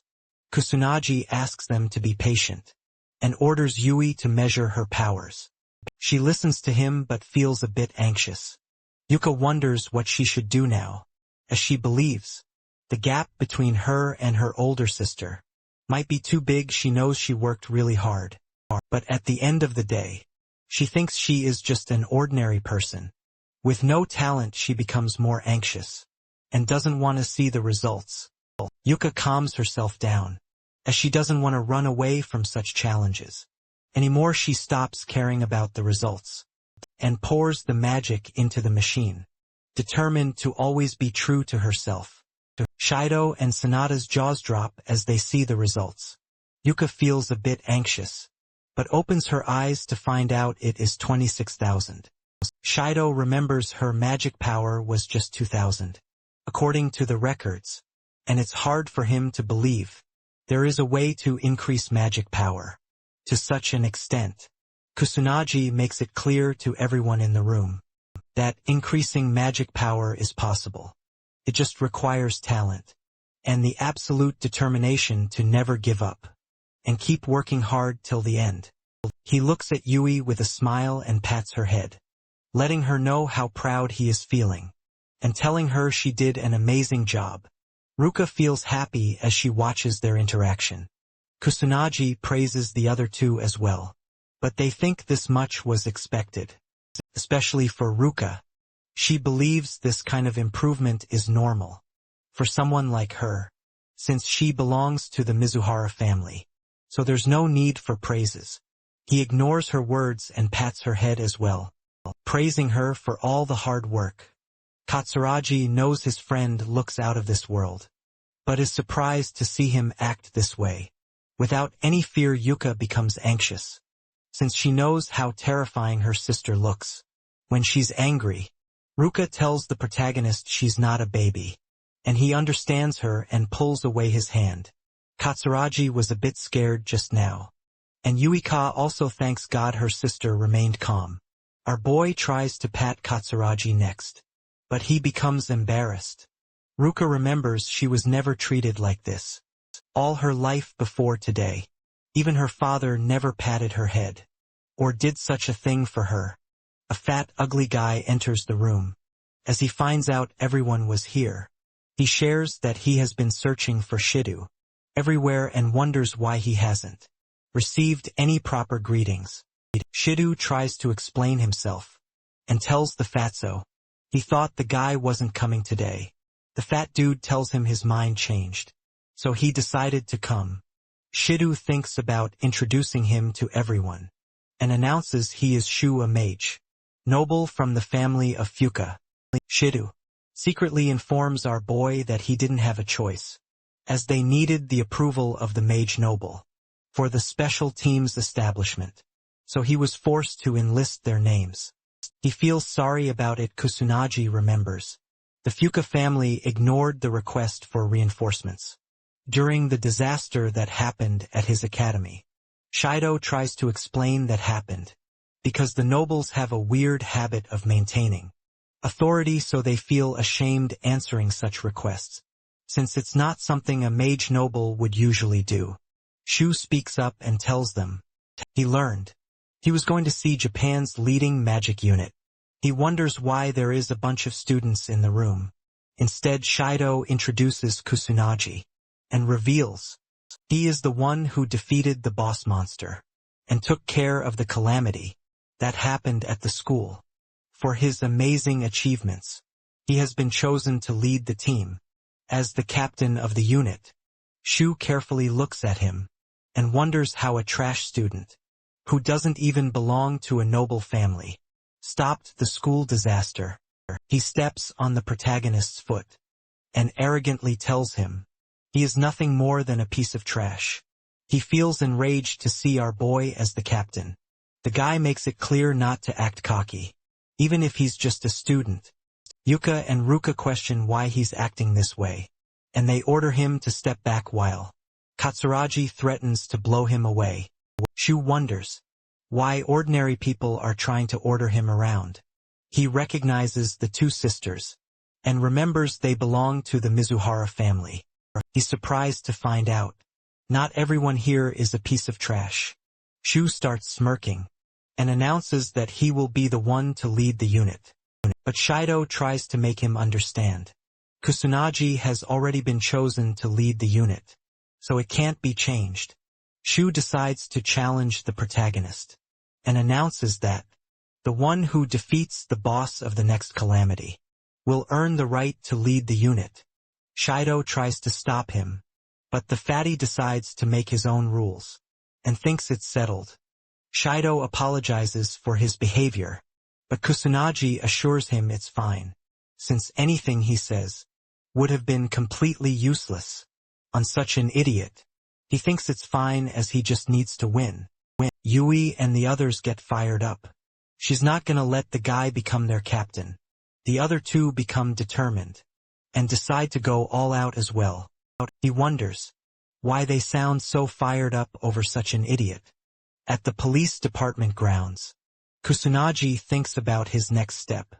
He remembers the police officers mostly had about 10,000 magic power. He expected this and decides to talk about magic power. First he starts explaining and talks about the importance of magic power.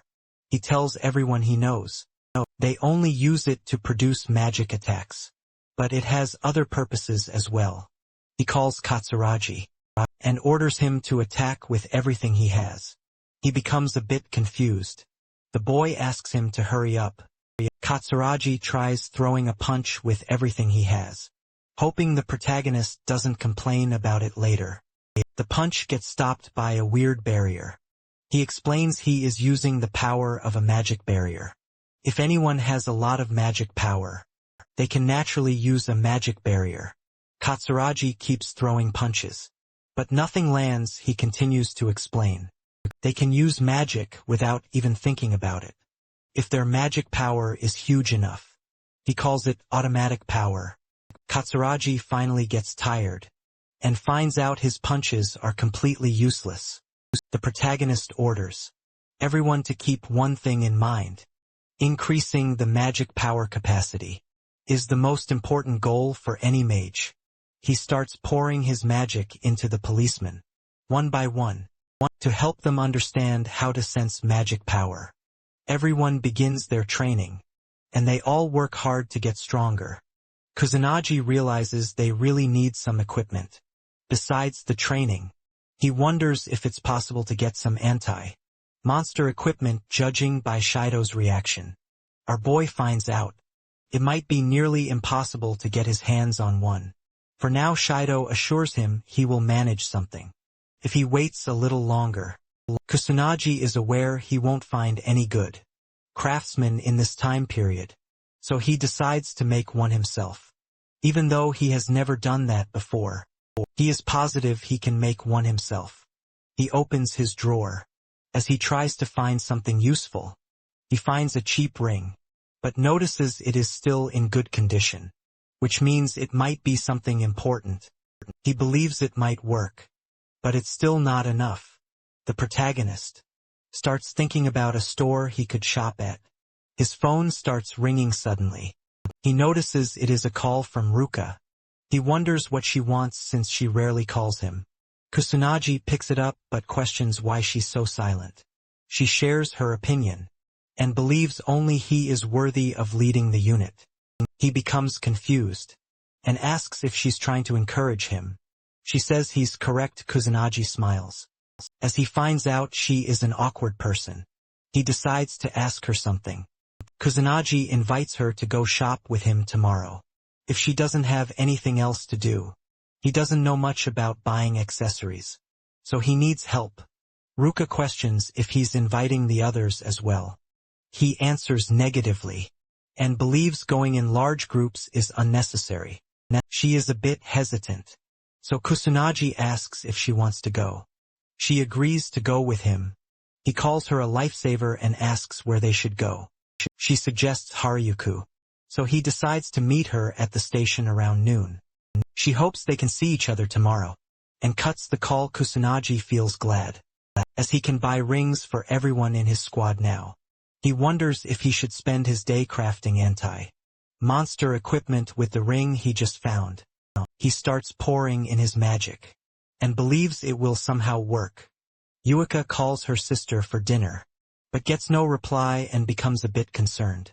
Since her sister never behaves like this, Yuika decides to check, so she announces that she is coming in. She finds her sister with a cute dress in her hand, and becomes speechless. Ruka asks what's wrong. Yuka apologizes and informs her that dinner is ready. Ruka tells her she will come in a bit. Yuka has never seen her sister so excited before. She wonders if Ruka is planning on going out, and assumes it is a date with our boy. The next day, Kusanagi reaches the Harajuku station. Yuka spies on him from behind a wall, and tries to keep her distance, while concealing her identity, so he doesn't find her. She feels weird spying on them in such a way, so she apologizes to them in her heart. Ruka finally appears in a beautiful dress, and everyone starts staring at her.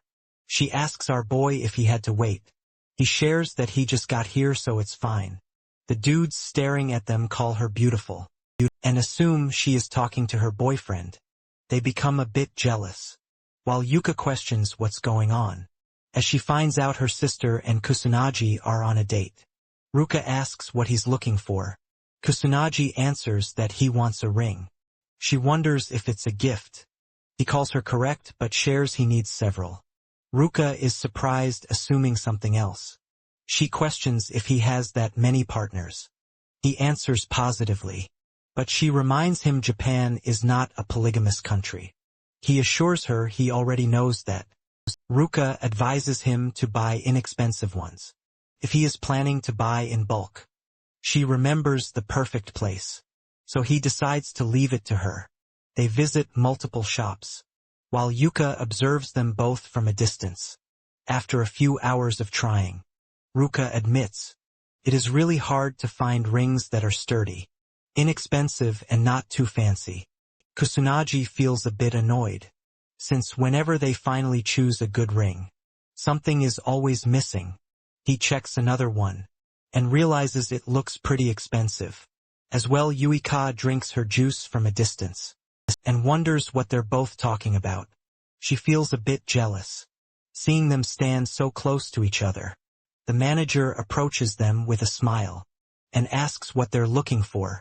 She is willing to give him a suggestion, if he is planning to give his girlfriend a gift. Kusanagi tries to clarify she is not his girlfriend, but as soon as he speaks, Ruka cuts him off, and tells the manager she is not his girlfriend. With a cold expression, the manager anxiously apologizes, and lets them look around, as she goes away feeling embarrassed. Ruka tries to stop her, while the boy feels a bit annoyed.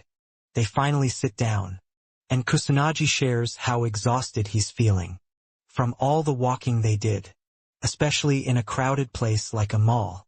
He's finding it hard to choose a good ring, and wonders if there is something wrong with his criteria.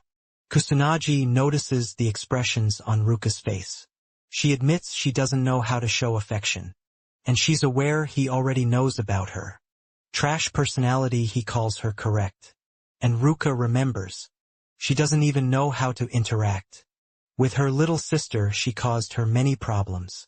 Because of this, she suggests it is better if he does the shopping with Yuka instead, since she is just getting in the way. He calls her wrong and says he already knows. She did her research and learned the locations of multiple stores. Before coming, she even thought properly about which ones he should choose. She took the trip so seriously, even though it's his problem. He assures her she is a great help to him, with a smile on his face. Ruka starts blushing and feels better. Yuka notices her face and remembers she never saw her sister with such expressions. She starts feeling down, and wonders why she's spying in the first place. Yuika decides to go home. After a few hours, Kusanagi happily exits the mall, as he was finally able to find good rings. She is still a bit confused about why he needed 5 of them. He shares he needed one for each partner. Ruka believes his partners are going to be really happy when they receive the gift, since he took his time to pick the rings.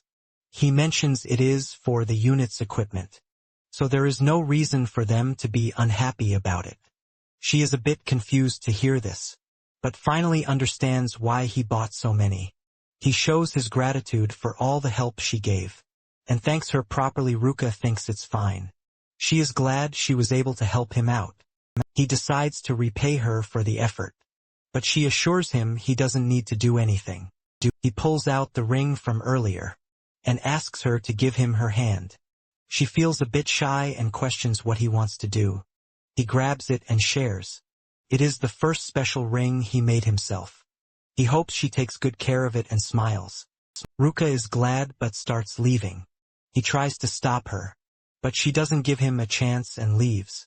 He wanted to explain more about the anti-monster equipment but decides to do it some other time, when he gets the chance again. As she walks away, Ruka suddenly stops and stares at the ring. She hugs her hand as she admires the ring, and starts blushing uncontrollably. The next day, Kusanagi announces he will hand out the anti-monster equipment now, so they can come and take one. Sanada and the other policemen wear it and feel a magic reaction. They're amazed to see magical equipment for the first time. He explains it is called anti-monster equipment, and he imbued wind magic into it. So if they use their magic powers, they can use the ring to produce wind magic. Up to level 1, Shidu is amazed. He starts questioning how the protagonist got his hands on such a thing. Kusanagi reveals he is the one who made them. Shido finds it hard to believe, since craftsmen capable of making such precious equipment barely exist anymore. He is astonished to find out our boy can make such a thing with ease. He admits Kusanagi amazes him every time. Yuha notices her sister didn't take a ring. She notices Ruka is already wearing a ring she has never worn before. Yuka assumes it is from their date. and becomes anxious as she wonders what happened after she decided to leave. Kusanagi believes they all lack proper transportation. He doubts cars are fast enough, so he calls them unreliable. Shido thinks he's right since they always arrive late. Kusanagi demonstrates how to use the wind magic spell. Ariel using the anti-monster equipment. He believes it will help reduce the time they spend traveling. Significantly, he explains, it is not strong enough to be used as attacks against monsters, but they can fly with it, so they should give it a try. He guides them by sharing. They need to visualize jumping in the air, since aerial involves flying and acceleration. Sanada and Shido start flying using the special ring. Kusanagi notices Yui flying as well. He praises her for it, but she believes this much was expected, since she has been training to learn magic manipulation for quite a while now. She stares at the protagonist. Yuika starts feeling guilty all of a sudden for spying on her sister earlier. Kusanagi notices her expression and becomes confused. He approaches Yuika and says he wanted to ask something from her. He questions if she is aware of Ichikami Minato. Yuka answers positively, as he is the person she likes the most. He asks her about Ichikami's power level. She answers it was around 1 million. He was capable of using many spells, but died fighting against the demon god during the Great Calamity. He's curious about what happened after he died. She answers most great mages died as well, and her noble ancestors were among the people who worked hard for the revival of society. The Mizuhara family played a huge role in everything. She says all of this with a proud expression, and continues to share that barely any data or documents were left after the last calamity finally ended. That's the reason magic studies were built again. From zero, Kusanagi is aware the death rate of mages was quite high around that time, but he remembers leaving a lot of books behind. He stored the information about magic in different places to prepare for the future. He wonders why the knowledge of modern-day magic is so bad and full of errors compared to what he left. The power level of mages these days is extremely low. He wonders if someone is behind all of this. Wika notices him zoning out and asks if he's fine. He assures her it's nothing. She asks him to keep in mind, if he is worried about something, he shouldn't hesitate to share it with her. She is aware she isn't very useful, but still tells him to ask for her help. Kusanagi thanks her for the consideration and calls her a big help. He knows she's going to keep whatever he shares a secret, but he still needs to be cautious about the black mage issue. There is a possibility she might get in trouble if he involves her, so he decides to never bring it up. He is aware she might just end up losing consciousness if she finds out he is the legendary Ichikami. Minato Yuika assumes he is hiding things because she is not reliable enough. She decides to get stronger so she can be more useful to Kusanagi. She becomes determined to do her best. 1 week later, Kusanagi orders everyone to get ready and fire. Sanada is able to throw level 2 holy magic, called Holy Crest. Shido now capable of using level 3 magic, while Katsuragi and the Mizuhara sisters are able to throw level 4 magic. Kusanagi feels happy, as he learns everyone has gotten stronger. Even Sanada, who didn't know how to use offensive magic before, can now attack with offensive magic spells as well. The most surprising thing for him is the compatibility between the Mizuha sisters. He knows people would think it is only natural, since they are both sisters. Yuka and Ruka destroy the training ground with their level 4 magic. Yuka suddenly remembers some bad memories, but starts smiling, as she has finally earned her sister's respect. Kusanagi praises everyone for their hard work, but tells them not to get lazy, just because their magic levels increased, since the levels don't necessarily mean they have gotten stronger and better at using magic. He decides to give an example and orders Ruka to use a level 4 magic spell on him. She understands him and follows his instructions. Ruka throws a level 4 attack at him, but Kusanagi only uses level 1 earth magic as a counter-attack as both magic attacks clash. Everyone is surprised to see that level 1 magic was able to neutralize level 4 magic.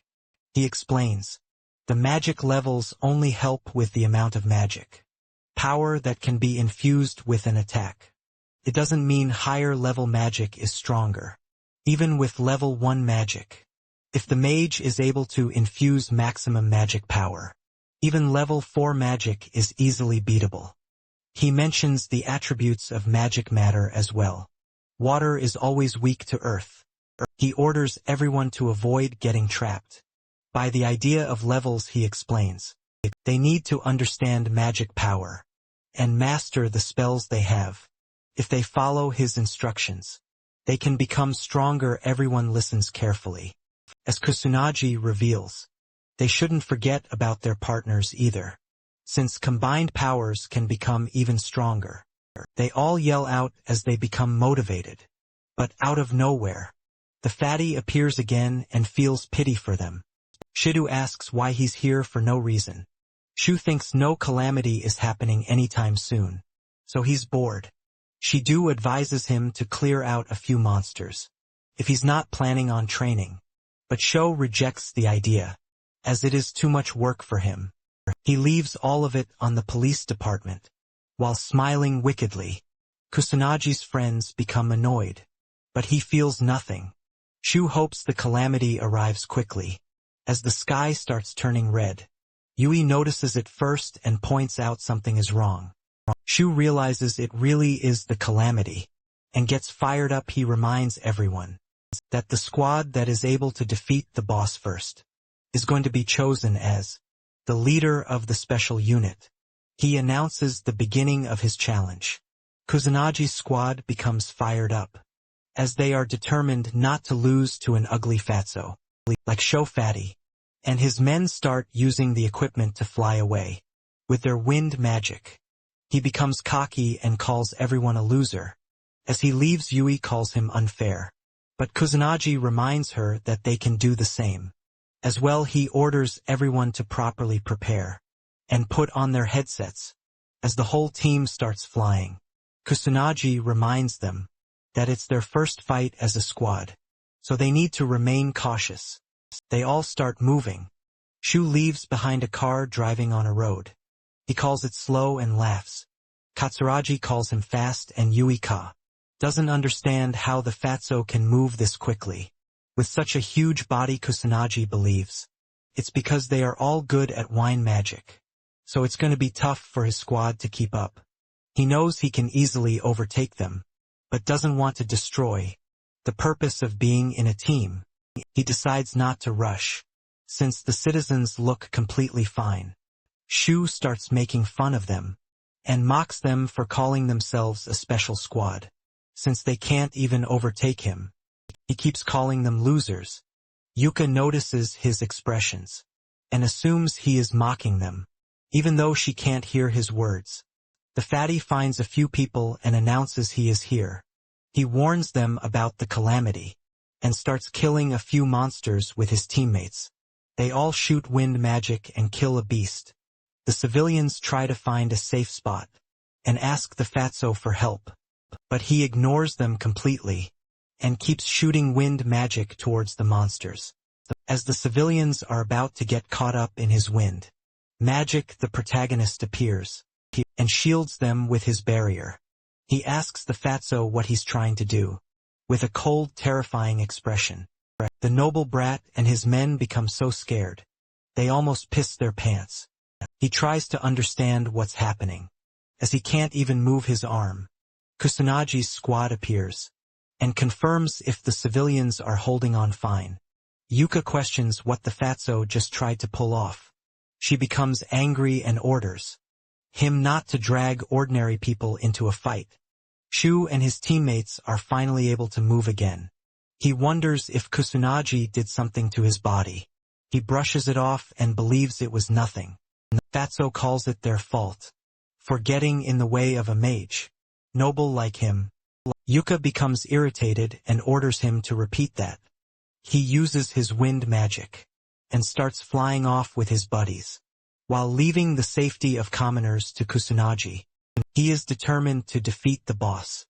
As the fatty leaves, Kusanagi observes him, and is confident he could easily destroy the fatso in mere seconds, but he doesn't want to make it look like he is afraid of a stupid challenge. He suddenly realizes this might be a good opportunity for something.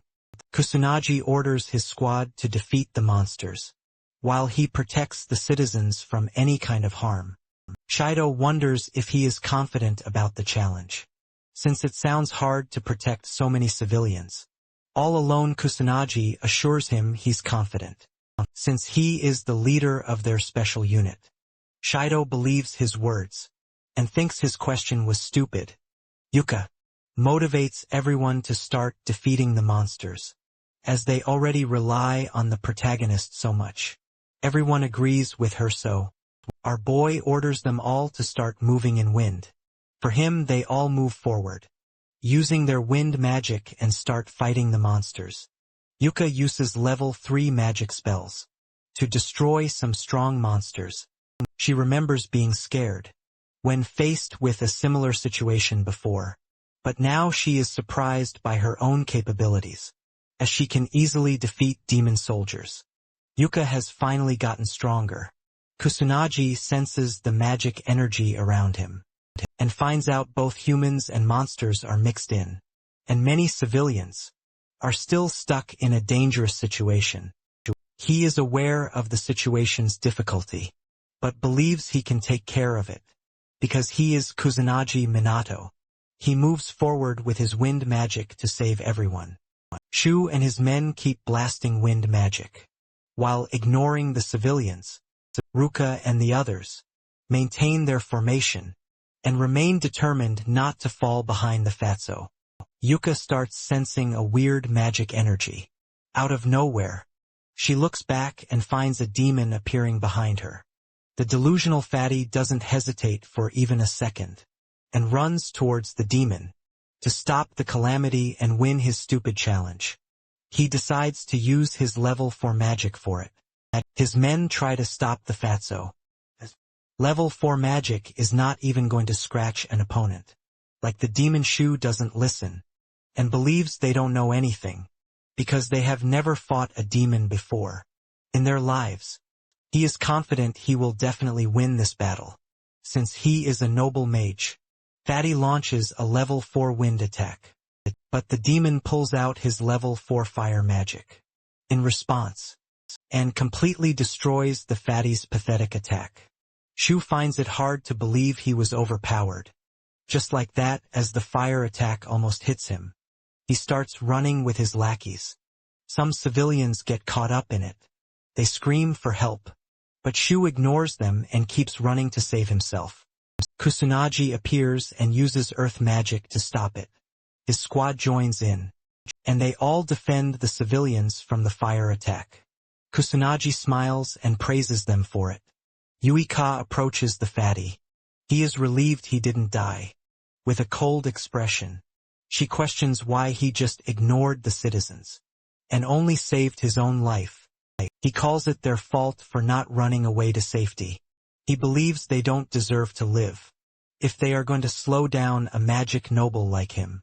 Yuka becomes so angry hearing his stupid words. She is unable to control herself anymore, so she smacks his face as hard as she can. The fatty goes flying away after such a slap. She calls him prideless and pathetic for a magic noble. Shu questions why she slapped a nobleman like him. Yuka advises everyone to leave his pathetic ass behind and continue defeating the rest of the monsters. Appearing in the city, they all agree and start moving, while Shu whines about being completely ignored by her. Kusanagi observes them, while bringing the civilians to safety. He notices they are acting very noisy in front of the enemy. He guesses it's fine, since they were able to calm down quickly. Kusanagi decides to go look for more survivors who need his help. He thinks about remaining cautious, as the boss can appear at any time. As the demon monster appears, Shu and his lackeys hide behind a wall, as they finally accept. They can't defeat such a powerful monster all by themselves. The teammates advise Fatso to start retreating. Shu knows the demon monster is just too powerful for him. Even though he is a noble, he doesn't believe he can defeat it. The Fatso suddenly gets an idea. He decides to let the other squad wear down the monster when they engage in a fight, and then once the monster is weak, he plans to intervene and take all the credit by finishing it off. The lackeys praise him for his amazing idea. He thinks it's normal for a genius like him, and guesses they should stay hidden and wait for the perfect time. His men agree with him. Shido and the whole squad face the demon monster coming their way. Yuka is able to sense how strong the monster is. She doubts they can win this fight, but becomes determined to do whatever she can. The whole squad starts attacking the demon persistently. They wonder if it's finally dead. But as the smoke clears, the demon comes out unscathed. Yuka finds out it didn't even scratch it. Ruka suggests they need to use level 4 magic, or lower level magic, with the proper amount of magic power. Behind the attack, the demon starts summoning fire attacks. From his magic circles he attacks them. And as they all try dodging it, Yuka learns it has gotten stronger than before. Twice as strong as the magic she has. Yuka admits the difference in power is just so big. They have no chance of winning like this. She wonders what she should do next. Kusanagi notices his squad is stuck in a bad situation. He decides to give them advice. Kusanagi orders them to work together. She answers they are already working together. He advises her to combine her powers in the truest sense. He hints that she and Ruka hold the key to victory. Yuka becomes confused and anxiously asks what he means. But he orders her to figure it out herself. Yuka tries to stop him from leaving the call, but she gets attacked by fire magic and gets busy trying to defend herself. Ruka believes Kusanagi's words hold a deep meaning, so they all need to think about it as a team. Yuka thinks her sister is correct, since Kusanagi has always led them to great things. She finally understands what she needs to do. Yuka points out, the demon takes a long time casting its magic spells, so they should just avoid its attacks and ignore it for now, as they need to defeat smaller enemies as well. Yuka asks Shido and the policeman to take the east, while they continue attacking from the west. She will provide a signal for when the demon throws any kind of attack. They all understand her instructions. As the powerful demon begins throwing an attack, Yuka warns and signals everyone about it. They all dodge the monster's attacks with Yuka's help. Kusanagi observes everything while saving civilians. He was expecting Ruka or Katsuragi to take the lead, but finds out Yuka is also good at it, since she can read people well. He thinks she can lead people. Yuka starts feeling tired, and realizes their magic power and level might not be enough to win. She wonders what she needs to do now. Yuka tries to recall Kusanagi's words, and suddenly understands she misunderstood everything. She doubts such a ridiculous method is going to save them. But she left behind her common sense a long time ago, so she decides to give it a try. She knows it is a do or die situation. Yuka requests everyone to lend her their magic power. Fatso observes them from behind and wonders what they're planning to do. The whole squad gets ready for something. Shido tries to confirm if this is really possible. Yuka is not sure herself, but knows they don't have any other choice. Ruka puts her faith in Yuika. Katsuragi and Sanada decide to give it their all too, as they can just think of something else. If this plan fails, the demon raises its arm and produces a level 5 fire. Magic blazing pillar. A huge wave of fire starts falling down on Kusanagi's squad. Fatso and his men call the squad useless losers, but his lackeys ask him to look at what's happening. He is surprised to see the whole squad moving forward towards the demon. Sanada unleashes her level 3 sacred healing magic to heal all the members of the squad. Kusanagi calls it a brilliant plan, since it is hard to dodge a level 5 spell. With this, Sanada can heal everyone from all the damage they are going to deal with, which is very smart. Yui and Ruka stand together against the beast and charge their attacks. They release the water magic. Kusanagi is glad they finally understood. If they can't defeat it with their individual capabilities, they can combine their powers to achieve victory. He smiles and calls it a grand magic spell. Burst stream as a huge wave of water completely destroys the demon in one go. As the smoke clears, Shido is surprised to learn the Mizuha's sisters were capable of casting a level 6 spell. Together, Katsuragi points towards the demon. They are shocked to see it is still holding on to its pathetic life. Shu and his men see the opportunity and try finishing it off so they can claim victory. Kusanagi stops them using his drain tentacles.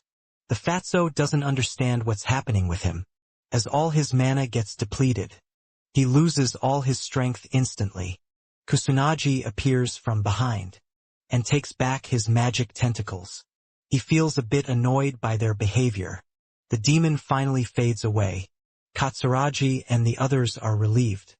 Shido thinks it was probably about to die after taking such an attack. As the calamity finally ends, the sky turns back to normal. The whole squad is happy to see they finally won. Sanada praises the Mizuhara sisters and thanks them. Ruka and Yuika lose consciousness and fall down. Katsuragi becomes concerned and asks what's wrong. They are both unable to move at all, since they used up all their magic. Yuka tells her sister they actually won. Ruka agrees with her and feels relieved. Kusanagi praises his team for their efforts, smiles and confirms they were the ones who stopped the calamity. He labels it as their first real mission, and is happy they showed their true worth, and didn't disappoint him, even though they fought for the first time like this. He believes his squad is going to keep growing stronger. He praises Yuka for her amazing growth so far, and points out she gave excellent commands during the calamity. She even understood what he meant by grand magic, and he wonders if she already knew about this technique. Yuka confidently answers she didn't, and she learns it is called grand magic. He is surprised to learn she didn't know this, and doesn't understand how she pulled it off, without even knowing. She thanks him for giving such an amazing hint, and shares that the rest was just her gut feeling. Kusanagi is shocked, as he realizes he was wrong about Yuika. He guesses she might be way more special than he initially expected. Kusanagi ends the questioning and points out she succeeded on the spot, which is very incredible. He believes the harmony and compatibility between her and Ruka also played a huge role in it. He notices the watch and tells everyone it is finally time for something important. Kusanagi grabs the remote and turns on the TV. Some special members of the police department, including Shido, are involved in a conference. One of them speaks up and explains they created the special mage team, also known as SMT, to prepare against the growing number of calamities and demon monsters. The news reporter questions why they chose a student who was involved in the calamity at the academy as the squad's leader, asking if what he's saying is true. Shido steps up to answer this question. He introduces himself as the proxy, representing the special squad's leader, and confirms the squad leader really is just a student. This is hard for everyone to believe. They are against appointing a minor as a squad leader. Shido defends Kusanagi and explains he has abilities that even surpass the magic nobles. He reminds them that the magic nobles are completely useless and didn't even join them to help. The police were left in a dire situation and had to save the citizens all by themselves. He adds that Kusanagi appeared and saved everyone from the calamity. Shido believes Kusanagi is a savior sent by God, who is going to protect this era from the monsters. Shido doesn't trust anyone else with the leadership role. Kusanagi, while watching this on the TV, becomes a bit embarrassed. He was hoping Shido wouldn't make a huge deal out of him. The important government officials call it absurd and troublesome. They think it's wrong to ignore the magic nobles and establish a squad behind their back. If this happens, the noble mages will lose their jobs. The men admit the noble mages are pretty useless, since they didn't even respond to the calamity. They are aware of the Fuka clan's horrible reputation. And even though some of the clan leaders are not in the country, it is still their job to respond to the calamity. So they are ignoring their own jobs. The police head speaks and shares.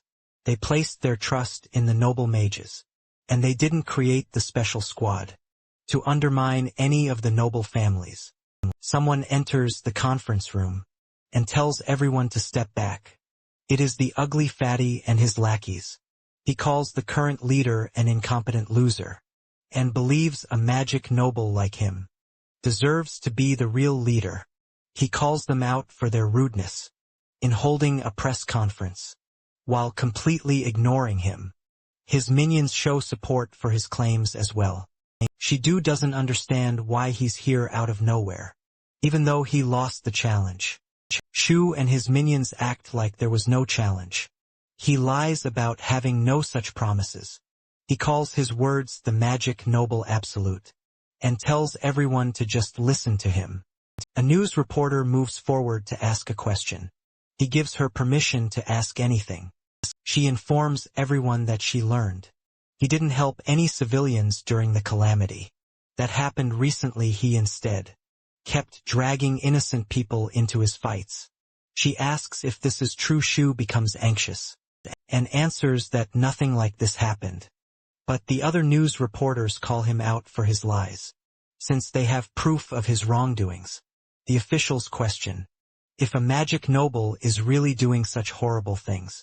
They call it unacceptable, since the citizens are always the top priority. They don't let his actions slide. This time, Fatso becomes terrified and orders everyone to shut up. He doesn't accept his fault, and blames it on the civilians for getting in the way of a magic noble like him. He calls everyone peasants, and orders them to stop talking. Shido believes everyone already knows that the current magic nobles are corrupt. He points out how important it is to have heroes, like Kusanagi, who will lead the nation and protect people from monsters. Heroes who will fight with zero selfish intentions. He thinks Kusanagi is perfect to be their squad leader. Shido points towards the fatty and tells everyone they don't need corrupt and selfish magic nobles who don't care about the citizens. The news reporters take Shido's side, while the head of the police department becomes concerned. Fatso leaves frustrated and makes it clear to everyone that he will definitely take his revenge and make them regret what they said to him. Kusanagi smiles awkwardly as he sees the fatty leave. He is surprised Shido didn't hold back at all this time. Yuka shows everyone the videos about the calamity that were posted on the internet. She reveals that the magic noble Fatso is getting a lot of hate for his actions. Kusanagi becomes a bit terrified of the internet, since things spread very quickly. Yuika suddenly gets surprised. Kusanagi asks what's wrong.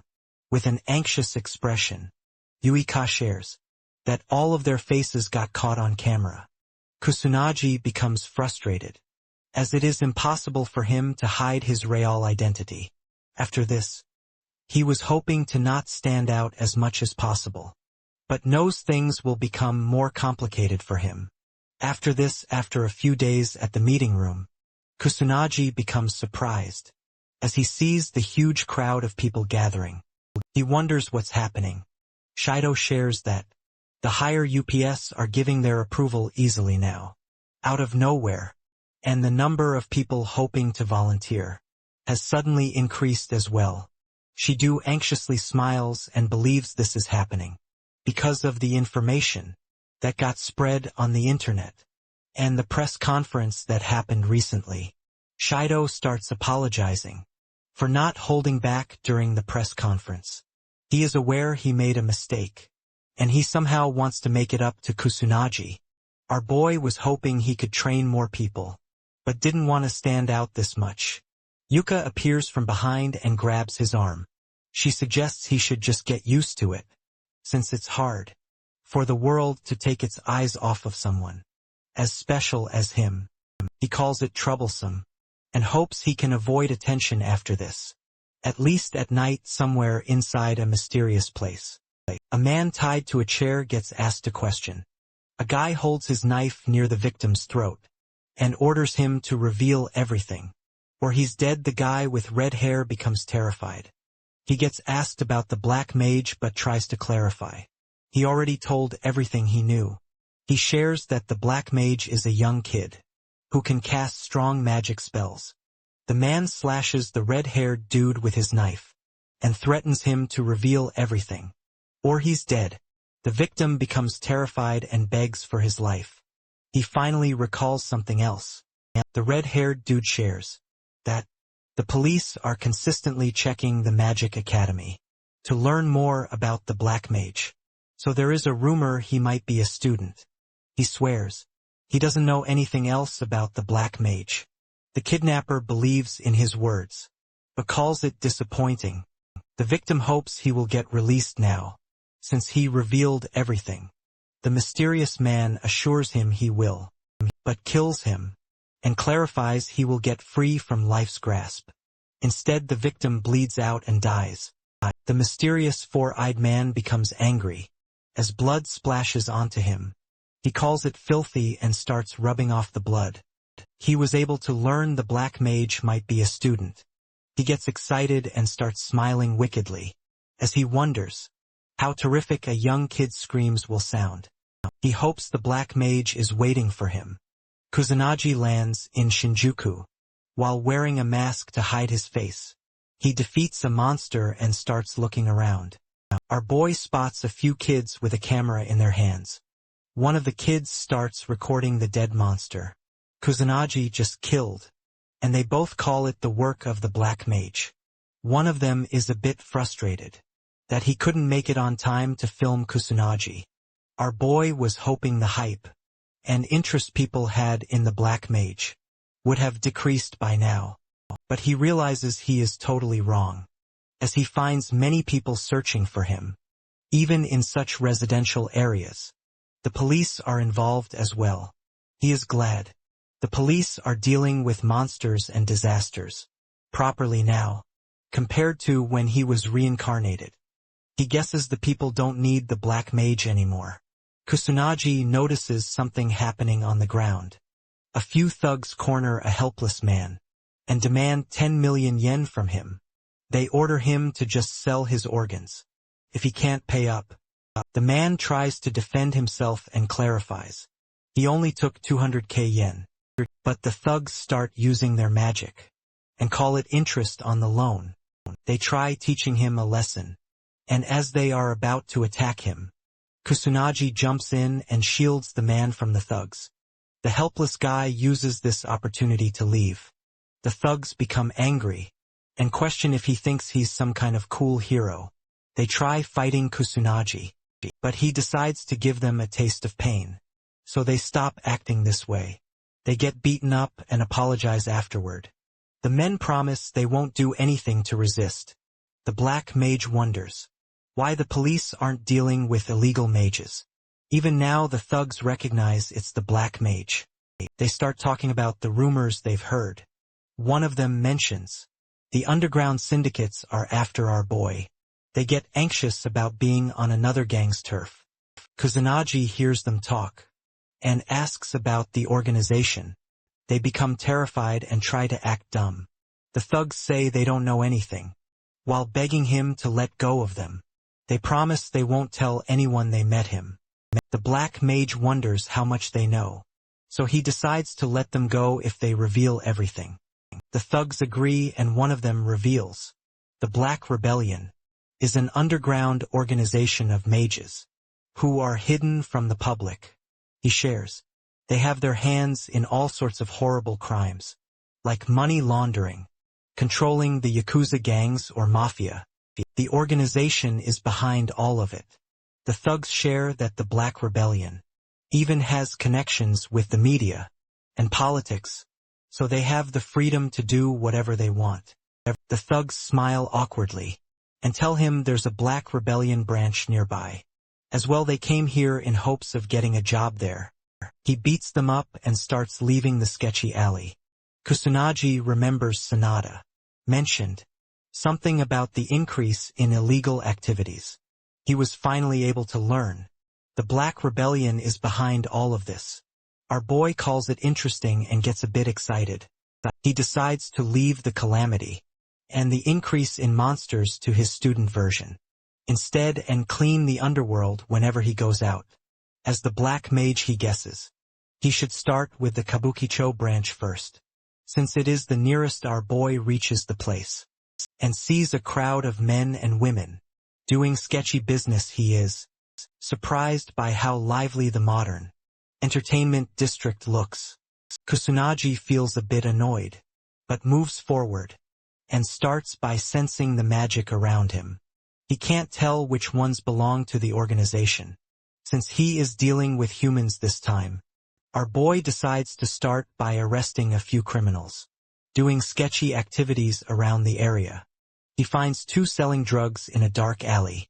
They notice him and get ready to attack, but the protagonist beats the crap out of them and tries getting any information out of them. He is barely able to learn anything, but decides to report it to the police so they can take care of the rest. He beats a few more men and learns the organization is gathered at a place called Western.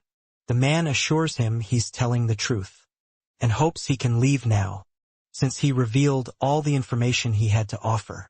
Kusanagi beats him up and leaves, hoping the information he got is correct. At the Western bar, pretty woman with purple hair enters and sits near the bartender. He asks for her order. She gives him some cash and hopes he can provide information. He takes it and lets her speak. The mysterious girl questions the bartender about the Black Rebellion's hideout. The bartender calls her question wrong.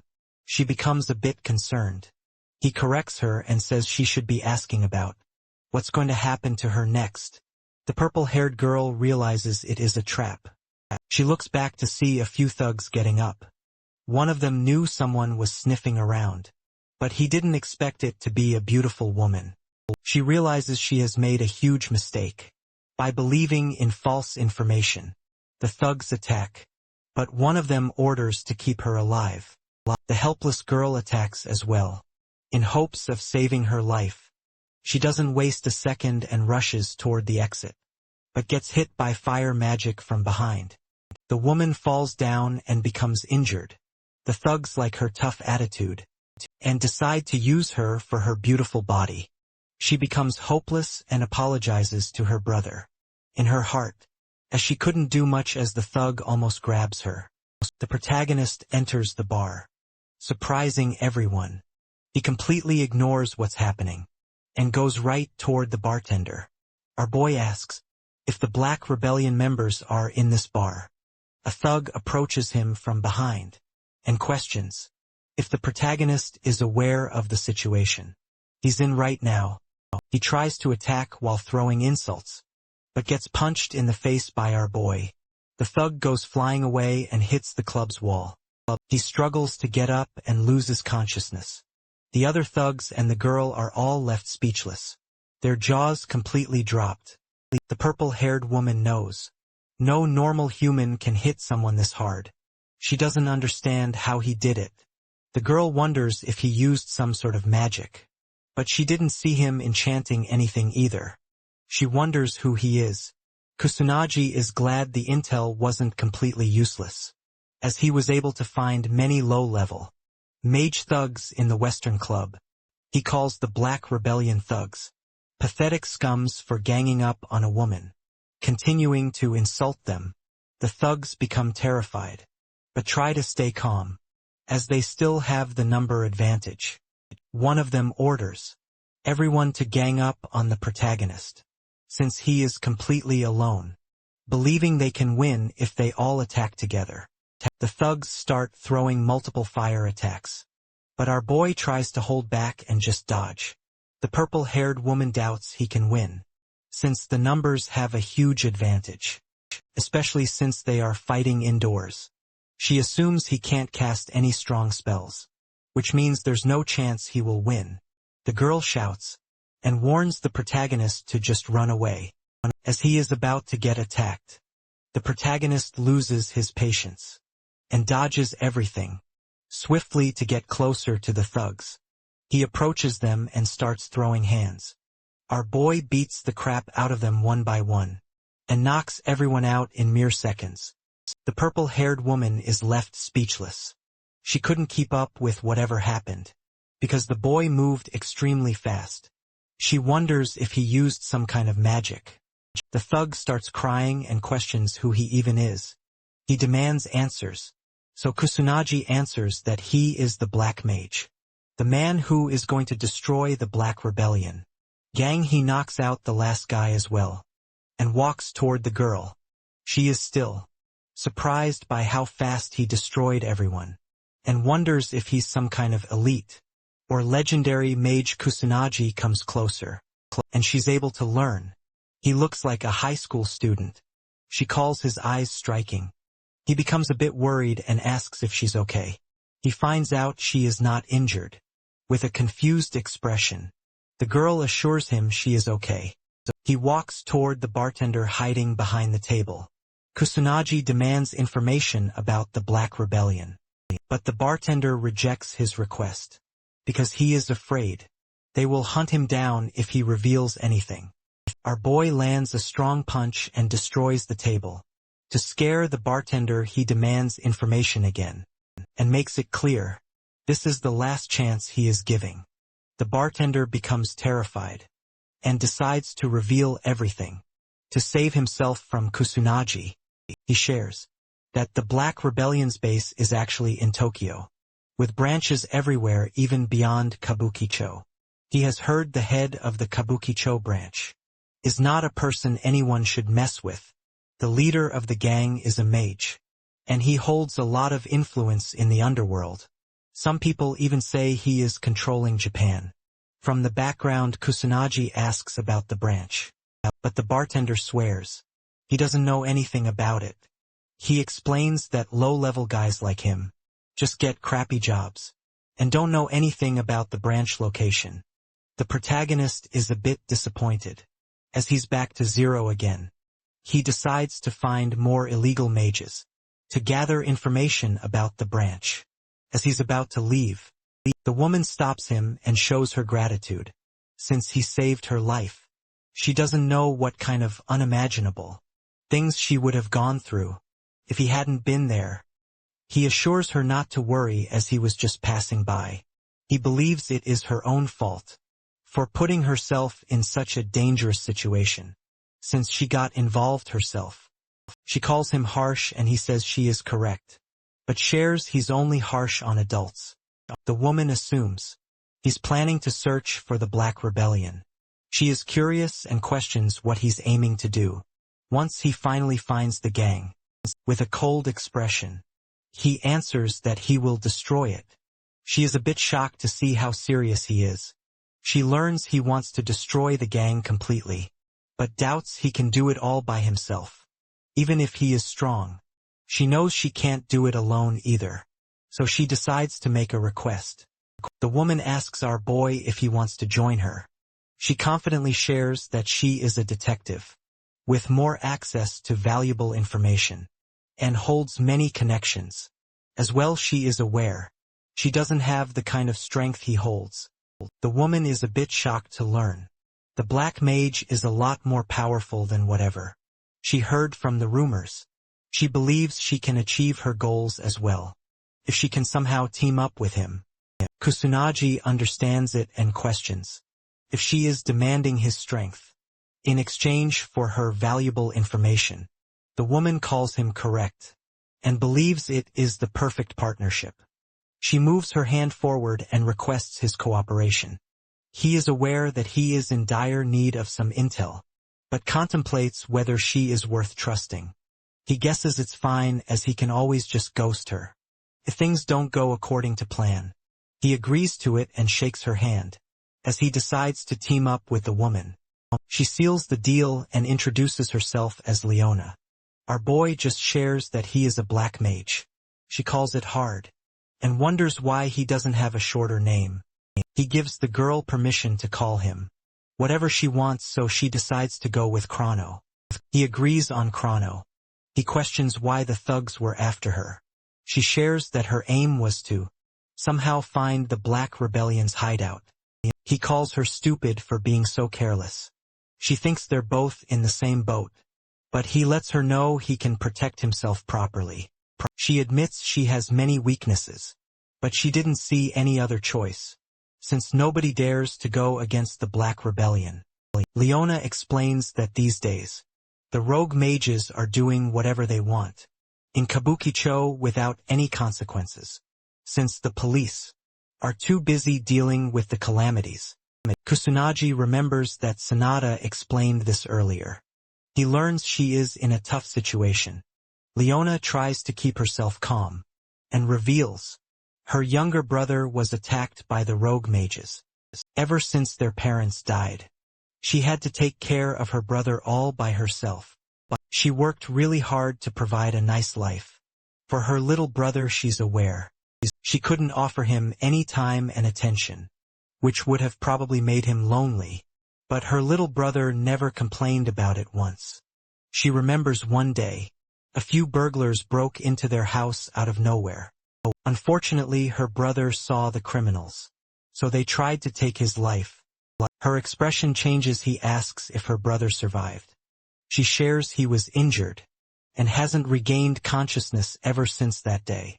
He knows even sacred magic is not enough to wake someone up from a coma. She becomes frustrated and tells him the doctors have no idea when he might wake up.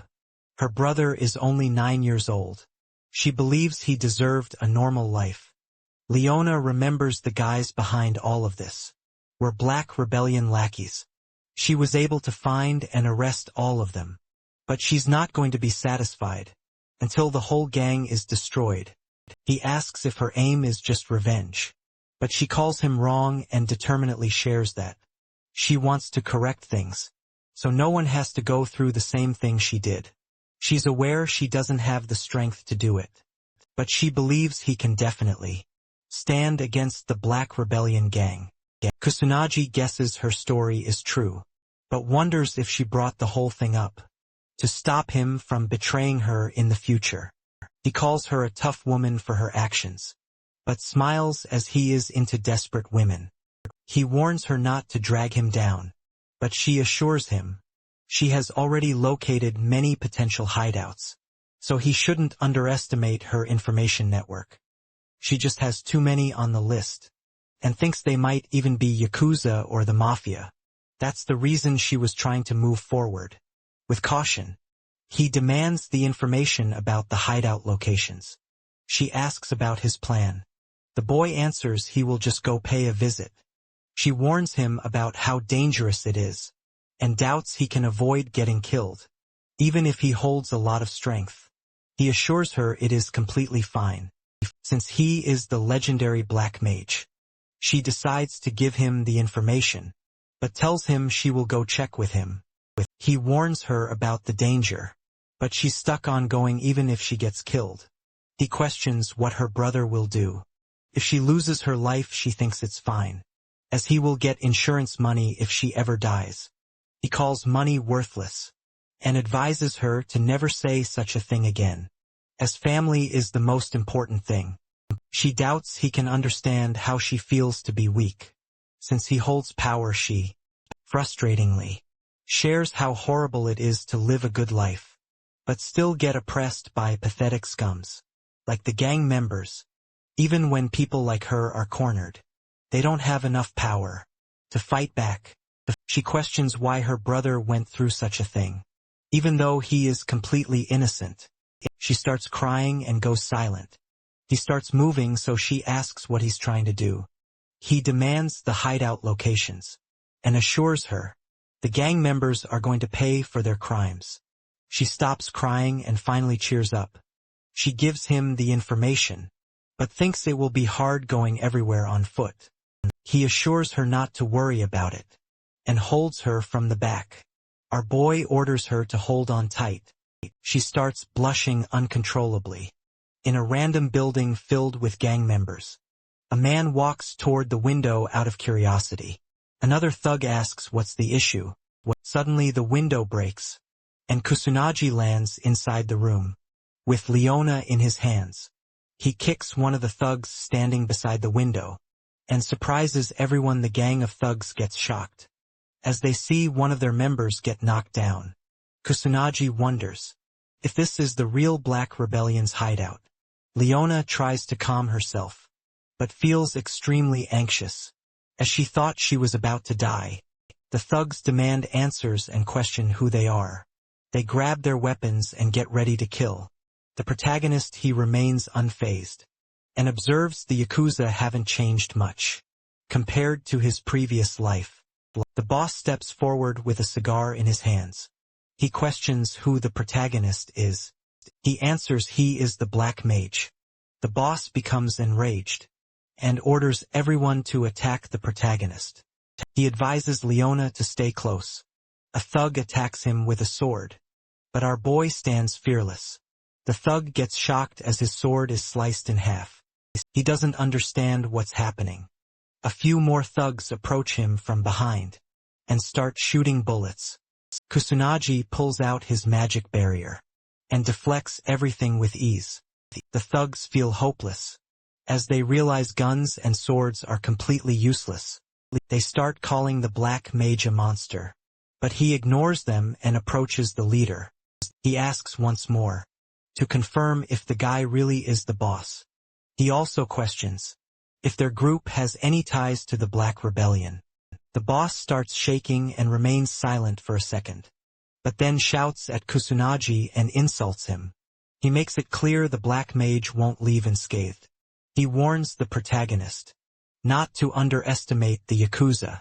Like this, the gang starts shooting and attacking again. But Kusunaji remains unfazed and calls them stubborn for not understanding. Leona thinks he shouldn't expect cooperation from such people. She doesn't understand how they're still unharmed after so many attacks.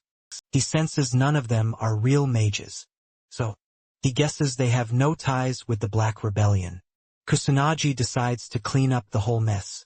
The boss warns him he's messed with the wrong people, but our boy doesn't let him finish and moves forward to land a kick. He beats the crap out of them and sends them flying. With just one kick, the Yakuza finally give up. Leona is shocked it ended so quickly. Our boy is annoyed they couldn't learn anything, so he decides to move to the next location. Leona learns how strong the Black Mage really is.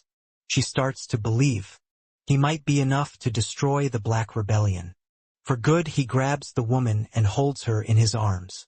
She becomes anxious as she realizes they're about to leave again. He jumps out of the window while carrying her.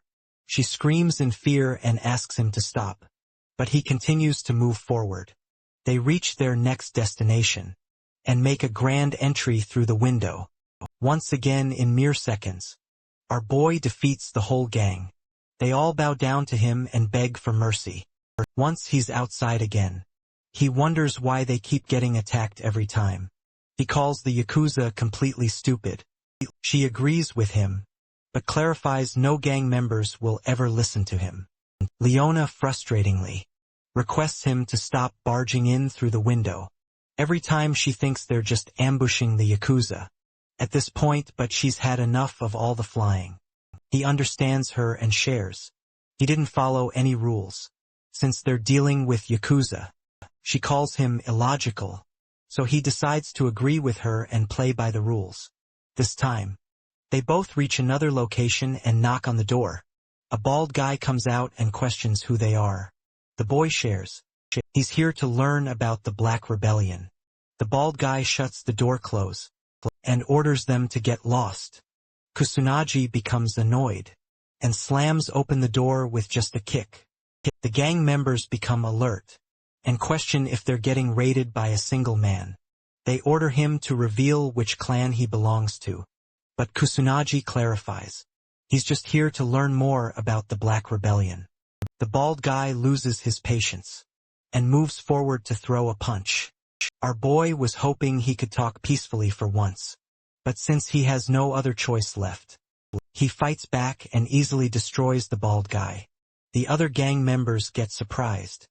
Kusanagi ignores the lackeys and tries to find the boss himself. A man named Ushio moves forward and reveals he's the boss. He questions why our boy barged in like that. He gets straight to the point and asks if they have any ties with the Black Rebellion. The boss understands his question, but his lackeys find it disrespectful and pull out their weapons to fight. Our boy Ushiro orders his men to stop. They try to say something, but he makes it clear to them that they can't handle a person like Kusanagi.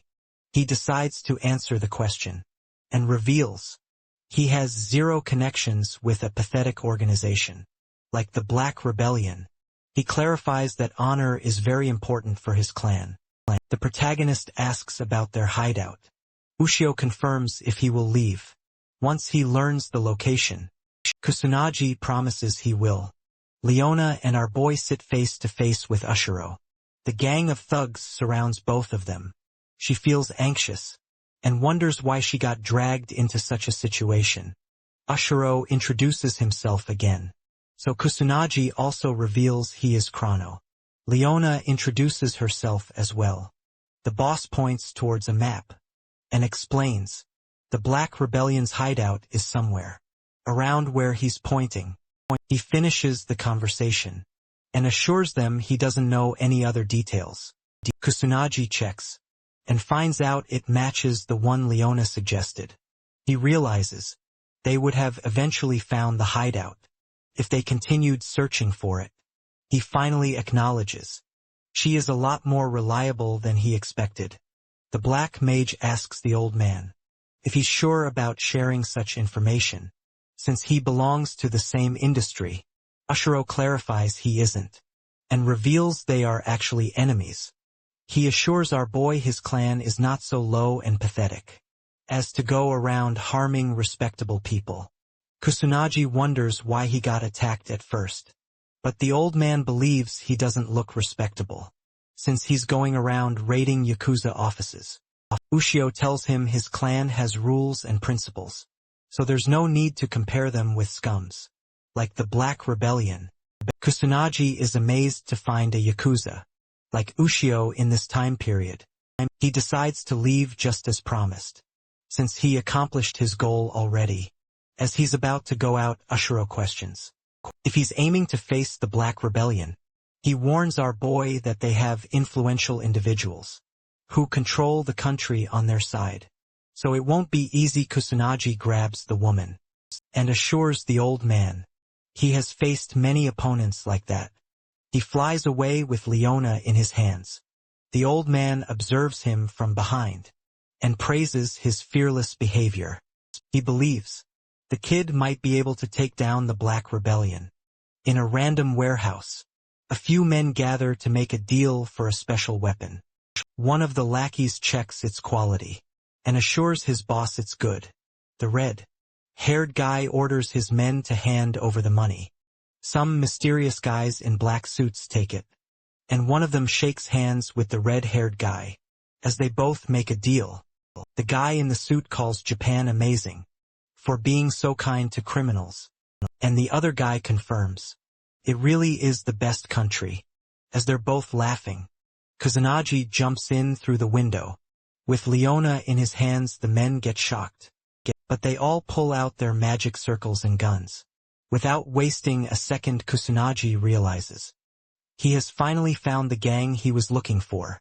He uses magic perception and learns that all the Black Rebellion men are mages, while the Mafia party also has a few mages on its side. Leona hides behind a container and pulls out her phone to record everything. The red-haired dude questions who Kusanagi is. Our boy is tired of hearing the same thing. Again and again he answers that he is the Black Mage, and he plans on destroying the Black Rebellion. The men get confused hearing his words. They start laughing uncontrollably, as they doubt a kid like him can do anything, all by himself. He ignores their laughter and throws a huge fire attack. Some of them get blasted away. He makes it clear that he is determined to take the whole gang down. The men become enraged and start throwing multiple magic attacks. Without holding back, our boy effortlessly deflects everything. With his barrier, he knows they won't try anything higher than level 2 magic, as it will destroy the warehouse. He thinks about using combative spells, but realizes it will be useless, since he's dealing with a huge number of men. The lackeys are surprised to see their attacks had zero effect. The bullets end up being useless as well. They start wondering why he's still unscathed, as they have never seen such magic before. Kusanagi is disappointed. He knows he isn't even using his magic. He finds their panic funny. The guy in the suit suddenly remembers they still have that special weapon he brought earlier. They suddenly become cocky and warn our boy not to be so confident. He notices the change in their behavior as the men begin wearing masks and pull out the special weapon. Kusanagi notices what it is and quickly orders Leona to run outside. She listens to him and leaves. The thug throws a gas bomb, but our boy uses his magic to stop it midway. It blows up and poisonous gas leaks out. The men doubt he can save himself from such a thing. No matter how strong he is, they think the game is over and feel relieved the black mage dropped dead. They begin moving forward to check how his dead face looks. As the smoke finally clears, they both get surprised as the boy comes out unscathed. Again, the gang members find it hard to believe and question how he's still alive. He explains no magic can save him from poisonous gas, but it is just gas in the end, so he can simply use his wind magic to circulate the air around him. He finds it stupid and lets them know a powerful mage like him won't fall down so easily. The men become terrified and try calling for backup, but no one picks up. Kusanagi calls it useless, as he has already taken care of it. He reveals he has already destroyed all of their hideouts, so they're the only ones left. Kusanagi orders them to get ready and beats the living crap out of them. He feels satisfied after completely destroying Kabukicho's Black Rebellion, so he decides to go look for Leona.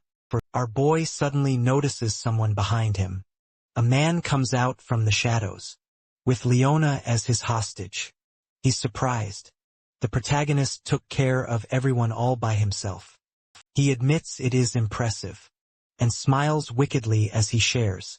He hopes to negotiate with the Black Mage.